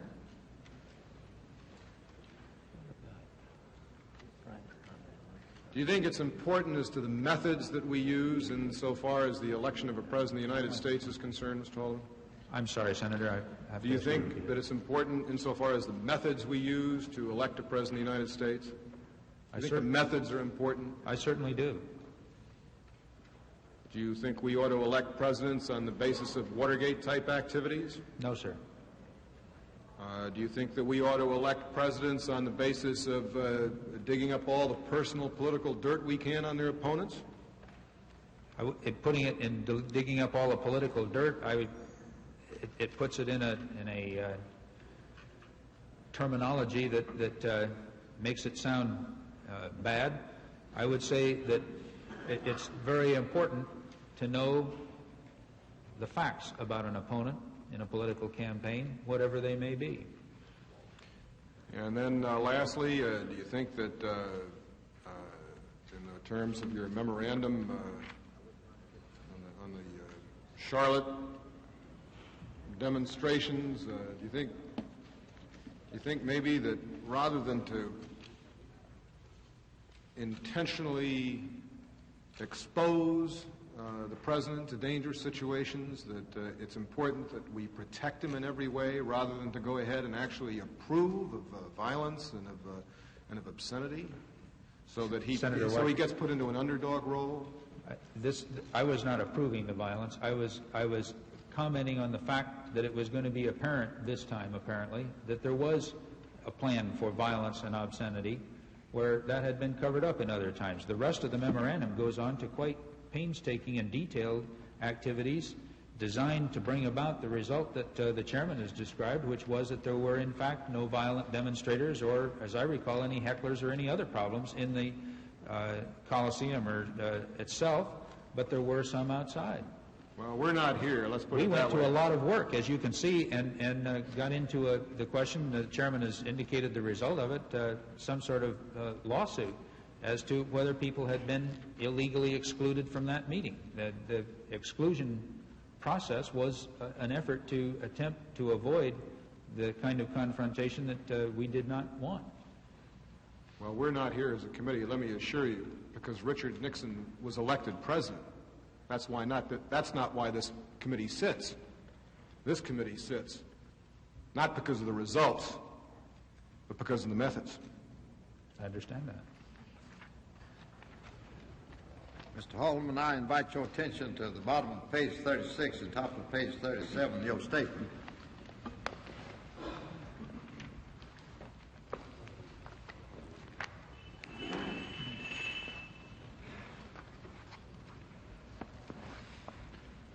Now, the way I interpret that statement is that sometime about in the neighborhood of November and December, January, that you had the problem of returning to the committee the $328,000 that remained out of the $350,000 fund, and the dean informed you that the committee needed funds so it could finance needed funds for the legal and family support for the Watergate defendants. And you suggested to the dean that he try to work out a method of solving both the problems, that is, the return of the money to the committee and the funds to satisfy the needs of the committee for funds for legal and family support for the Watergate defendants. And that the funds were returned, and Dean told you that he had given, that rather $40,000 of the funds had been given to LaRue for use for legal and family support of the Watergate defendants. Is that correct? No, sir, it is not correct. Only the final point that you make is not correct, which is Dean did not tell me that $40,000 had been given to LaRue for that purpose. But you told Dean that if he and Strong could arrange for the return of the funds, it would solve both problems, the return of the funds problem and also the need of money by the committee for legal and family support. That appeared at that point to be self-evident. My having previously raised one problem. The problem that I had, Mr. Chairman, was the problem that my agents had, Mr. Strawn and assisted by Mr. Dean. The problem that I had submitted to them was the problem of turning the funds that remained in our custody over to the committee to re-elect. That was my problem. Yes, but you told Dean that he could solve both your problem, and as far as you was concerned, it could solve both your problem getting the funds back and the committee's problem to get some money for these purposes. That's correct, but only one of those was my problem. In other words, you at least acquiesced in the use of some of those funds by the committee after the return to the committee for legal and family support for the Watergate defendants. I acquiesced in the use of any or all of those funds for whatever purpose the committee determined to use them for. And at the time you were informed they needed some of them for that purpose. After I had asked that they be returned, yes, they're turned over. Now, I think that established you acquiesced in the future use of those funds for that purpose, and there's other testimony for this committee to the effect that $40,000 of them were given to LaRue, and he used them for that precise purpose. So you at least consented for them to be used for that purpose. Now, here's the situation. Mr. Chairman, but before you move to the situation, I did not consent that they be used for that purpose. Well, I was aware of the need that the Dean had reported to me of the committee for funds. I was, before that, aware of my request to Mr. Strawn, or instructions to Mr. Strawn, that the funds I had in my custody or in his custody be turned over to the committee. Well, I'll just read your statement in the record, and that statement be interpreted by anybody who wants to place an interpretation on it. At a later time, Dean mentioned to me the committee's need for funds for legal and family support for the Watergate defendants. I suggested to Dean that he try to work out a way of solving both the problems of our desire to deliver funds to the committee and the committee's need for funds. Dean later told me that he had worked this out, and that part of the cash, I believe $40,000, could be delivered immediately to the committee by way of Fred LaRue. He had Strong do this, I am told, and several days after Dean had Strong deliver the balance to LaRue. Now, you can place your interpretation on that, but I interpret that the Dean told you they needed money for this purpose, and you said you could solve that problem as well as your problem of getting back the funds by turning them over to the committee. Could I put the next two paragraphs in the record concurrently with that, Mr. Chairman? Yes. Do I need to read them, or can I just request that they also... Well, I'll read them. The next paragraph says, to sum up, after my original instruction to Strawn to transfer the money to the committee, my involvement in the transfer of funds was entirely through John Dean. He told me of the problem in transferring the $350,000 to the committee. He told me he had worked out the problem. He told Strawn how, when, and to whom to make the transfer. He told me the transfer had been made. He did not, at any time in this sequence, advise me or imply that the transfer itself or the purpose of the transfer was to buy the Watergate defendant's silence, or that it was in any way illegal or improper. But he did tell you that he wanted some money to pay the legal fees and family support for the Not Watergate. that the purpose of the transfer was, but he did. Yes. I was aware that that was a and he told need you that this was to give them family support and pay legal fees, but it was not to buy their silence. He did not tell me it was not to buy their silence. Well, he did not at any time in this sequence advise me to imply that the transfer itself or the purpose of the transfer was to buy the Watergate defendant's silence, or that it was in any way illegal or improper. That's precisely correct, Mr. Chairman, but he also did not tell me in the other direction that it was not to buy silence. The question of buying silence never arose, positively, negatively, or in between. I asked you if he didn't tell you it wasn't. You read that just a moment ago. Now, the only construction I can put on that, and I don't see, the only construction I put on it, the Dean came to you, told you the committee needed some money to pay lawyer fees and family support for the 7 Watergate defendants. that you told him you had this problem, of which Dean was already conscious, of getting the money transferred back to the committee, and you said that he could arrange with Strong to get to accomplish both purposes. That is the purpose of getting the money retransferred to the committee, and the purpose of the committee to get funds to pay legal and fees and family support for the Watergate defendants. Now, it took us a long time to get to that very simple interpretation. Now, on the basis of that, I would say the evidence tends to show that you consented to the use of funds for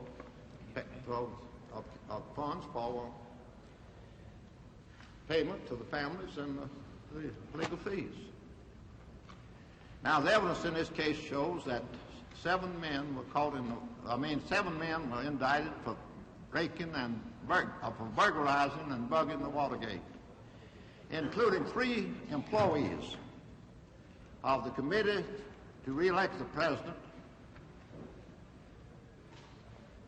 That after the rest of these men, they made demands upon the committee to re-elect the president through the councils of that committee for funds for their defense and for the support of their families.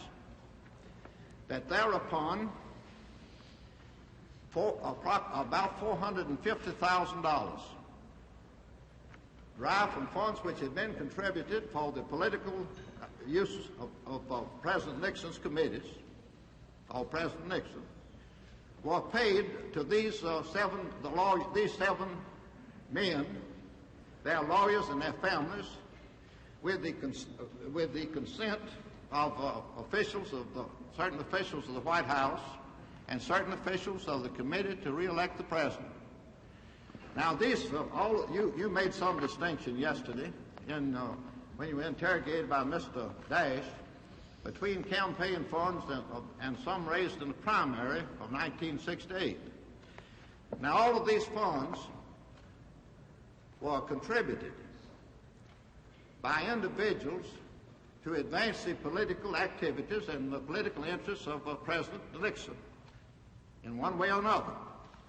Now, I would like to ask you how you can justify the use of funds contributed to advance the political interests of President Nixon, either as a candidate in 1968 or in 1972, with defraying the defense and of 7 persons charged with burglarizing or bugging the Democratic National Headquarters. I would not attempt to justify that. I don't know that I don't know what the source of the funds were or what the purpose of the funds was. Well, I thought you said that the funds many of these funds had been raised by Mr. Kalmbach in connection with the primary of 1968. I don't believe they were. I don't know by whom they were raised. I only know that they were funds that remained after the 68 campaign that were turned over to Mr. Kalmbach's custody for use for other purposes. Let's don't quibble about it. The evidence is that all of these funds were funds which had been raised at some time, either they were raised to advance the political interests of President Nixon. And there's not a scintilla of evidence that a single penny of them came from any other source. If you know of any evidence that it came from any other source, I'd be glad to hear it for now. But my question is, I don't know about the sources of the money. Other people have testified, and are your proper sources for that? Everybody's testified, including yourself, that all the funds we've been talking about came from these donations or contributions. Everybody. But assume there were. Can you justify the use of funds contributed for political purposes to use for these?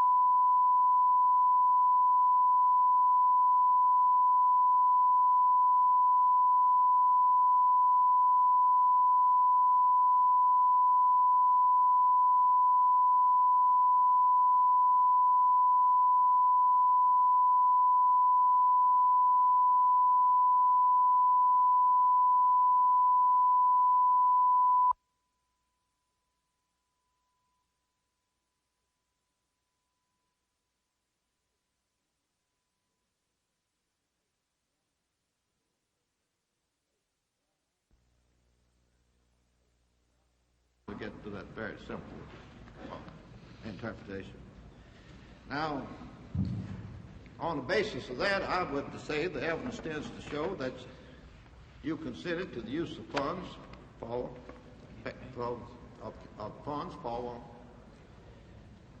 payment to the families and the legal fees. Now, the evidence in this case shows that 7 men were indicted for breaking and for burglarizing and bugging the Watergate, including 3 employees of the committee to re-elect the president. That after the rest of these men, they made demands upon the committee to re-elect the president through the councils of that committee for funds for their defense and for the support of their families. That thereupon, about $450,000 derived from funds which had been contributed for the political use of President Nixon's committees, called President Nixon, were paid to these 7 men, their lawyers and their families, with the consent of certain officials of the White House and certain officials of the committee to re-elect the president. Now, you made some distinction yesterday when you were interrogated by Mr. Dash between campaign funds and some raised in the primary of 1968. Now, all of these funds were contributed by individuals to advance the political activities and the political interests of President Nixon in one way or another.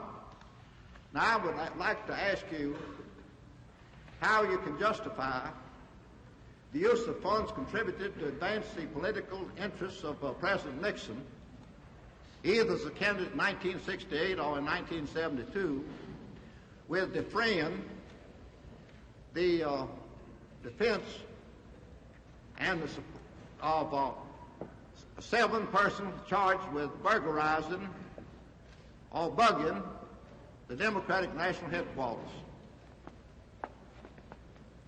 I would not attempt to justify that. I don't know that the funds, I don't know what the source of the funds were or what the purpose of the funds was. Well, I thought you said that the funds, many of these funds had been raised by Mr. Kalmbach in connection with the primary of 1968.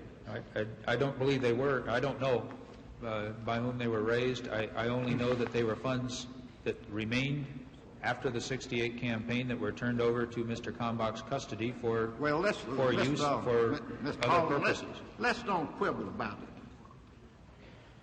it. The evidence is that all of these funds were funds which had been raised at some time, either they were raised to advance the political interests of President Nixon. And there's not a scintilla of evidence that a single penny of them came from any other source. If you know of any evidence that it came from any other source, I'd be glad to have it here for now. But my question is, I don't know about the sources of the money. Other people have testified, and are your proper sources for that? Everybody's testified, including yourself, that all the funds we've been talking about came from these donations or contributions. Everybody. But assume there were. Can you justify the use of funds contributed for political purposes to pay the defense cost of burglars and buggers? I was not in a position so to justify. This was a decision, whatever decision was made for paying legal fees or reimbursing was made by people at the committee and people who were in charge of dealing with this situation. That was not made by me. I'll ask you to review it in hindsight. You've given us your opinion about many things in hindsight. Can you justify, in the light of the information you have, the use of politically raised funds to defray the defense cost of persons charged with burglarizing and bugging the Democratic National Headquarters in the Watergate? On my own, I can't make that justification. I don't know what basis the justification or reasoning was on the parts of those who did make that decision. And unfortunately, I wasn't born yesterday, and I've observed political organizations a long time. And I have never yet seen a political organization which was an eleemosynary institution. But assuming that the committees to re-elect the president were eleemosynary institutions, can you tell this committee why it was, when they picked out the objects of their eleemosynary concern, that they didn't select anybody except 7 men who were accused of complicity in burglarizing and bugging the headquarters of the opposition political party? Mr. Chairman, as I've said, I can't speak to the reasons or factors in the decisions that were made by other people.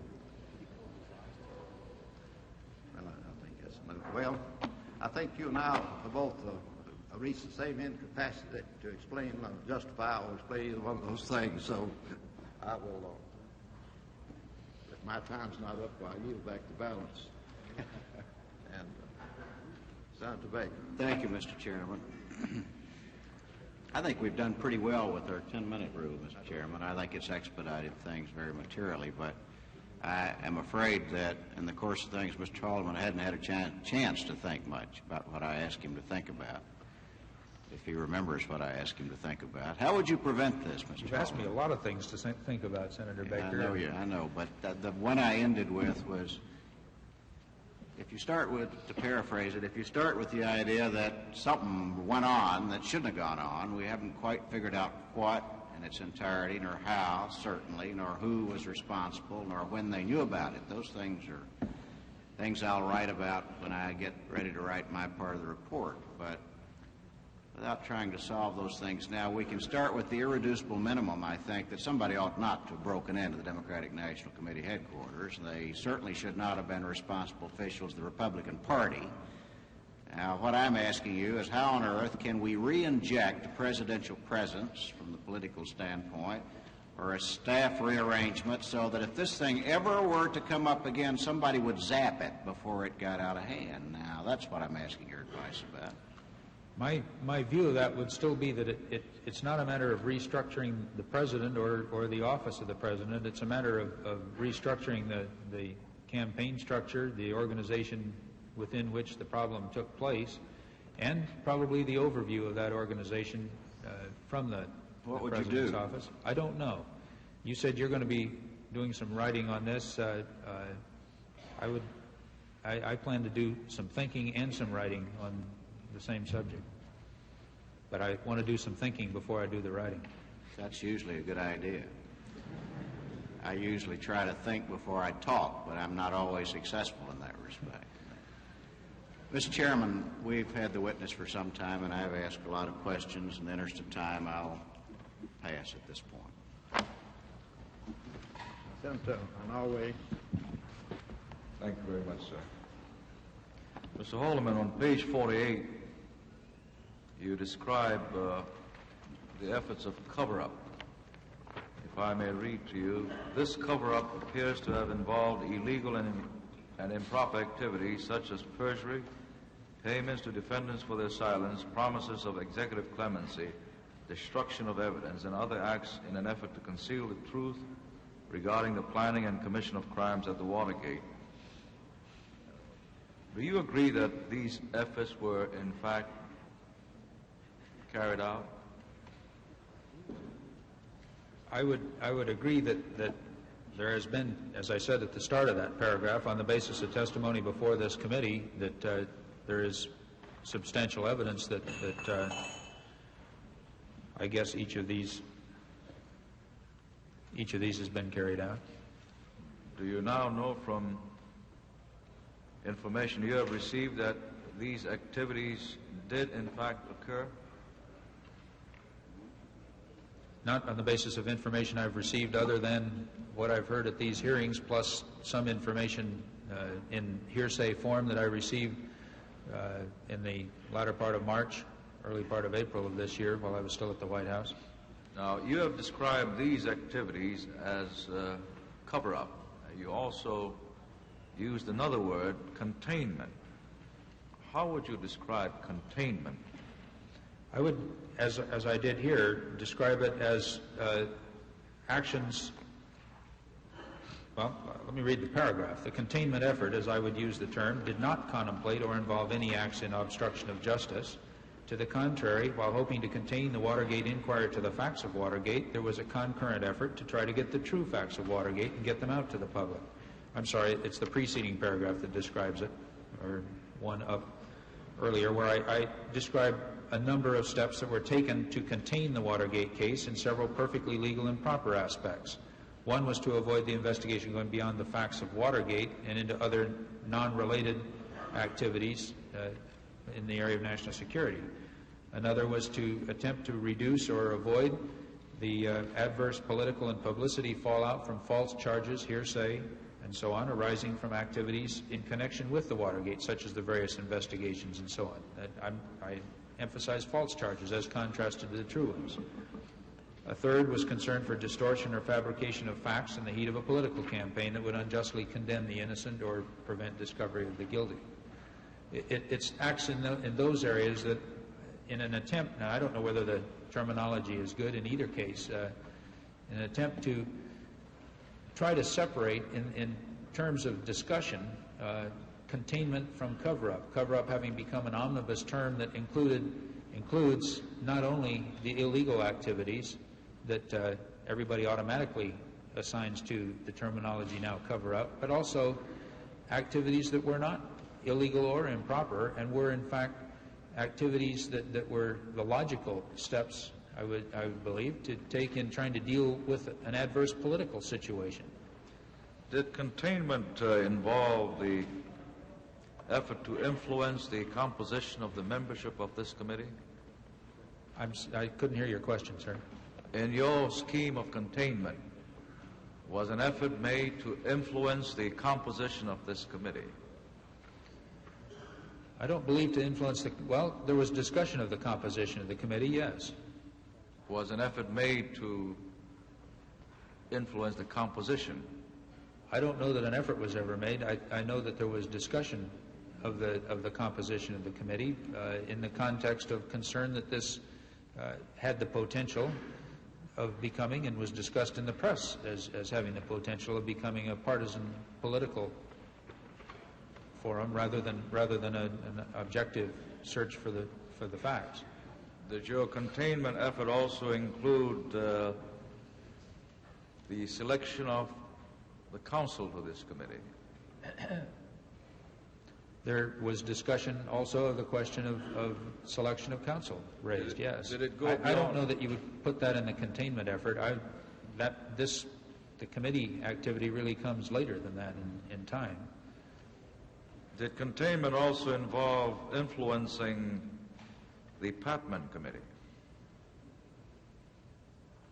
I don't know that it covered influencing the Patman Committee. I think it related to, covered the concern as to what the effects of a Patman Committee investigation might be in the middle of an election campaign. I'm certain you're aware of testimony we have received relating to the Patman Committee with suggestions that efforts were made by officials in the White House to stop the proceedings of the Patman Committee. Were any efforts made to stop the proceedings of the Patman Committee? I'm not sure any efforts were made. I know there was discussion regarding the problem of what an investigation, a public investigation of the Watergate matter in the middle, or in the climax, really, of the political campaign, what that effect might be. Did containment also include discrediting members of this committee? No, sir. I have here a copy of an article which appeared in the Charlotte Observer, dated May the 17th, 1973. Yes, please. And the headline reads, "Did Haldeman go after Irvin?" Have you seen this article, sir? Yes, I have, but I'd like to see it again because I haven't recently. It says the White House made an attempt 2 months ago to enlist North Carolina Republicans in a campaign to discredit Senator Sam J. Ervin, Jr., reliable sources have told the Observer. High officials in the North Carolina Republican Party confirmed Wednesday that H.R. Bob Haldeman, at that time President Nixon's chief of staff, made 2 attempts to get local party officials to, quote, dig up something to discredit Irvin and blast him with it, end quote. I'm not sure what, there has been some follow-up stories to this. Do you have the others? No, this is the only one I have. And the chairman, I know, has... My only question is, did you make 2 calls to local party officials in North Carolina in an attempt to, quote, dig up something to discredit Irvin and blast him with it? No, I did not. And I think that this refers to a totally different, I think it is a distorted report, I would put it, of a totally different question that arose. There was at one point a suggestion raised, which I discussed, I believe, with Harry Dent, as to whether the Republican Party in North Carolina could not develop and put into the field a viable candidate to oppose Senator Irvin in his re-election effort, on the basis that the administration would it would be a good thing for the administration to have a spokesman on the Republican side in the campaign taking that position as contrasted to Senator Irvin's position on certain issues. Now, the thought here, I must say, was that not that there was any hope that such an effort would be successful in defeating him, but merely that the view of this side would be represented. I don't believe that there were any calls regarding any effort to dig up something to discredit Senator Irvin. There was a discussion of an effort to dig up's not a very good word, to develop a candidate to oppose Senator Irvin. You said you don't believe that there were any calls. Is there a possibility that calls were made? Not by me. And it's your testimony that at no time did you discuss with Mr. Dent or with any North Carolinian to make an effort to discredit the chairman of this committee? To discredit him? No, sir. This article goes on to say that the people referred to, Dent denied that Haldeman had contacted him. Rouse, the state chairman who Dent was supposed to have contacted, declined to comment. Republican sources confirmed the story, while emphasizing there had been no attempt on their part to attack Irvin in his role as a Senate chief Watergate investigator.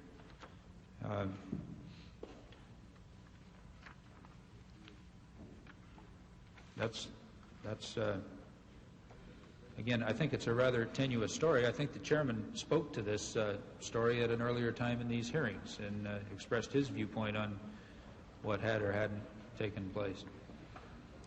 I thank you very much, sir. Thank you, Mr. Chairman. I said at that time that I had reached an unhappy state where all... In a moment, Senator Weicker will compare Bernard L. Barker's testimony with White House memos. Public television's coverage of the Senate Watergate hearings will continue after this pause for station identification. Unabridged coverage of these hearings is provided as a public service by the member stations of PBS, the Public Broadcasting Service.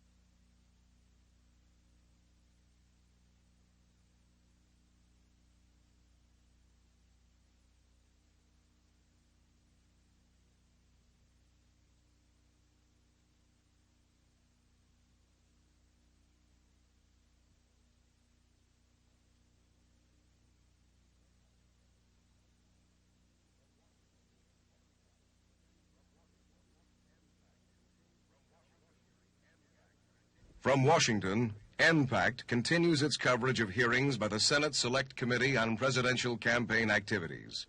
Here again, correspondent Jim Lehrer. As we go back to the hearings, Senator Weicker is questioning H.R. Haldeman.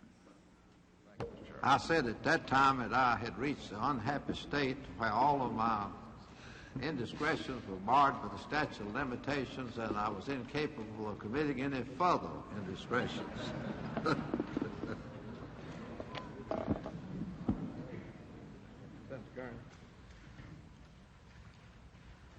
Senator Montoya. I have no questions. Senator White.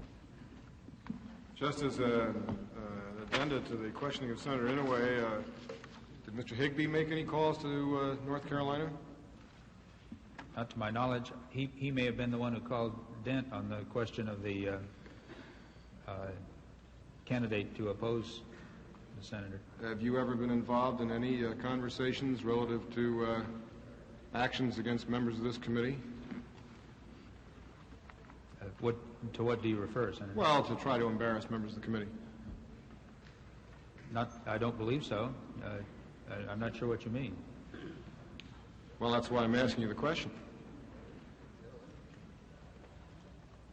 I've answered the question. You've answered the question that at no time were you involved in any conversations with Mr. Higbee or Mr. Dent, which conversations would relate to getting information that might be embarrassing to members of the committee.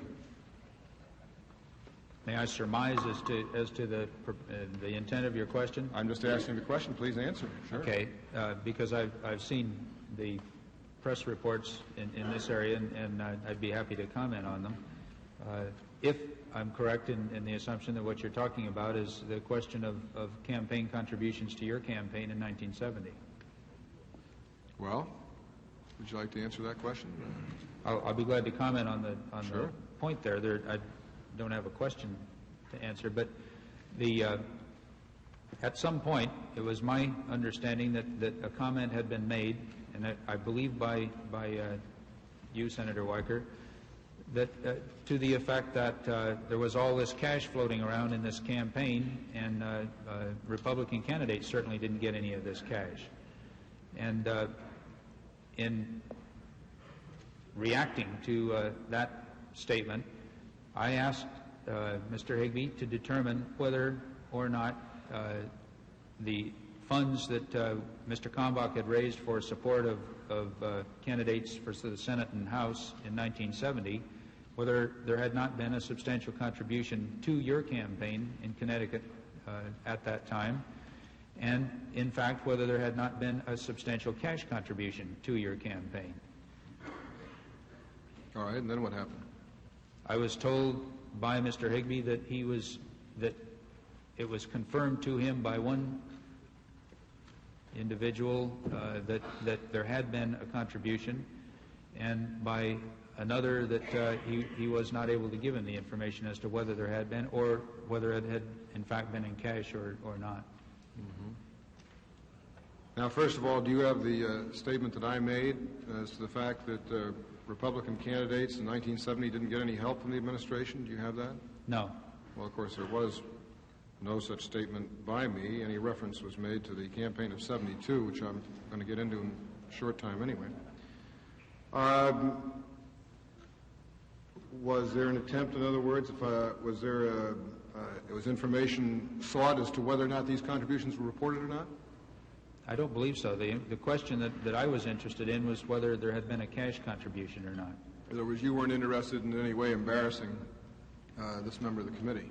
I was interested in finding out whether there was a cash contribution as a reaction to... Did you work with Mr. Higbee on this? I talked with Mr. Higbee about it. I think Mr. Higbee made the phone calls. And who did he talk to? I'm not sure. Mr. Dent? I believe so, but I'm not sure. Was Colson contacted on this matter? I don't know.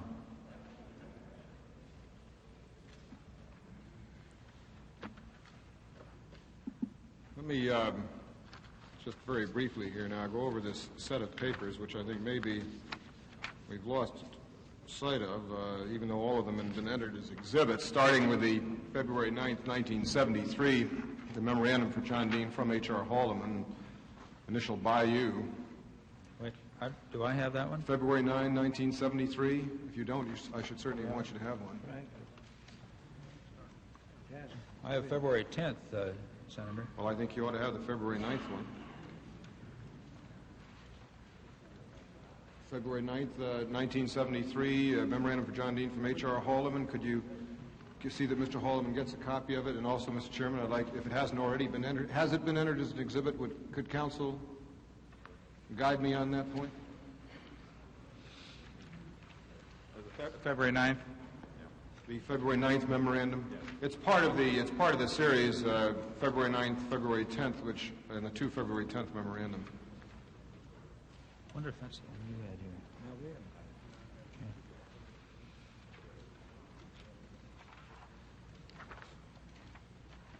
haven't. Now, this memorandum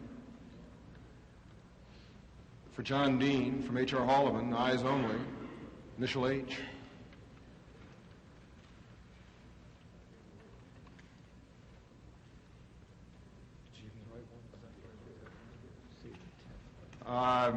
Obviously, the key on the Urban Committee is the minority staff, and more importantly, the minority council. We've got to be sure we got a real tiger, not an old man or a soft head. And I can attest to the fact that we do have a real tiger. And although we let the committee membership slip out of our grasp, we've got to find a way to be sure we get the very best man we can for council. I haven't concentrated on that sentence. What does that mean? And although we let the committee membership slip out of our grasp, what happened there? I don't know.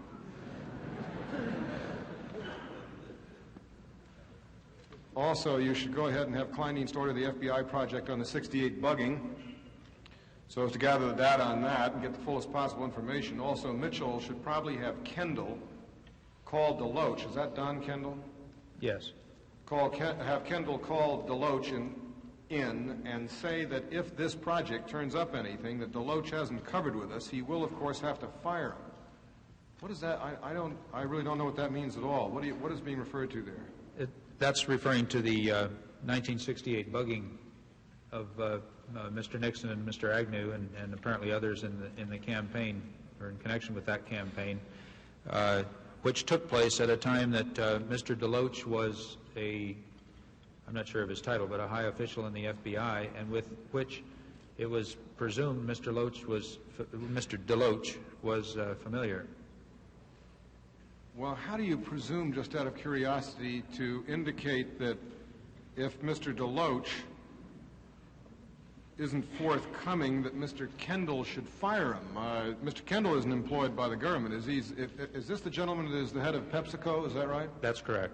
I see. And Mr. Deloach, I gather, is an employee of PepsiCo. Is that right?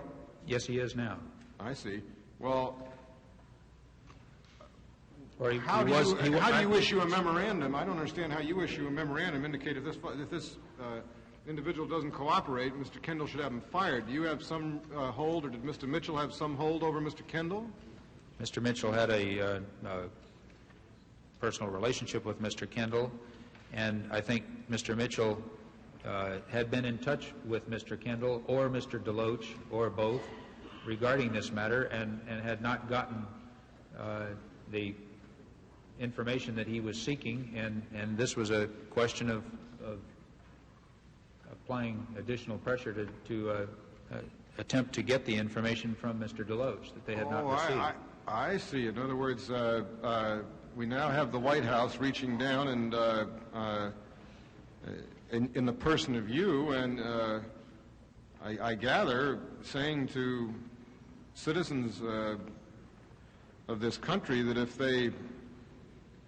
they don't do what is asked of them, they'll be fired. I don't see any other interpretation on that. Is that correct? That's the suggestion that's there. Obviously, there was no ability on our part to carry it out. Well, you took a good swing at the pitch, I'll say that. Pardon me? You took a good swing at the pitch, I'll say that. Then the memorandum of February 10th from the White House, Washington, February 10th, 1973, memorandum for John Dean from Larry Higbee. Do you have that memorandum? 10th from Dean to Higbee, no. All right. I have to Dean from All right, could me. then somebody please give to... Wait, excuse me, we do have it, Senator. This one is confidential, February 10th, 1973. I'm trying to do this in the progression so we can establish the picture. Memorandum for John D. from Larry Higbee. As I'm sure Bob's probably mentioned to you, we need to get a thorough itemization as quickly as possible of all the disruptions that occurred in the campaign.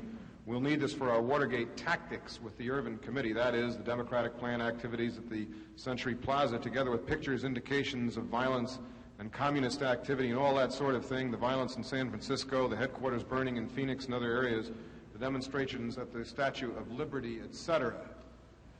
You know, I saw that memorandum had a sort of a very familiar ring to it when I saw the memorandum dated February 10th, 1973. And this pretty much, if I'm not mistaken, is the wording of the testimony that you gave to this committee today, wasn't it? It relates to several of the same incidents, yes. Mm-hmm. There are incidents, they were the incidents that come immediately to mind of those, of the kind of thing we were talking about. Certainly, I don't think either of us could consider these tactics to get the truth to the Irvin Committee without violating the constitutional concepts of executive privilege or separation of powers. This was not in relation to getting truth to the Irvin Committee. This was in relation to getting truth regarding activities by the opposition out to the American people.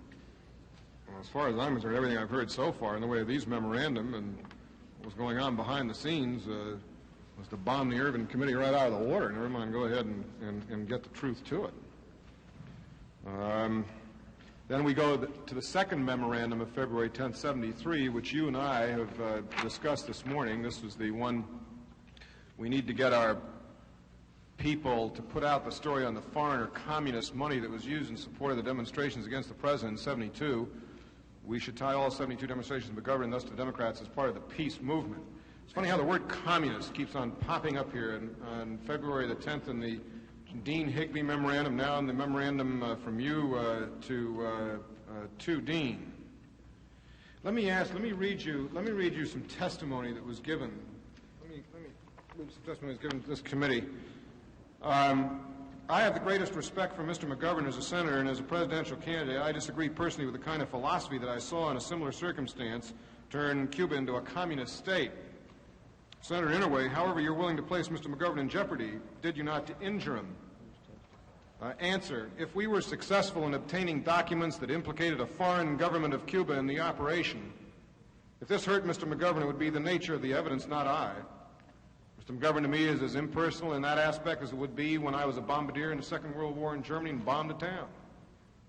I do not know Mr. McGovern personally or any of these people. There's no personal grudge in anything as I interpret it. You know who said that? No, I don't. Well, that's Bernard Barker, and he's in jail. And I don't quite, and I see also that paragraph there, and then let me repeat this paragraph. We need to get our people to put out the story on the foreign or communist money that was used in support of the demonstrations against the president in 72. Is there some connection, and is there something that this committee has missed in its investigations whereby you feel that, in fact, there is a connection between Mr. McGovern's candidacy and communist money, just as apparently Mr. Barker operated on that same basis in his break-in at the Watergate? The point I made in my statement was precisely that I hope the committee will investigate that possibility and determine whether there was or not. And I do hope that the committee will do so. I understand that you will. Yeah, but of course, at the time you wrote this memorandum, you had the full force of all the law enforcement agencies of the federal government to find out if such a serious allegation existed. Wasn't it your job at that time, the job of the executive branch of government, to investigate rather than to go ahead and put stories out? I mean, you know, Mr. Barker is in jail today because somebody sold him that story. Now, that's what I'm talking about. Mr. Barker is in jail today because somebody sold him the story of a connection, if you will, between Mr. McGovern's candidacy and communism in Cuba. That's the reason why he went into the Watergate, as he explained it to this committee. And he's sitting up in Danbury, Connecticut right now. Now, I see a paragraph here, again, in the memorandum which you wrote to John Dean. We need to get our people to put out the story on the foreign or communist money that was used in support of the demonstrations against the president in 72. How many more Americans were supposed to believe this if you had put out the story? This wasn't a memorandum to the committee or a memorandum to investigate on the part of the law enforcement agencies, but to put out a story. It was a memorandum to the council. John Dean didn't put out stories. The point here was to get the information for a story. If the information didn't exist, there wouldn't be any story. I know my time is up, Mr. Chairman.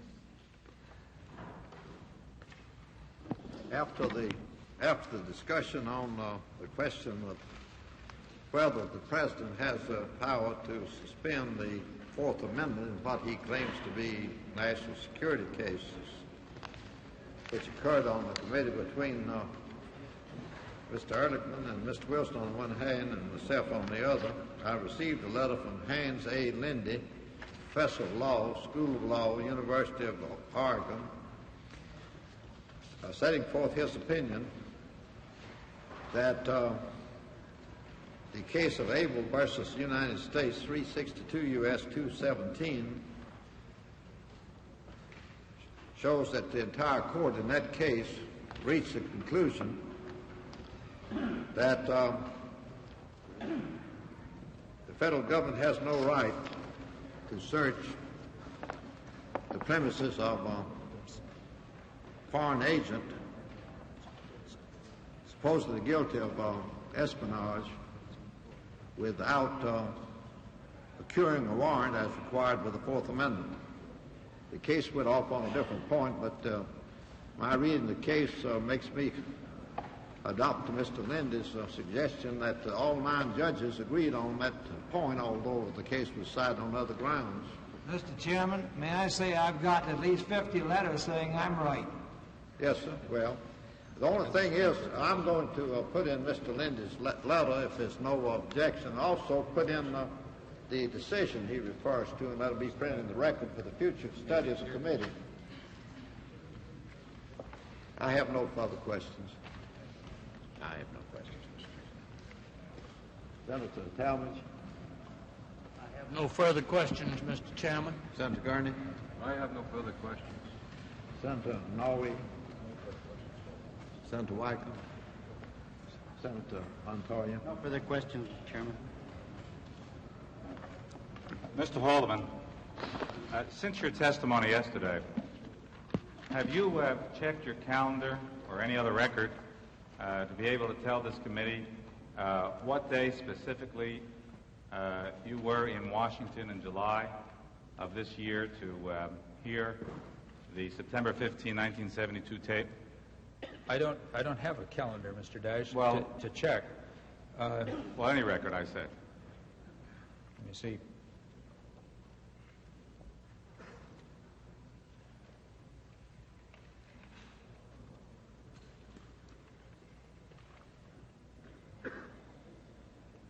I believe I came to Washington on week I came. I have not checked this since yesterday to answer your question directly. Well, I take it there would be some records you could check, either an airline a coupon, a check, or something that would be able to provide a date that you could give this committee. Would you do that? I could check the airline thing and supply it to you. Would you supply the committee that date? Surely. It was, though, I'm virtually certain that I was here, that I believe I came to Washington on Saturday, July 7th. Mr. Vice Chairman, what is the relevancy of this inquiry? Well, the relevance of the inquiry is we're trying to seek when Mr. Haldeman did have access to the tape.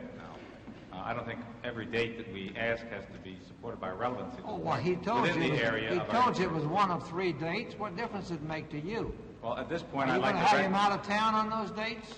Mr. Wilson, I hope you don't have to be so defensive. I've asked your Don't client. be what? So defensive. I've asked your client for an answer, and I'd like to have your client is answering. He doesn't need a lawyer. To say I was offensive. Dash, Mr. Wilson, I really think we'll get to the relevance of it quicker if we let Mr. Dash proceed. And if it turns out not to be relevant, we can pass on it at that point. But I understand from the preliminary questions he's simply trying to establish the time frame in which these events may have occurred. Is that essentially correct? That's right, and I have asked if Mr. Haldeman would be willing to provide us with that record. I can find out when I was in Washington, yes, sir. Now, I'm not sure the record is still clear as to who got in touch with whom to arrange for you to have the specific tapes on at that time. I talked with Steve Bull. All right. And did Steve Bull tell you that the president wanted you to have the tapes? Is he the one who conveyed that message? I'm not sure whether he did or whether this was in an earlier phone conversation with Mr. Bazard. It would have been with Mr. Bazard. Did you at any time have a specific call with the president with regard to the tapes? Not with regard to the September 15th tape. Right. And it would either be with Fred Bazard or Mr. Bull who conveyed to you the desire of the president that you listen to this tape and give him a report. Is that true? Yes, sir. I believe that's correct. I don't think it was anyone else. There would be the other possibility of General Haig, but I don't believe it was. Well, did you come to Washington specifically for that purpose? No, I was going to be in Washington anyway. And while you were in Washington, you made contact with the White House, is that it? Yes. It was at that time you had such a communication? Yes. Now, why was it necessary, Mr. Haldeman, to take the tapes to your house? Why could you not hear them at the executive office of the president? I could have, but I was using a guest office that was in an open office suite. It would have been difficult and a little awkward to do, and that's the reason I took it home. Now, besides the particular September 15, 1972 tape, you mentioned that you had other tapes. Could you tell us what dates those tapes refer to? I'm not sure. I was asked that this morning, and I'm not sure what dates they were. They were dates within that sequence of meetings in the period from February 27th through April. Well, you testified that you listened only to the September 15th date, but you did not listen to the others, and I think you indicated because you were not a party to those conversations. That's correct. You had listened to the March 21st tape, that part of it, which you were not a party, when Mr. Dean was with the president. Why, when you had the tapes over a period of time now, we know, overnight, and had time to do so, actually, what prevented you? Why did you not listen to the tapes? I simply decided not to because I had not attended the meetings, and I didn't feel comfortable listening to those tapes. But you were under no instruction not to, were you not? There was no instruction that you shouldn't listen to the tapes. That's correct. There was not. Because you were actually given those tapes. Tapes were given to me. And for the purpose, I take it, to hear. Yes. And you made your own decision then not to listen to them. That's correct. Now, before you go on, just so that I'm clear in my own mind, do we have, for the record, the tapes that the witness did have in his possession? No, he doesn't recall, I take it. I'm not sure which ones they were. How many there were? I think there were 3. 3 reels of tape? Three dates, which would be 3 reels. Now, I should also point out that I was given, which I don't believe I've indicated earlier, I was also at the same time in each of these cases given the telephone tapes that covered the same dates. In other words, the request apparently to the custodian of the tapes was for the tape for that date, and the telephone conversations are recorded on different reels than the conversations in the office. So I did have, both in April when I listened to the March 21st tape and in July when I listened to the September 15th tape, I had the telephone tapes for that day also available. I did not listen to any telephone tapes. Thank you, Mr. Dash. Do you recall whether or not you listened to the March 13th tape? I have not listened to any tape, Mr. Dash, except September 15th and March 21st. Do you recall what you had in the March 13th tape? That may have been one, but I'm not sure. All right, now, with regard to your listening and your testimony concerning the September 15, 1972 meeting with the President tape conversation, can you give us a little more detail, if you can recall, of the discussion on the tape that appears in your statement with regard to Mr. Dean's mentioning of Judge Ritchie? in the civil suit? I covered that. I tried to cover in the statement as much as I could recall. Your statement is your complete recollection of what that was. I would say so. Did you recall whether the President had any specific response when Mr. Dean mentioned that he would, according to your statement, keep Romer McPhee abreast of what was happening? I don't recall any response. Do you recall whether Mr. Dean talked in terms of, quote, containing, unquote, the situation at the meeting?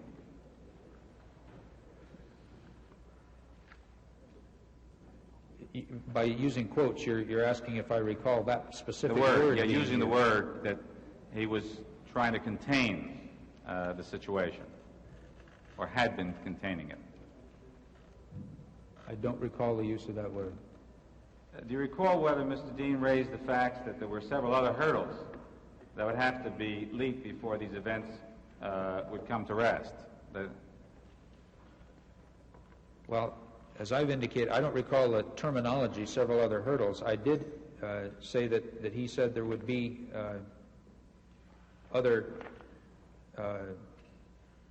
the grand jury activity was concluded, but that there would be other investigatory processes underway, such as the GAO audit and congressional inquiries. Do you recall whether he stated that he couldn't guarantee that the matter would not unravel, using the word unravel? I don't recall the use of the word unravel. As I've said, I do recall his saying that he felt in these ongoing inquiries nothing would come out to surprise us. In other words, there was nothing that we didn't already know.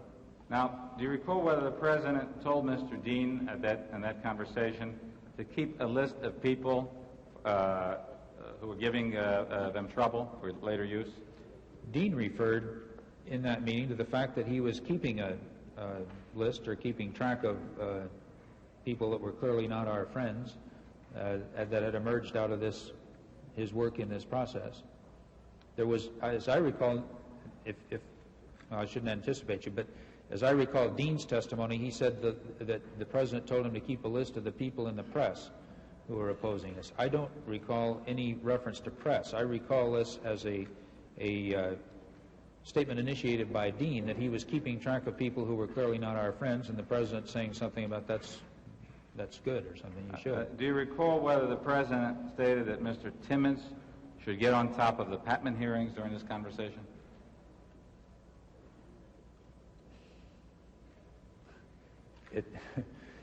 I don't recall it. It's so logical that he would that it's easy to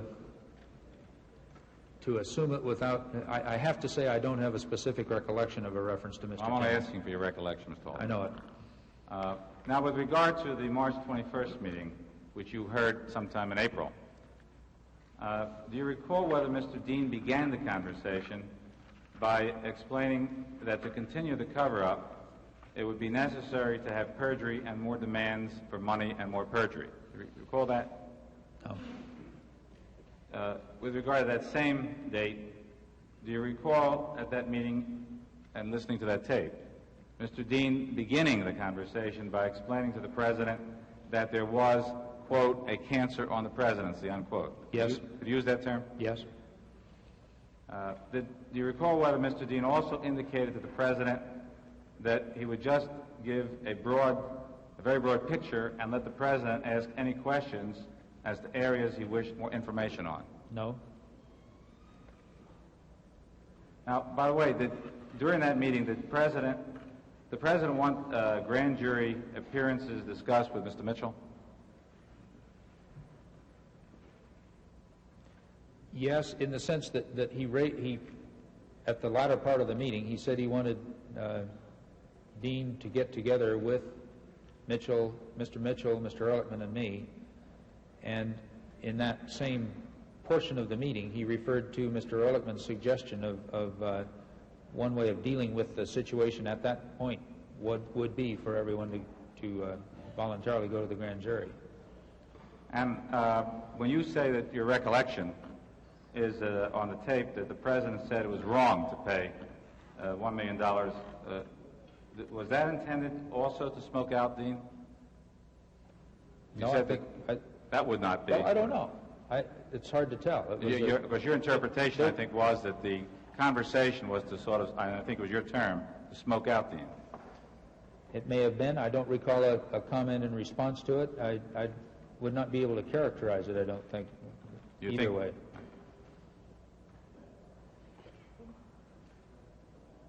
During that conversation, were Mr. LaRue's name and Mr. Kalmbach's name mentioned? Yes. Do you know with what respect? LaRue in connection with the recitation of examples of blackmail or money demands, and Mr. Kalmbach in connection with the fact that he had raised funds for legal fees. Now, Mr. Haldeman, and just one last series of questions of tapes and then just a few other questions. There have been questions by some members of the committee raised yesterday concerning whether you employed a strategy, I think, in revealing what you had heard on the tapes before the committee. And let me just make one or two statements and then question. Okay. Your testimony, and from your testimony, and correct me if I misstate your testimony, your testimony makes it very clear, I believe, that you are completely loyal to the President and fully support the President's positions. Would that be a correct statement? Yes, sir.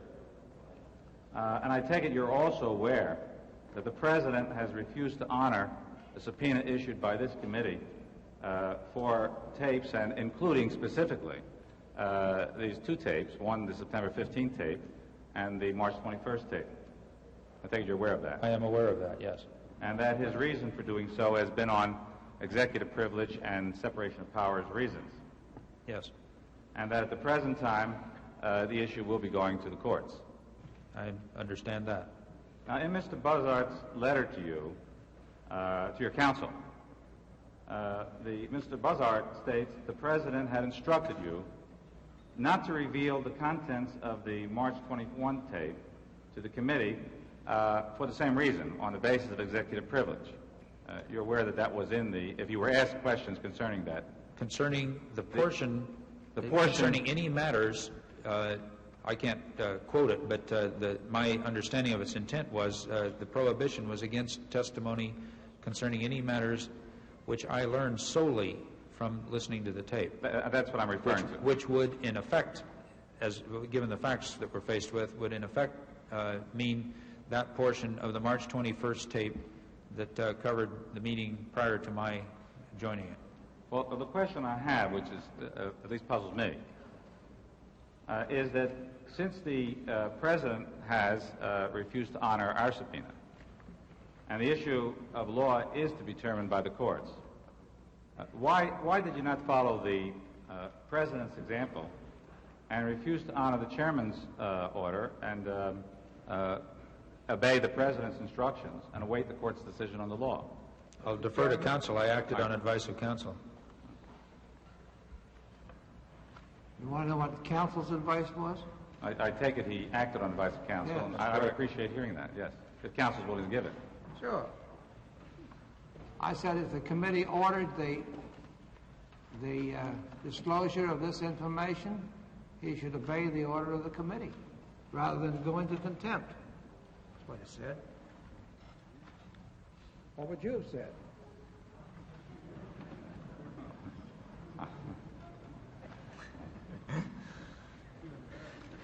I would reserve that answer when I was counsel for Mr. Haldeman rather than as chief counsel of this committee. Now, Mr. Haldeman, on page 13 of your statement, you characterized your role, and towards the bottom of the statement and leading on to page 14 on the top, that in my role as the President's Chief of Staff, I concentrated my attention and activities each day on those matters on which the President was concentrating his attention and activity. I did not maintain an independent schedule of appointments or activities on my own. Now, I think there's already been some testimony concerning the enemies list. Did you consider your role as Chief of Staff to participate in developing or supervising or be involved in an enemy's political enemy's project? I certainly didn't consider it as a principal part of my role, but I was fully aware of this project. I think you indicated that primarily that the political enemy's role was one as to for the purpose of making decisions as to whether certain persons who were on that list would be given the privileges of the White House. May I show you a memorandum from for John Dean from Gordon Strawn of October 26, 1971.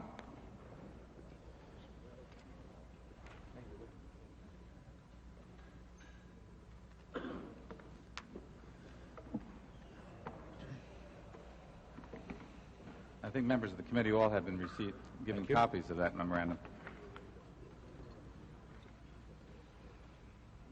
You'll notice, Mr. Haldeman, that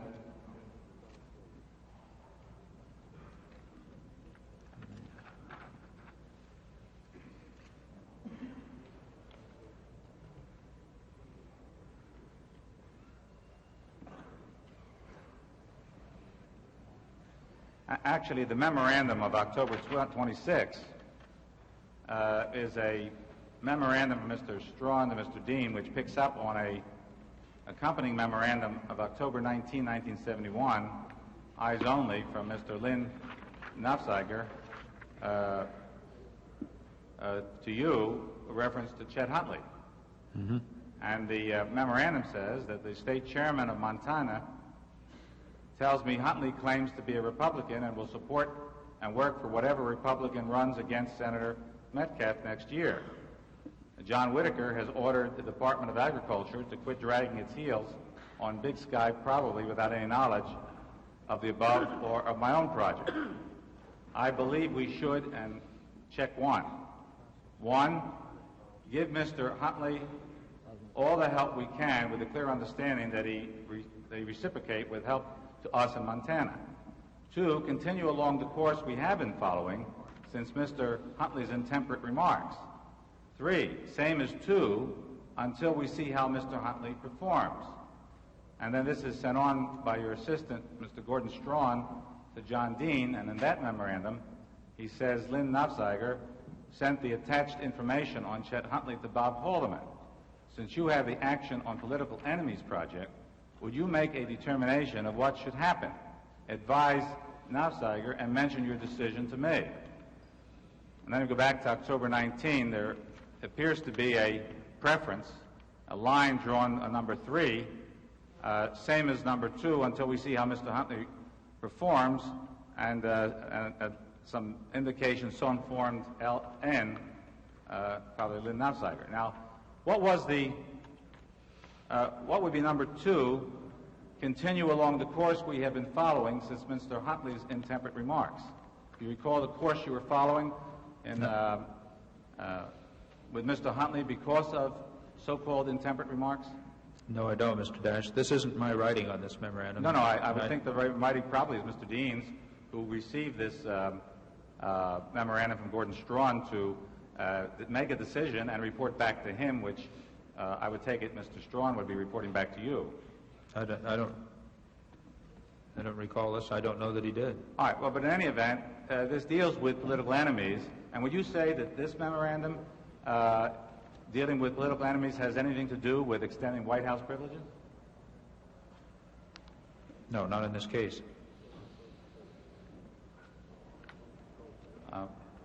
Now,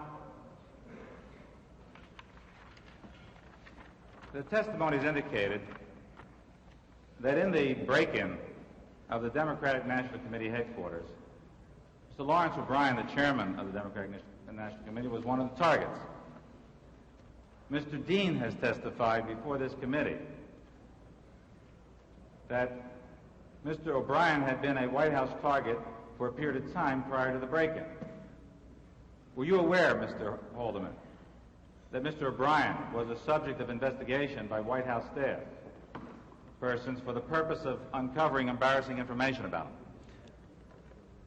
As was the case with a number of major political figures, we received, or there was received, I didn't, information from time to time that suggestions as to what Mr. O'Brien or other people were doing, where their business activities lay and that sort of thing, and the suggestion was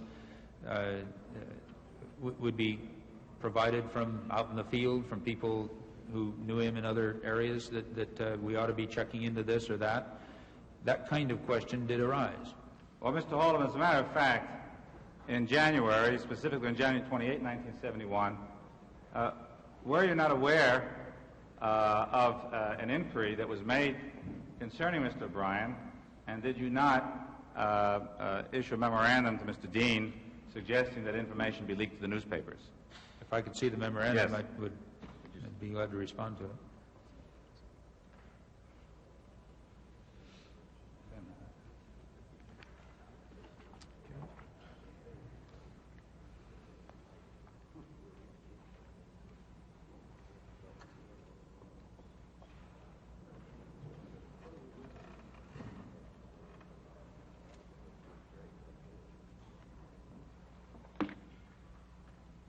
Without going into the backup memorandum, this would be the kind of thing I was talking about.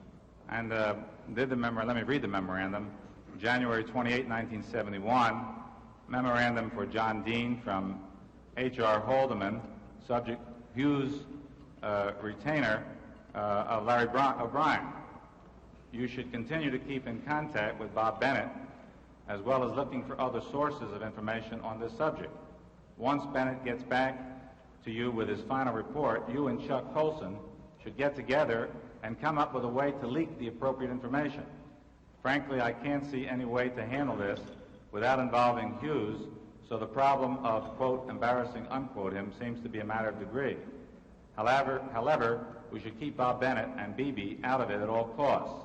Please keep me advised of your progress on this and any plans you decide on. I think the backup memo has to do with the fact of the Hughes retainer when Mr. O'Brien was involved in a certain consulting firm. Is that not true? I haven't looked at the backup memorandum. That's the subject thing, and I'll look at it if you want me to. Well, you may.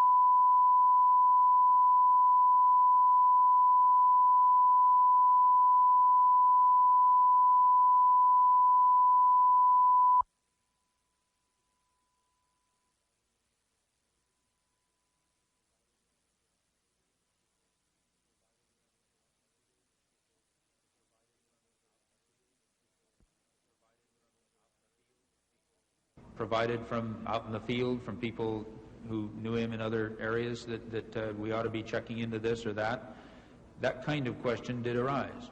Well, Mr. Haldeman, as a matter of fact, in January, specifically on January 28, 1971, were you not aware of an inquiry that was made concerning Mr. O'Brien, and did you not issue a memorandum to Mr. Dean suggesting that information be leaked to the newspapers?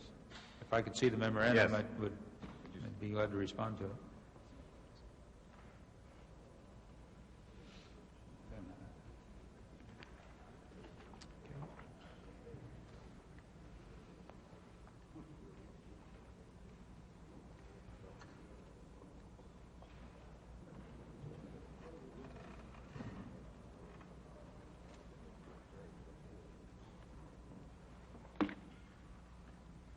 Without going into the backup memorandum, this would be the kind of thing I was talking about. And let me read the memorandum. January 28, 1971, memorandum for John Dean from H.R. Haldeman, subject Hughes retainer of Larry O'Brien. You should continue to keep in contact with Bob Bennett, as well as looking for other sources of information on this subject. Once Bennett gets back to you with his final report, you and Chuck Colson should get together and come up with a way to leak the appropriate information. Frankly, I can't see any way to handle this without involving Hughes, so the problem of, quote, embarrassing, unquote, him seems to be a matter of degree. However, we should keep Bob Bennett and BB out of it at all costs. Please keep me advised of your progress on this and any plans you decide on.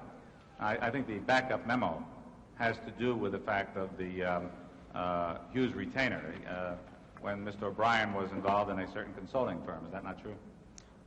I haven't looked at the backup memorandum. That's the subject thing, and I'll look at it if you want me to. Well, you may, and I certainly don't want to give you anything without you reading it. Is there a pending question? Now, I asked whether or not the backup memorandum supplied the information which supported this memorandum of Mr. Dean that this information should appropriately be leaked.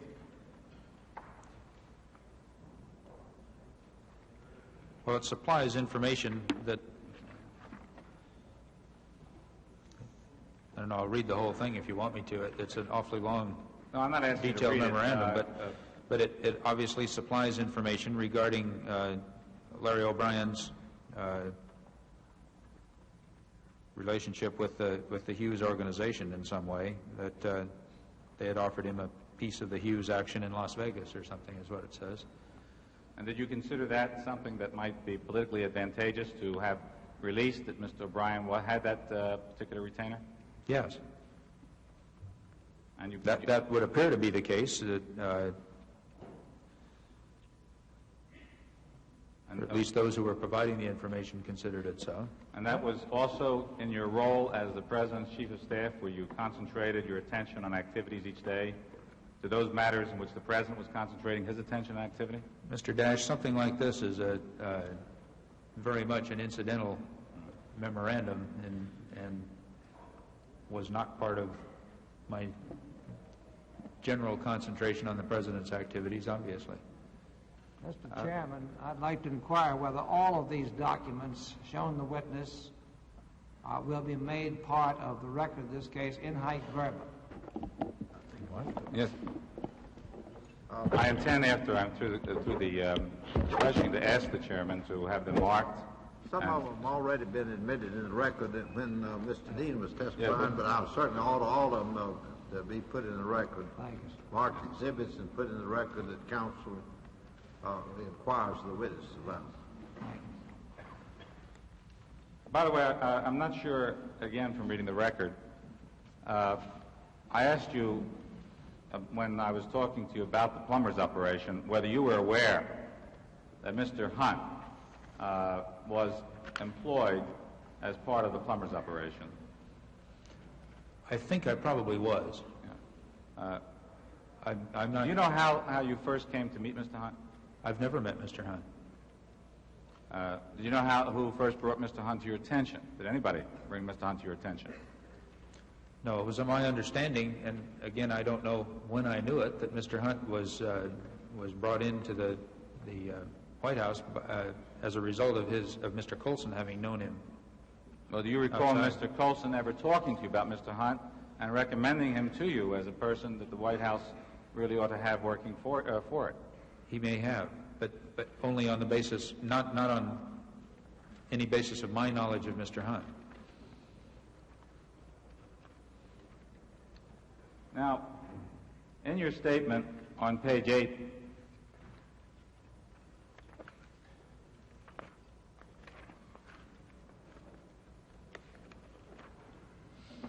in speaking of the President's decision-making, you state that he insisted that when a matter was brought to him for decision, the full range of options and the full range of viewpoints regarding those options be presented to him rather than just the arguments of the exponents of one particular side. He saw the staff's responsibility as being that of ensuring that this was always the case. Now, as Chief of Staff, Mr. Haldeman, did you consider it your responsibility to provide the President with all the information you had involving an important matter requiring a decision that the President would have to make? The information that I had regarding a matter that would be related to on which he was making a decision? Yes. And by the way, I think you may have given us this testimony. Mr. Colson's role in the White House was what? Are there two questions pending now? Did you No, answer he's answered my last question. I'm now asking him what Mr. Colson's role in the White House was. He said yes to the last question, Mr. Wilson. Mr. Colson was special counsel to the President. He had a range of responsibilities, and it varied over the period of time. His principal responsibility was liaison and contact with outside organizations and groups of people, labor, business, agriculture, education, religion, and so forth. Now, if Mr. Colson transmitted important information to you relating to a matter that might be pending with the President for a presidential decision or action, would you transmit that information to the President? That would be my usual procedure. Yeah. Now, on page 41 of your statement, when the question was put to you concerning an April 4th meeting with Mr. Mitchell relative to Mr. Strawn's testimony that he understood that you were meeting with Mr. Mitchell on a talking paper concerning the intelligence plan, your statement indicates that your notes taken at that meeting with the President indicate the discussion covered the ITT Kleindienst hearings and a review of Mitchell's plans for assigning regional campaign responsibilities.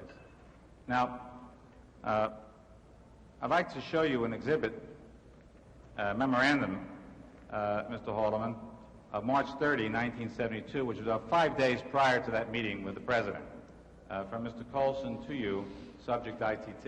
Okay.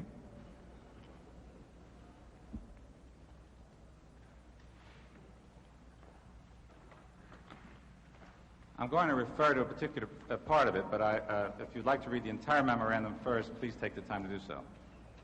I guess I better. I have not seen this. And I should ask if you recall the memorandum. And not so far. Why don't you take the time to read it?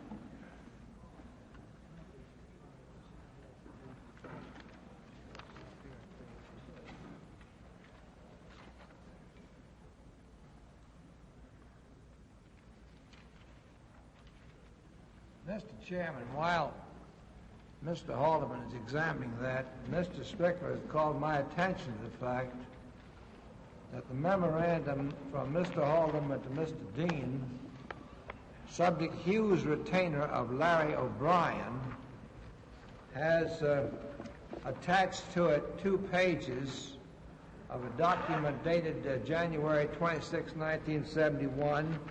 Obviously, it is not a complete attachment, since there is an incomplete sentence at the bottom of the 2nd page Are there other pages, Mr. Davis? I don't have the other pages, Mr. Wilson. The particular memorandum that I was specifically referring to that I wanted Mr. Haldeman's answer was the January 28, 71 memorandum.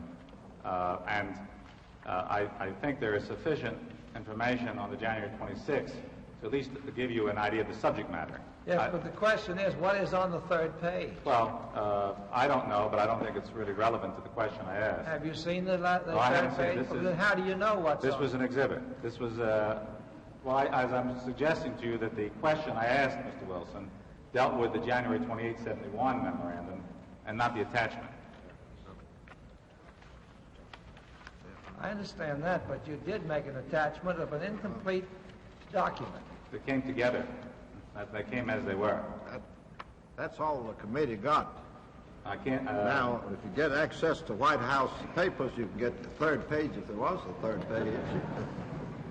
We can't get a... My point, Mr. Wilson, is that I wasn't asking him any question concerning the attached document. I was asking... It's my natural curiosity to know what would be on the third there was page. no effort to conceal... It might be extremely interesting, Mr. Davis. It might be. I think we both perhaps would like to read it. Well, this is incomplete then, isn't it? That's what we have. This is incomplete, isn't it? I said yes. It doesn't have... It doesn't have... Maybe actually 2 more pages. Sorry? There may be additional pages than the... Yes, than three or more. Yes. And I just suggest that perhaps those who have access to White House papers might get some way to find access to the papers that reveal the third page. I don't think that's as good an answer as the question is the committee is using incomplete documents here. Well, that's the only kind of document that Mr. Dean could get out of the White House. But again, I think the record should... Excuse me. That's all we have. And again, I think the record should show that the only question... You and I have said before, if this were a court of law, that couldn't go in.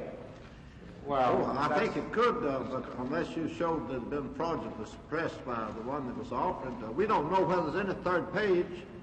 The third page may have been detected on account of having something to do with national security.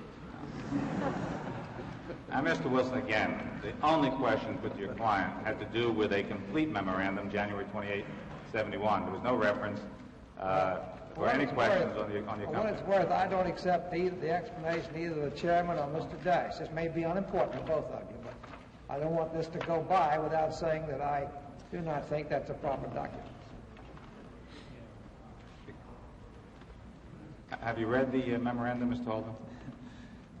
Yes, not... I'm sorry, the discussion perhaps has interrupted your reading, but... Yes, and I've not tried to read it comprehensively because it's long and detailed. Well, I'm just going to refer... feel of it. I'm just going to refer... it deals, obviously, as you've read it, concerning Mr. Colson's concerns about matters that might be coming before the hearing that was hearing the confirmation of Mr. Kleindienst as Attorney General. And I'm just going to refer actually to 2 paragraphs. On page 3 of the first part of the memorandum, the last paragraph says, neither Kleindienst, Mitchell, nor Mardian know of the potential dangers.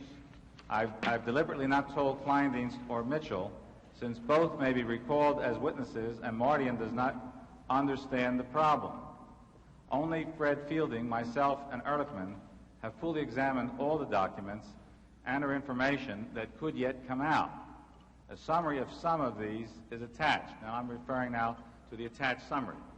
And could you look at the very next page and paragraph 2, the bottom.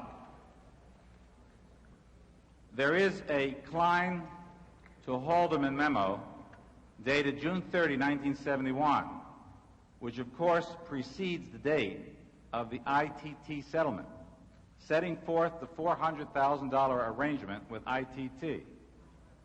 Copies were addressed to Magruder, Mitchell, and Timmons. This memo put the Attorney General, the AG here in the memo, on constructive notice, at least, of the ITT commitment at that time and before the settlement, facts which he has denied under oath. We don't know whether we have recovered all the copies. If known, this would be considerably more damaging than Renick's statement. Magruder believes it is possible the AG transmitted his copy to Magruder.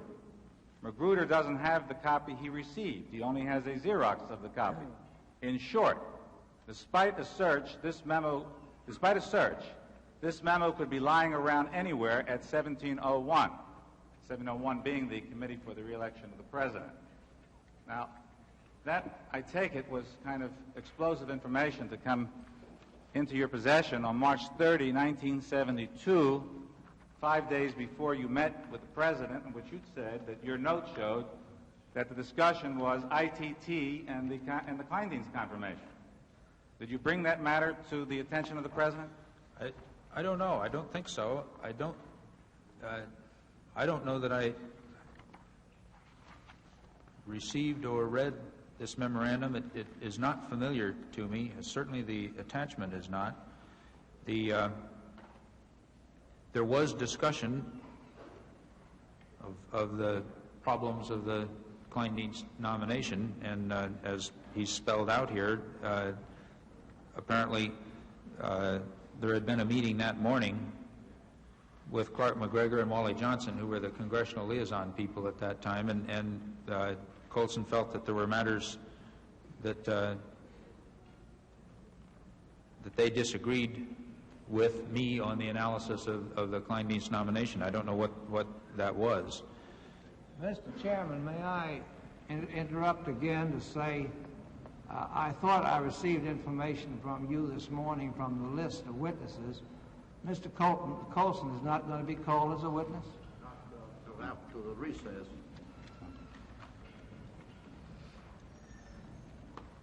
The question is whether or not you recall the memorandum and ever receiving that information. I don't recall. I recall a lot of problems and a lot of information that conflicted on the problems of the nomination and the maneuvering that was going on to block the nomination. I was not again, as in almost any of these cases, was not a principal in the, as this memo really indicates, in the effort to work out the problems of the nomination. And I do not recall reading of the information in the backup memorandum. I don't recall any of it. I have a general recollection of the whole area of discussion of that. When you say you don't recall, obviously we're referring back to March 30, 1972, which is over a year ago. It is not your testimony, I take it, that you did not in fact receive this or read this memo. It's your testimony, I take it, that you don't recall. That is my testimony. And if you had in fact received this memorandum, which would have given you information that the Attorney General may have committed perjury in the Kleindienst confirmation hearings, would this not be a matter that you would have taken up with the President? I would have either taken it up with the President or ascertained, gotten someone who had direct knowledge of the situation to take it up with the President, yes. Mr. Haldeman, at this point, I would like to comment. When we had our executive session meeting this morning, which of course was devoted solely to whether Mr. Colson would appear as a witness, there was no giving of information to any of the committee that this matter was going to be gone into with this memorandum. This came as a total surprise to us during the day here. This memorandum was just received by me. I would have thought it would have been much fairer had we had this before us when we were discussing whether Mr. Colson was going to appear as a witness. Or, to put it another way, since we had decided that he would not appear as a witness, it seems to me it's highly unfair and highly irregular to bring this matter up now. We should have waited until Mr. Colson came before us. Well, Mr. Chairman, the memorandum came to our attention just this morning. Our staff interviewed a secretary last night and received the memorandum, and I was just given it to, just shortly before giving it to the members of the committee.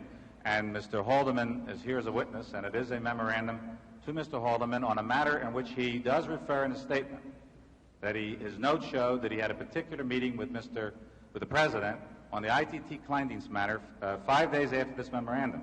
And Mr. Chairman, I would like to make the further statement and request that we have Mr. Colson before us as a witness. As you know, the Vice Chairman and myself felt very strongly that we should have him here as a witness because he has always been considered as one of the principal witnesses, along with Mr. Haldeman, Mr. Ehrlichman, from the very beginning of this hearing.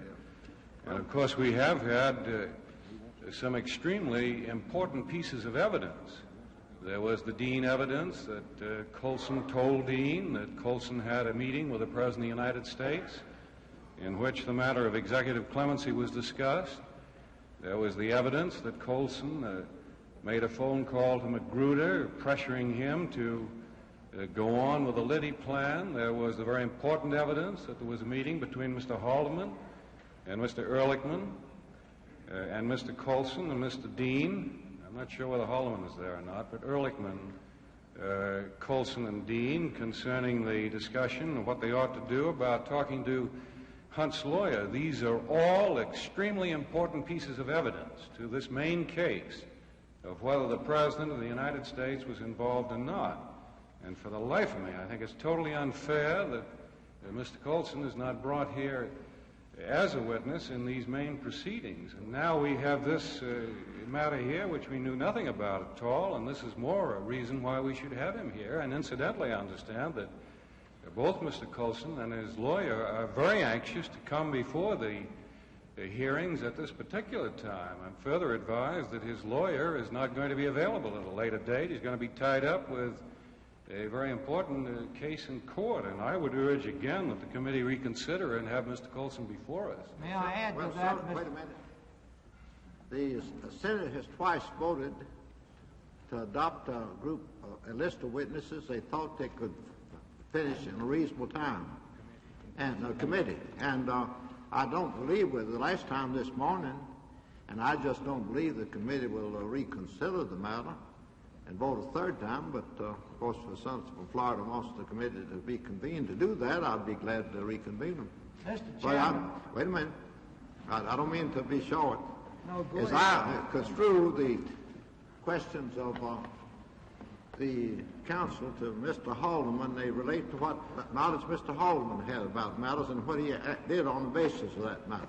Now, Mr. Wilson, if you... Mr. Chairman, I would only supplement Senator Gurney's description of evidence here by saying that in the course of Mr. Ehrlichman's testimony, there was referred to and perhaps put in evidence a taped conversation between Mr. Colson and Mr. Hunt in which a clear blackmail attempt was made. Well, Mr. Wilson, the committee has to be guided by a majority of the committee, and we cannot take all of the evidence that's available between now and any reasonable time.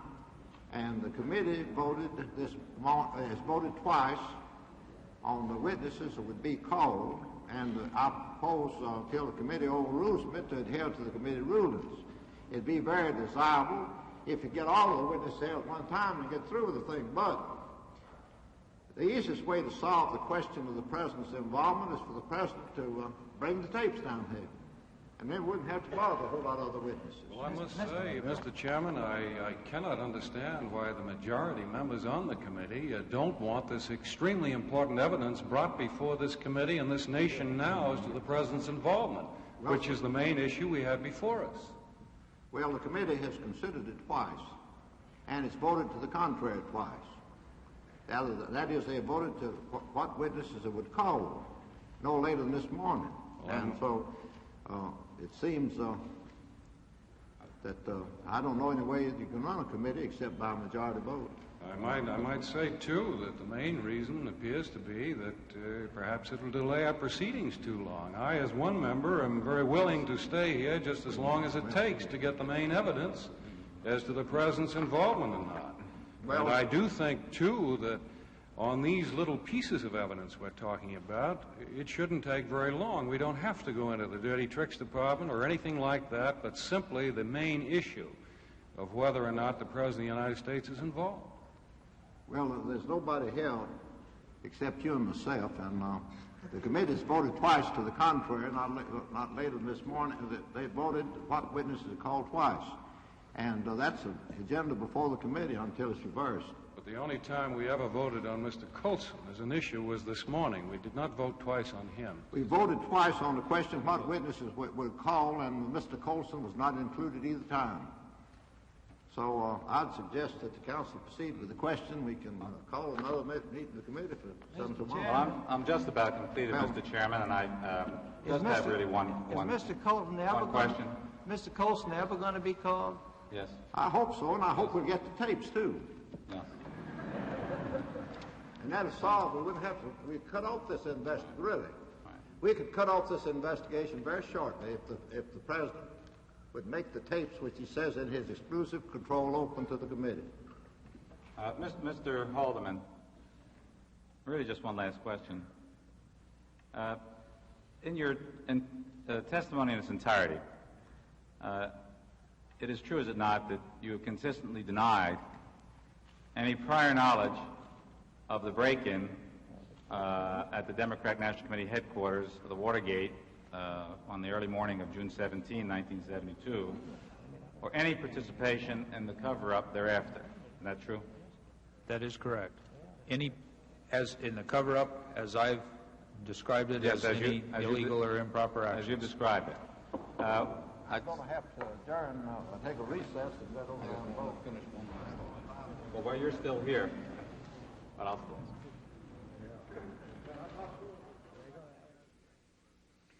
While Mr. Dash waits for a senator to return to continue the hearing, we're going to take a break. Public television's coverage of the Senate Watergate hearings will continue after a pause for station identification.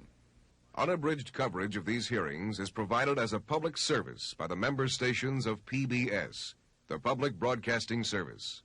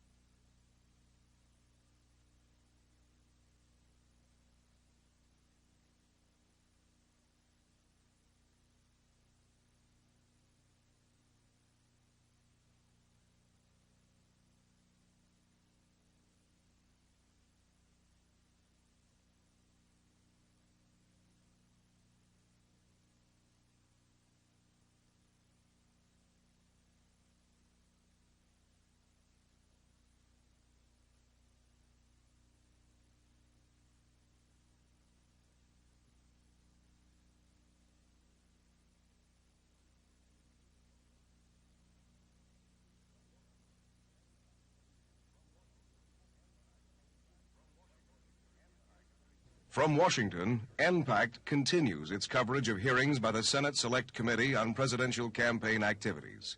Here again, correspondent Robert McNeil. As we go back to the hearings, Chief Counsel Sam Dash is concluding his examination of H.R. Haldeman. My last and concluding statement, which doesn't really call for you to reply because I don't wish you to attempt to draw distinctions between other persons' evidence. I think you have properly declined to do so. But for the committee to believe your testimony would require it to disbelieve important parts of the testimony of Mr. Dean, Mr. Mitchell, Mr. Gruder, Mr. Strawn, and the sworn testimony in other forms of Mr. Helms and Mr. Walters, who will also be brought forth to testify to what they have testified before in this proceeding.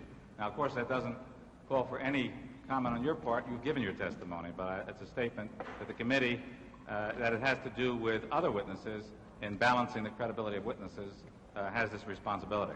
I have no further questions, Mr. Chairman. Mr. Vice Chairman? I'm sorry. I don't have a mic. Is the mic? Is it on? Does it have a mic operating? Mr. Vice Chairman? There we are.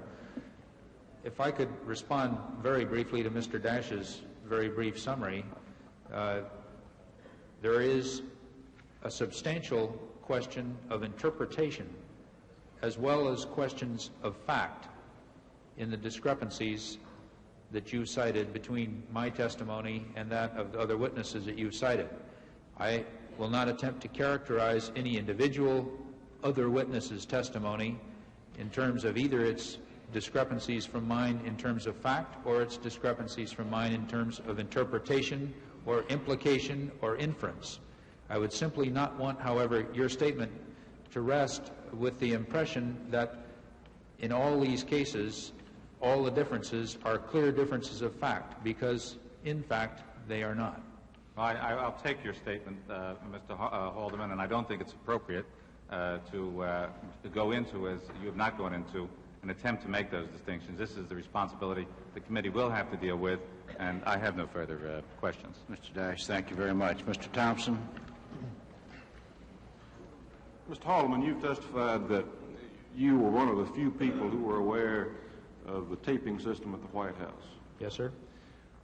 When, according to your understanding, when was the taping system installed in the EOB and the Oval Office? I have to go on the basis of the information supplied the committee by other people on that, and the best information would be that you've received from the Treasury Department or the Secret Service or the Techno Security Division. Whatever they have told you, I'm sure, would be the most accurate source. My recollection is that it was in 1971, but I'm not sure. So from 1968 to 1971, there was no taping system, as far as you know? I'd correct that on a minor basis. From 1969, January 20th, until 1971, there was none that I know of. I understand there was prior to January 20th, 1969. What do you base that understanding on? The comments of others that indicated to me that there was such a capability available. Hearsay, of course, is not preferable, but that's correct. And we would be out of business if we didn't accept hearsay, unfortunately. So if you... I would urge that also is a question that can be determined by far more, with far greater validity from people who would be familiar with it, such as the Technical Security Division of the Secret Service, because any installation of any kind in the President's office would have to be done with the knowledge of, if not by the actions of, the Secret Service. Do you know anyone besides the Secret Service who might be a source of knowledge in that regard? I would think that possibly principal members of the former President's staff. Did you ever have any discussions with any of them about this matter or similar matters? In a general sense, and I would prefer not to try to characterize now a recollection of a conversation or conversations with other individuals, and I think we're into an area that isn't relevant to this discussion and should be handled in some other forum. Could you make any recommendations as to who we might ask about these matters?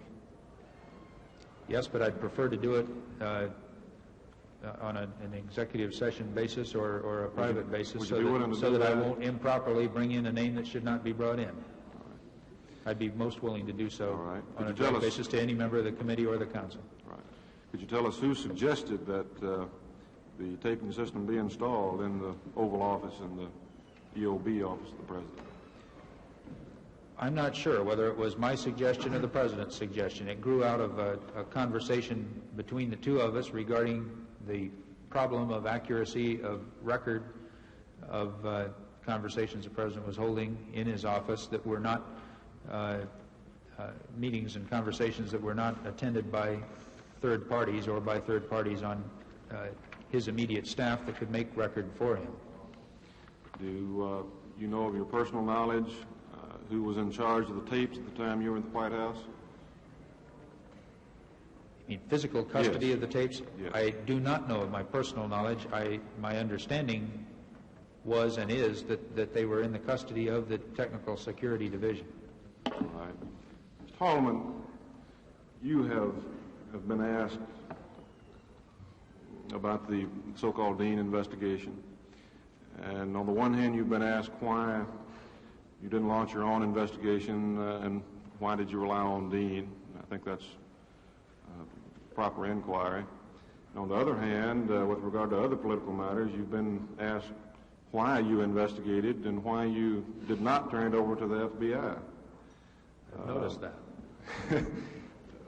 The only conclusion I can draw, and you correct me if I'm wrong, is that there are some matters which the White House staff deems it advisable to look into or appropriate or necessary, and some where it does not, at least to an extent. Could you give us some indication of what type of questionable or illegal, if not illegal, questionable activities you or the White House staff or the President considered it appropriate to look into yourself, and what type matters would just summarily be referred to the Justice Department?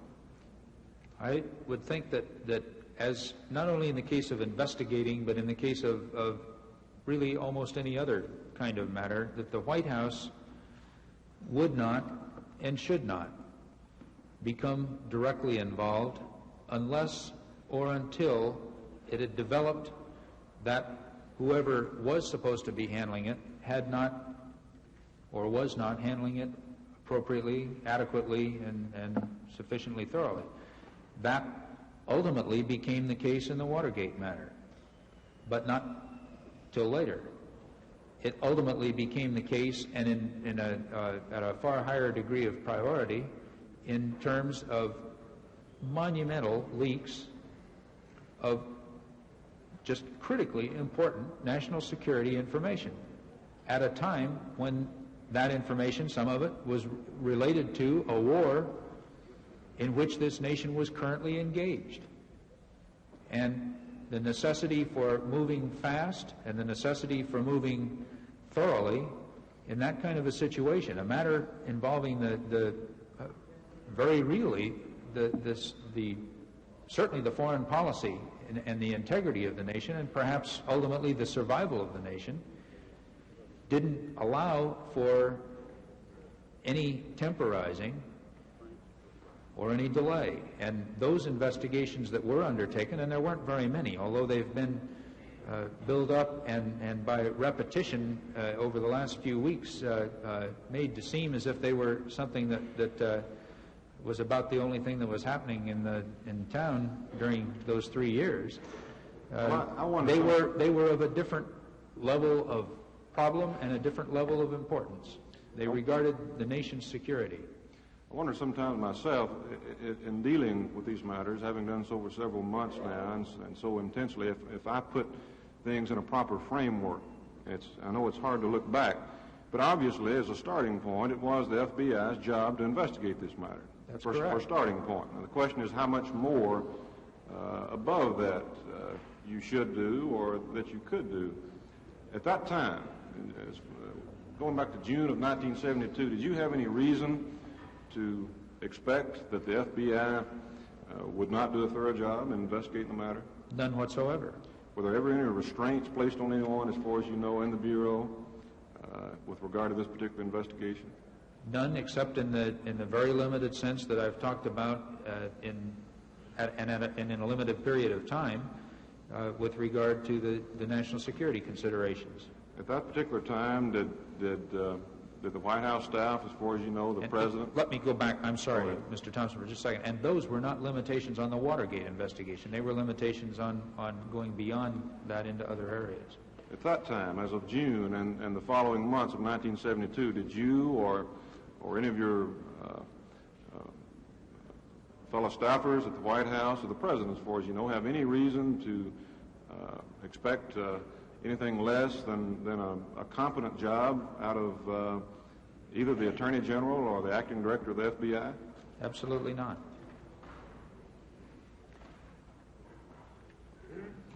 In retrospect, of course, the Bureau has taken a lot of criticism because of the job that was done. A lot of talk has been made about the extent of the investigation and how many agents were put on the investigation and how many interviews were conducted and so forth. But the fact does remain that other developments have come about since their original finding. I think we have to conclude that. That's right. I'm trying to get back at the time this thing was developing, at the latter part of 1972. Well, I wouldn't limit it either to the FBI. There was also a federal grand jury sitting and hearing witnesses, and there were the... Of course, basically what they deal with is information supplied to them as a result of FBI investigation, but that is an independent... I wouldn't accept that at all. If that's all they did, they wouldn't call witnesses. They'd sit and read reports all day. Well, I think a grand jury, and I was in that grand jury room, and it's a stuffy little black room, and those poor people on that grand jury I have great sympathy for, because they've sat there for a long, long time now, hearing for hours and hours and hours on end the questioning of very, very many people who might be able to give them any information about the Watergate. And they were giving it to them under oath and under interrogation from the senior assistant United States attorney and 2 other assistant United States attorneys and all 23 members of the grand jury. So I would not say that in any way the investigation or the determination of facts was limited to the FBI. The grand jury was very thoroughly pursuing this process. I think perhaps... And then there was a trial in federal court with a very diligent federal judge who pursued the process of trying to determine the facts also. I think the question is probably raised in some people's mind, and I think perhaps the implication from some of the questioning as to whether or not the lack of thoroughness, if there was one, in retrospect, was due to political reasons. Some people conclude there was a bad investigation with regard to the Watergate. A document was introduced yesterday indicating at least the Internal Security Division had no information about illegal democratic activities, and I assume that was submitted to show that that was a thorough investigation. So we're trying to analyze investigations from hindsight, and as to why one investigation would be good and another one would not be good, and I think that raises the political question. Yes. What do you know about the political composition of the Bureau as an institution? Obviously, the director is appointed by the President. What about going down from there? What do you know about the FBI as an institution and how it's composed? I know very little that isn't known by probably the average U.S. citizen, maybe not as much. I have no reason to believe that the FBI is or was at that time in any way politically influenced. I'm not talking about influence. I'm talking about the structure. Is there a massive change of agents, for example? When a new administration comes in, or are the agents fired? I think you and I probably know a little bit more than the average citizen about that particular point, but I think it needs to be discussed. In some departments where a number of the people are political or presidential appointees, there is a substantial change in personnel, starting at the White House, where there's a total change in the non-career personnel, and this goes to a greater or lesser degree through the departments. At the Federal Bureau of Investigation, there was, and to my knowledge, no change of personnel at the time that this administration took office, and no major change in personnel during the time that this administration was in office, up to the time of the death of the director, when, of course, there was a necessity to appoint an acting director and start the process of selection of a new director. I don't believe that even at that time there were any wholesale changes. There were some changes in personnel, of course, but no wholesale changes. Of course, the director had been there through several administrations. Quite a few. Do you know his chief assistants, whether or not they were new, whether or not they had been there through prior administrations? I don't know for certainty because I don't know any of them, and I don't know what the administrative structure of the Bureau is, but it's my understanding that there were not many changes, that the men who were there were men who had been there a long time. All right. Mr. Haldeman, I have no further questions. Thank you.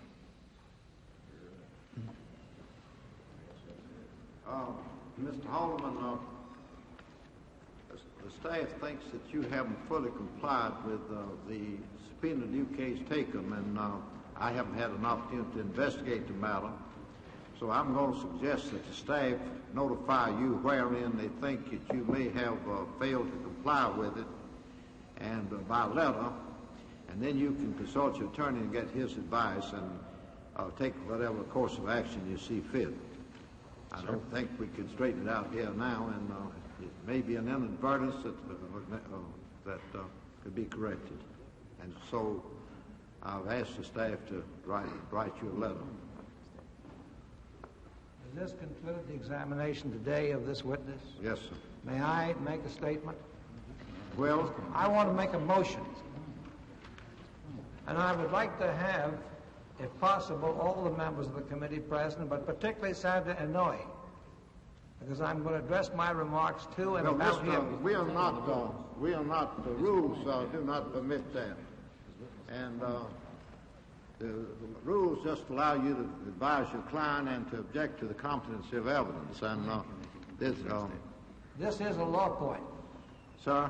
This is a law point. Well, we're not passing right now on law points, Mr. Well, Wilson. whatever you call them up here, then.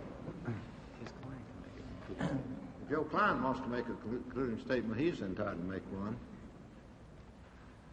I think, Sam, if you're not careful, you're going to get into a bigger flat. Under our rules, Mr. Haldeman, you are entitled to make a concluding statement as well as an opening statement. If you wish to address the committee and make a concluding statement, you certainly may.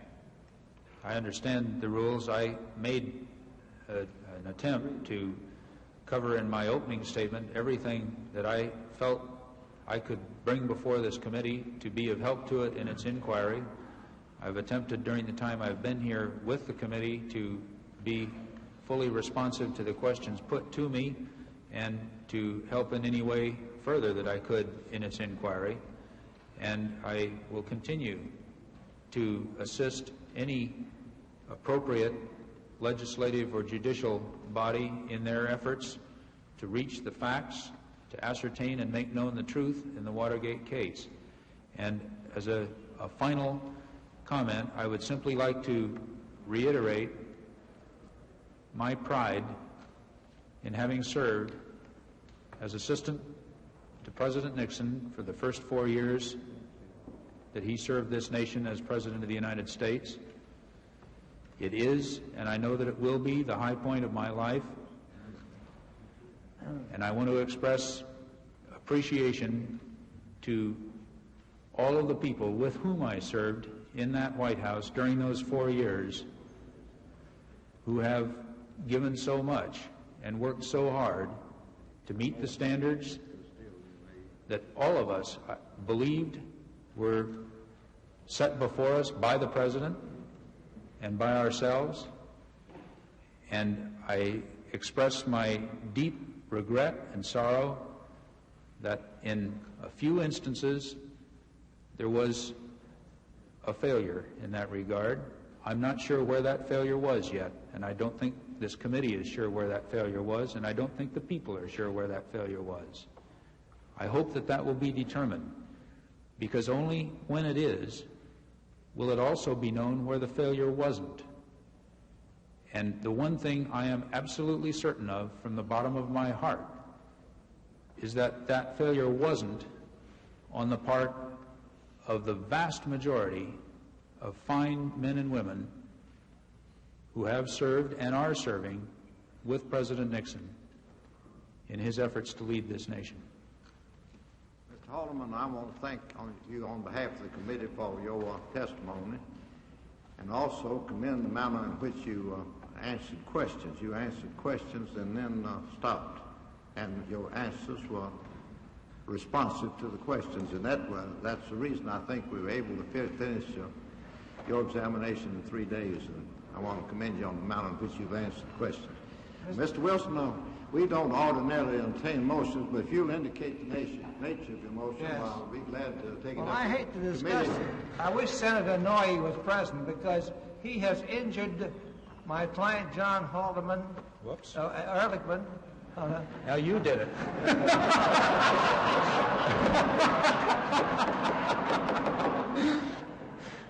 I'm so pent up about this, I don't believe I can be very articulate. Senator Noye has injured my client, John Ehrlichman, on one occasion, and this morning he injured this client of mine by what I think was a blow below the belt, and I want to discuss both of them. Well, I would suggest that you take this up with Senator Noye and see if y'all can reach a satisfactory adjustment. I don't think it's possible to do so. Well, so we can't do it in his absence, I don't believe. Would you like to hear the grounds, sir, no, that I sir. have? No, sir. Mr. Chairman.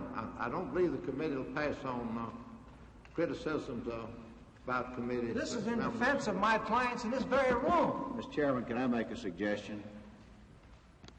We've called on Mr. Haldeman to respond to certain questions, I believe more or less legal or technical questions with regard to the response to the subpoena ducis tecum.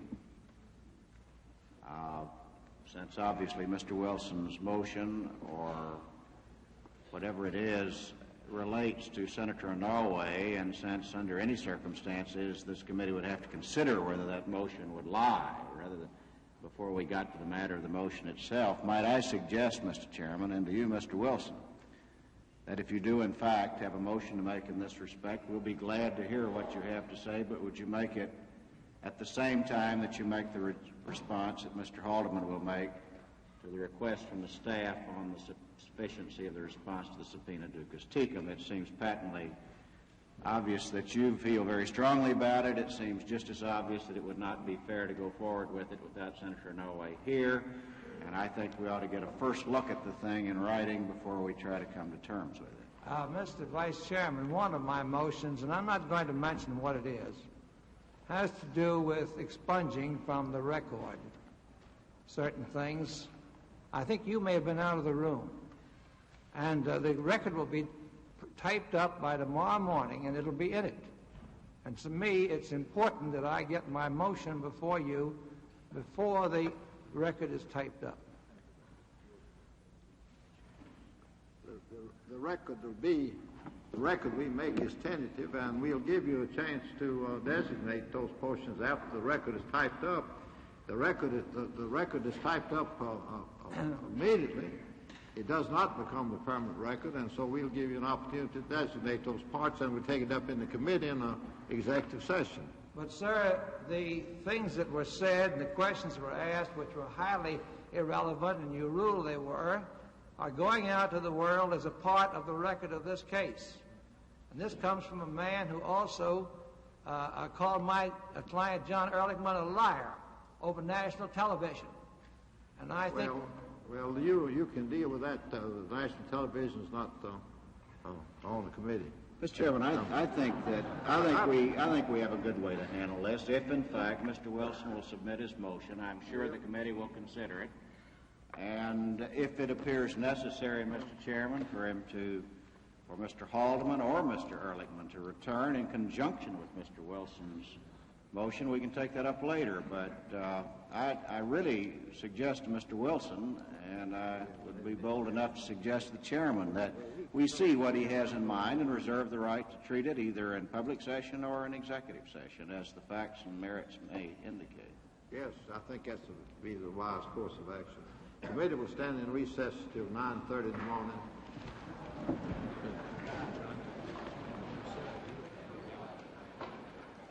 The committee has completed the testimony of H.R. Haldeman quickly as a result of its new procedures. But questions raised late in his testimony about the ITT arrangement with the Republicans could actually prolong the committee's work. At issue once again is exactly what the giant conglomerate got from the government in return for its commitment to contribute $400,000 to help finance the 1972 Republican Convention. And the specific question involves the role of John Mitchell, who was first Attorney General and later campaign director. There are also questions about whether or when the committee will hear another key figure involved in that controversy, former White House aide Charles Colson. This was H.R. Bob Haldeman's third and last day as a witness before the Senate Watergate Committee and thus before the American people.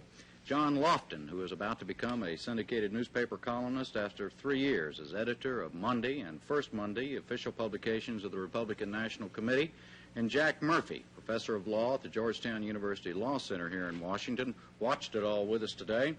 John, this is your first time with us in these late-night moments of brilliance. What are your observations about this particular day in terms of what was accomplished? Well, before today, I've never sat and watched an entire committee hearing uninterrupted by phone calls and work, and I must say that I was somewhat surprised and shocked by the repetitiousness and the irrelevance of much of the testimony and the downright mean-spirited nature of some of the questions that were being asked, and I'm sorry to say by one of the Republican senators. I'm speaking specifically about Senator Weicker. A couple of times, Senator Weicker, as I said, he's used these rubber hose third-degree tactics on Mr. Haldeman. He took a quote out of context about methods that Mr. Haldeman had said, tried to transfer that to the whole Watergate situation generally. Then he tried to use guilt by association by taking a Bernard Barker quote and contrasting and comparing it to another quote by by Mr. Haldeman. And I really feel compelled as a Republican to say that I certainly don't approve of the type of tactics, and I think that this is the kind of thing that tells us more about the bias of Mr. Weicker than it does about the guilt or innocence of Mr. Haldeman. How do you feel about this controversy that arose over the appearance of Charles Colson? Do you think that's a partisan issue? Well, I think it could well be, because I think it's obvious that the Democrats on the committee want to hear bad things about the president and want to hear good things that implicate him. And I think Mr. Colson is going to be a very effective and a very credible witness. I've been told by friends of his who are familiar with his upcoming testimony that it will totally discredit John Dean's testimony and support the president. So I think that the Democrats have a vested interest in delaying Mr. Colson's appearance as long as possible. I've also been told that there's a possibility that after the recess of the committee hearings that television coverage will either be reduced or completely eliminated, and that the Democrats, in delaying Mr. Colson's appearance, are hoping that he will be denied an opportunity to clear himself and the president. Well, if that's true, John, why then would they have gone ahead with Haldeman and Ehrlichman, both of whom are also very adamantly supporting the president's position? Well, as I understand it, Mr. Colson may have some things to say, although I've not been told specifically, which will be significantly different in kind from what those two gentlemen have said previously. All right, staying on the subject of Mr. Haldeman for a minute, Jack Murphy, how would you, as an experienced trial lawyer, how would you assess Mr. Haldeman's performance in strictly witness terms? Well, I give him very high grades, Jim. He has a splendid air about him at this particular point in time in these hearings, following John Ehrlichman's relative belligerence and bellicosity. Mr. Haldeman comes surprisingly across as a man of easy mien, of gentleness, warmth, a willingness to comply with the needs or requests of the committee, a man who responds to difficult questions, sometimes badgering questions, with no apparent pain and with great patience, and without responding in quite the fashion that we saw Mr. Ehrlichman respond to equally difficult questions. So I give him high marks. However, if you'll forgive the arrogance implicit in the following remark, I think the discerning observer from a legal point of view sees some problems. I refer specifically to the fact that contrasted with this warm and forthcoming demeanor on his part are certain facts elicited in whatever manner by, among others, Senator Weicker regarding certain memoranda to which Haldeman was either privy or an author, in which very unpleasant kinds of practices were suggested. The memorandum of February 9th of '73, apparently as part of a counterattack against the formation of the committee, suggesting an effort to trace all demonstrations in '72 back to the Democrats. in October of '71, a memorandum which he had written upon, which indicated his approval of the notion that national news would be made out of the fact that demonstrators were going to surround or in some way be threatening toward the president in Charlotte, North Carolina, as well as toward Billy Graham. And in addition to those specifics, and there are others I could mention if we had time, the general problem I find in the lapses of memory he seems to suffer. For a man of such a scrupulous reputation as a record keeper and a taskmaster and a man who defined what had to be done and got it done, I'm surprised at his inability to recall events, some of fairly recent vintage, which seem to me critical and in the setting would have been highly memorable. But in general, looked at from a juror's point of view, I'm sure he's emerged with an extremely positive image and one very helpful to the administration. John, back to you for one final question. Do you agree with those who have charged that these Senate Watergate hearings generally amount to nothing more than an attempt to publicly lynch President Nixon? Well, I think perhaps lynch is too strong a word, but I think it's clear from anyone who's watching the committee closely that there are certain members who are at least beginning to build the gallows. What are the alternatives to this kind of thing? I'm not sure what you mean. I mean alternatives to the American public finding out what did or did not happen in Watergate. Well, I think that there's got to be an alternative to a lynch mob, to that sort of procedure. I would just suggest something short of that. I mean, what? I mean, within our system, though, what would it be? Well, I think what we're talking about here is demeanor, and I return again to Senator Weicker because, quite frankly, I'm somewhat upset by the way he's proceeded. It appears that he's appointed himself head of the committee's Department of Dirty Tricks, some of the questions and methods he's using, and quite frankly, I would hope that he would knock it off. And that's the kind of thing that I'm talking about. I don't think it's necessary, in order to elicit information from witnesses, to try to pull the little tricks that he's tried to pull by superimposing quotes and things like that. That's what I object to. I see. All right, gentlemen, thank you very much. At the close of today's testimony, H.R. Haldeman's attorney made some news on his own. Outside the hearing room, John Wilson had comments about Senator Weicker and Senator Inouye. They asked me how I thought about the treatment of Senator Weicker, and I said I didn't mind it at all. I thought he was fair. And then you went on to say what? And I said my trouble is with the little chap. What did you mean? I meant Senator Inouye. And you don't consider that a slur or anything? I consider the description of a man if he called me a little American. Well, you say Senator Inouye is a liar. In what context? I didn't say I said he accused John Haldeman I'm sorry, you're right. of being a liar over national television. And he hasn't apologized for it, nor has the committee taken any note of it. I think that was Mr. Ehrlichman. I think you get your clients confused sometimes. Did I say Haldeman again? My gosh. It was Mr. Ehrlichman that he spoke about being a liar. You said this morning, or you said just now, that you had another complaint about him concerning Mr. Haldeman. What was that? He drew into this proceeding something that happened in the 1962 some campaign of Mr. Nixon in California, and said that he was involved in some illegal activities and had been cited for it. And the impression that I got was that he was saying that Haldeman was a defendant in the case. I found out at lunchtime he wasn't a defendant in the case. In the course of the colloquy this morning, the chairman struck a good deal of the effort of the Senator Inouye to get this evidence in. I wanted it all expunged, some that I hadn't gotten to when it was first said. Well, Mr. Nixon was also cited along with Mr. Haldeman. What was the citation? I don't know what it was, but it wasn't a suit against them. Why are you so anxious to have Mr. Colson testify? He's not your client, is he? No comment on that. Senator Inouye later attributed Wilson's comments to what he termed summer heat. For some closing comments tonight, we recalled NPAC's Peter Kay from Capitol Hill. Peter? The second of the Watergate Committee's star witnesses departed today, leaving us with two basic unanswered questions. What more do we know, and where do we go? Now, one of these answers is pretty easy. Despite a combined 8 days of testimony by John Ehrlichman and Bob Haldeman, we really don't know anything very new. They gave us the expected official answers.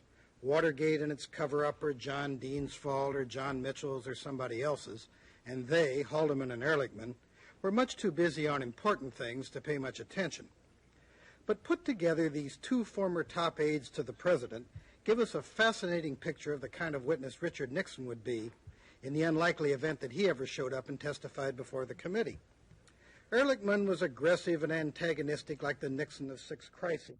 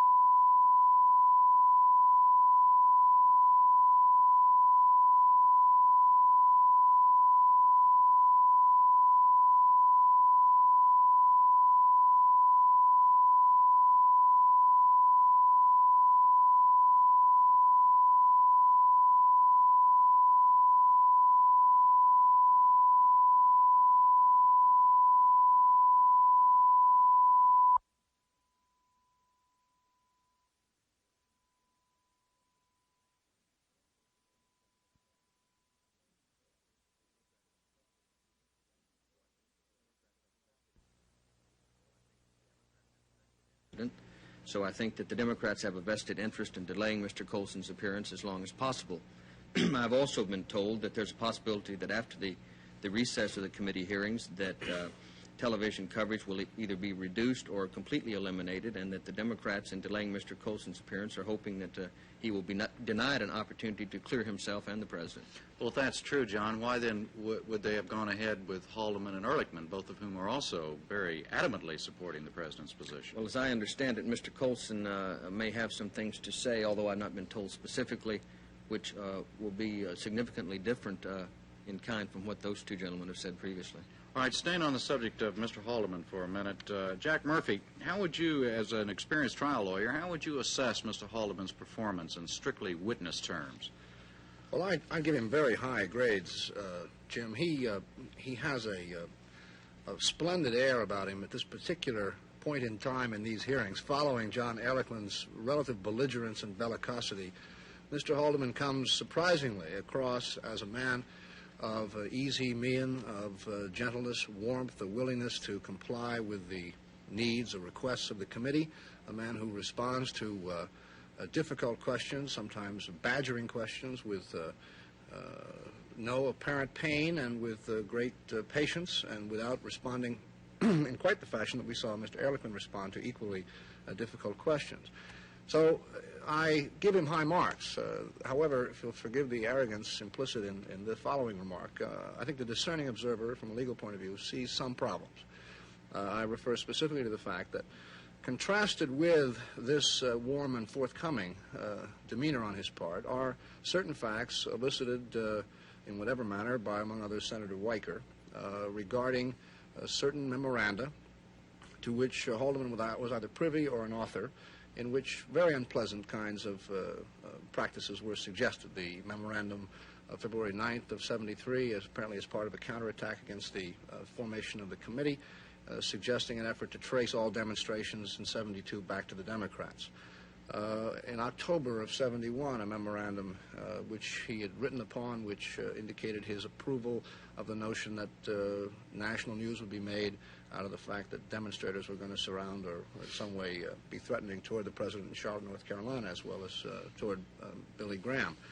And in addition to those specifics, and there are others I could mention if we had time, the general problem I find in the lapses of memory he seems to suffer. For a man of such a scrupulous reputation as a record keeper and a taskmaster and a man who defined what had to be done and got it done, I'm surprised at his inability to recall events, some of fairly recent vintage, which seem to me critical and in the setting would have been highly memorable. But in general, looked at from a juror's point of view, I'm sure he's emerged with an extremely positive image and one very helpful to the administration. John, back to you for one final question. Do you agree with those who have charged that these Senate Watergate hearings generally amount to nothing more than an attempt to publicly lynch President Nixon? Well, I think perhaps lynch is too strong a word, but I think it's clear from anyone who's watching the committee closely that there are certain members who are at least beginning to build the gallows. What are the alternatives to this kind of thing? I'm not sure what you mean. I mean alternatives to the American public finding out what did or did not happen in Watergate. Well, I think that there's got to be an alternative to a lynch mob, to that sort of procedure. I would just suggest something short of that. I mean, what? I mean, within our system, though, what would it be? Well, I think what we're talking about here is demeanor, and I return again to Senator Weicker because, quite frankly, I'm somewhat upset by the way he's proceeded. It appears that he's appointed himself head of the committee's Department of Dirty Tricks, some of the questions and methods he's using, and quite frankly, I would hope that he would knock it off. And that's the kind of thing that I'm talking about. I don't think it's necessary, in order to elicit information from witnesses, to try to pull the little tricks that he's tried to pull by superimposing quotes and things like that. That's what I object to. I see. All right, gentlemen, thank you very much. At the close of today's testimony, H.R. Haldeman's attorney made some news on his own. Outside the hearing room, John Wilson had comments about Senator Weicker and Senator Inouye. They asked me how I thought about the treatment of Senator Weicker, and I said I didn't mind it at all. I thought he was fair. And then you went on to say what? And I said my trouble is with the little chap. Who did you mean? I meant Senator Inouye. And you don't consider that a slur or anything? I consider the description of a man if he called me a little American. Well, you say Senator Inouye is a liar. In what context? I didn't say I said he accused John Haldeman I'm sorry, you're right. of being a liar over national television. And he hasn't apologized for it, nor has the committee taken any note of it. I think that was Mr. Ehrlichman. I think you get your clients confused sometimes. Did I say Haldeman again? My gosh. It was Mr. Ehrlichman that he spoke about being a liar. You said this morning, or you said just now, that you had another complaint about him concerning Mr. Haldeman. What was that? He drew into this proceeding something that happened in the 1962 some campaign of Mr. Nixon in California, and said that he was involved in some illegal activities and had been cited for it. And the impression that I got was that he was saying that Haldeman was a defendant in the case. I found out at lunchtime he wasn't a defendant in the case. In the course of the colloquy this morning, the chairman struck a good deal of the effort of the Senator Inouye to get this evidence in. I wanted it all expunged, some that I hadn't gotten to when it was first said. Well, Mr. Nixon was also cited along with Mr. Haldeman. What was the citation? I don't know what it was, but it wasn't a suit against them. Why are you so anxious to have Mr. Coulson testify? He's not your client, is he? No comment on that. Senator Inouye later attributed Wilson's comments to what he termed summer heat. For some closing comments tonight, we recalled NPAC's Peter Kay from Capitol Hill. Peter? The second of the Watergate Committee's star witnesses departed today, leaving us with two basic unanswered questions. What more do we know, and where do we go? Now, one of these answers is pretty easy. Despite a combined 8 days of testimony by John Ehrlichman and Bob Haldeman, we really don't know anything very new. They gave us the expected official answers. Watergate and its cover-up are John Dean's fault or John Mitchell's or somebody else's, and they, Haldeman and Ehrlichman, were much too busy on important things to pay much attention. But put together, these two former top aides to the president give us a fascinating picture of the kind of witness Richard Nixon would be in the unlikely event that he ever showed up and testified before the committee. Ehrlichman was aggressive and antagonistic like the Nixon of 6 crises. I did it, and I'm right, and if you don't like it, that's just too bad. In effect, that's what he told the committee. Haldeman is Nixon the recluse, the man who decided what was important and what was not, the one who apparently shielded the president from facts that any ordinary American citizen could have gotten by reading the newspapers or by watching television. Now, the departure of these two witnesses, however, means that a committee, angry and edgy, fatigued and frustrated, must now turn to lesser witnesses during the final days of this Watergate phase of the hearings. Already partisan cracks are appearing in the facade of unity. Some members want to go home. Others would like to see the whole thing through. And after 33 days of hearings, we still don't know who's responsible for Watergate and assorted White House horrors. So, where do we go from here? To witnesses from the CIA and the FBI, to more contradictions and more confusion, to a lessening interest and heightening doubts. Only the White House tapes can shed some light on all of this, and we are light years away from hearing them. It is ironic and unfortunate that a committee established to find out who bugged Watergate can only find its ultimate answer from the man who bugged the White House. We'll be back tomorrow night at the same time. I'm Robert McNeil for Peter Kay and Jim Lehrer. Good night for Impact. From Washington, you've been watching gavel-to-gavel videotape coverage of hearings by the Senate Select Committee on Presidential Campaign Activities. This coverage is made possible by grants for special events coverage from the Corporation for Public Broadcasting and the Ford Foundation, and has been a production of NPACT, a division of the Greater Washington Educational Telecommunications Association.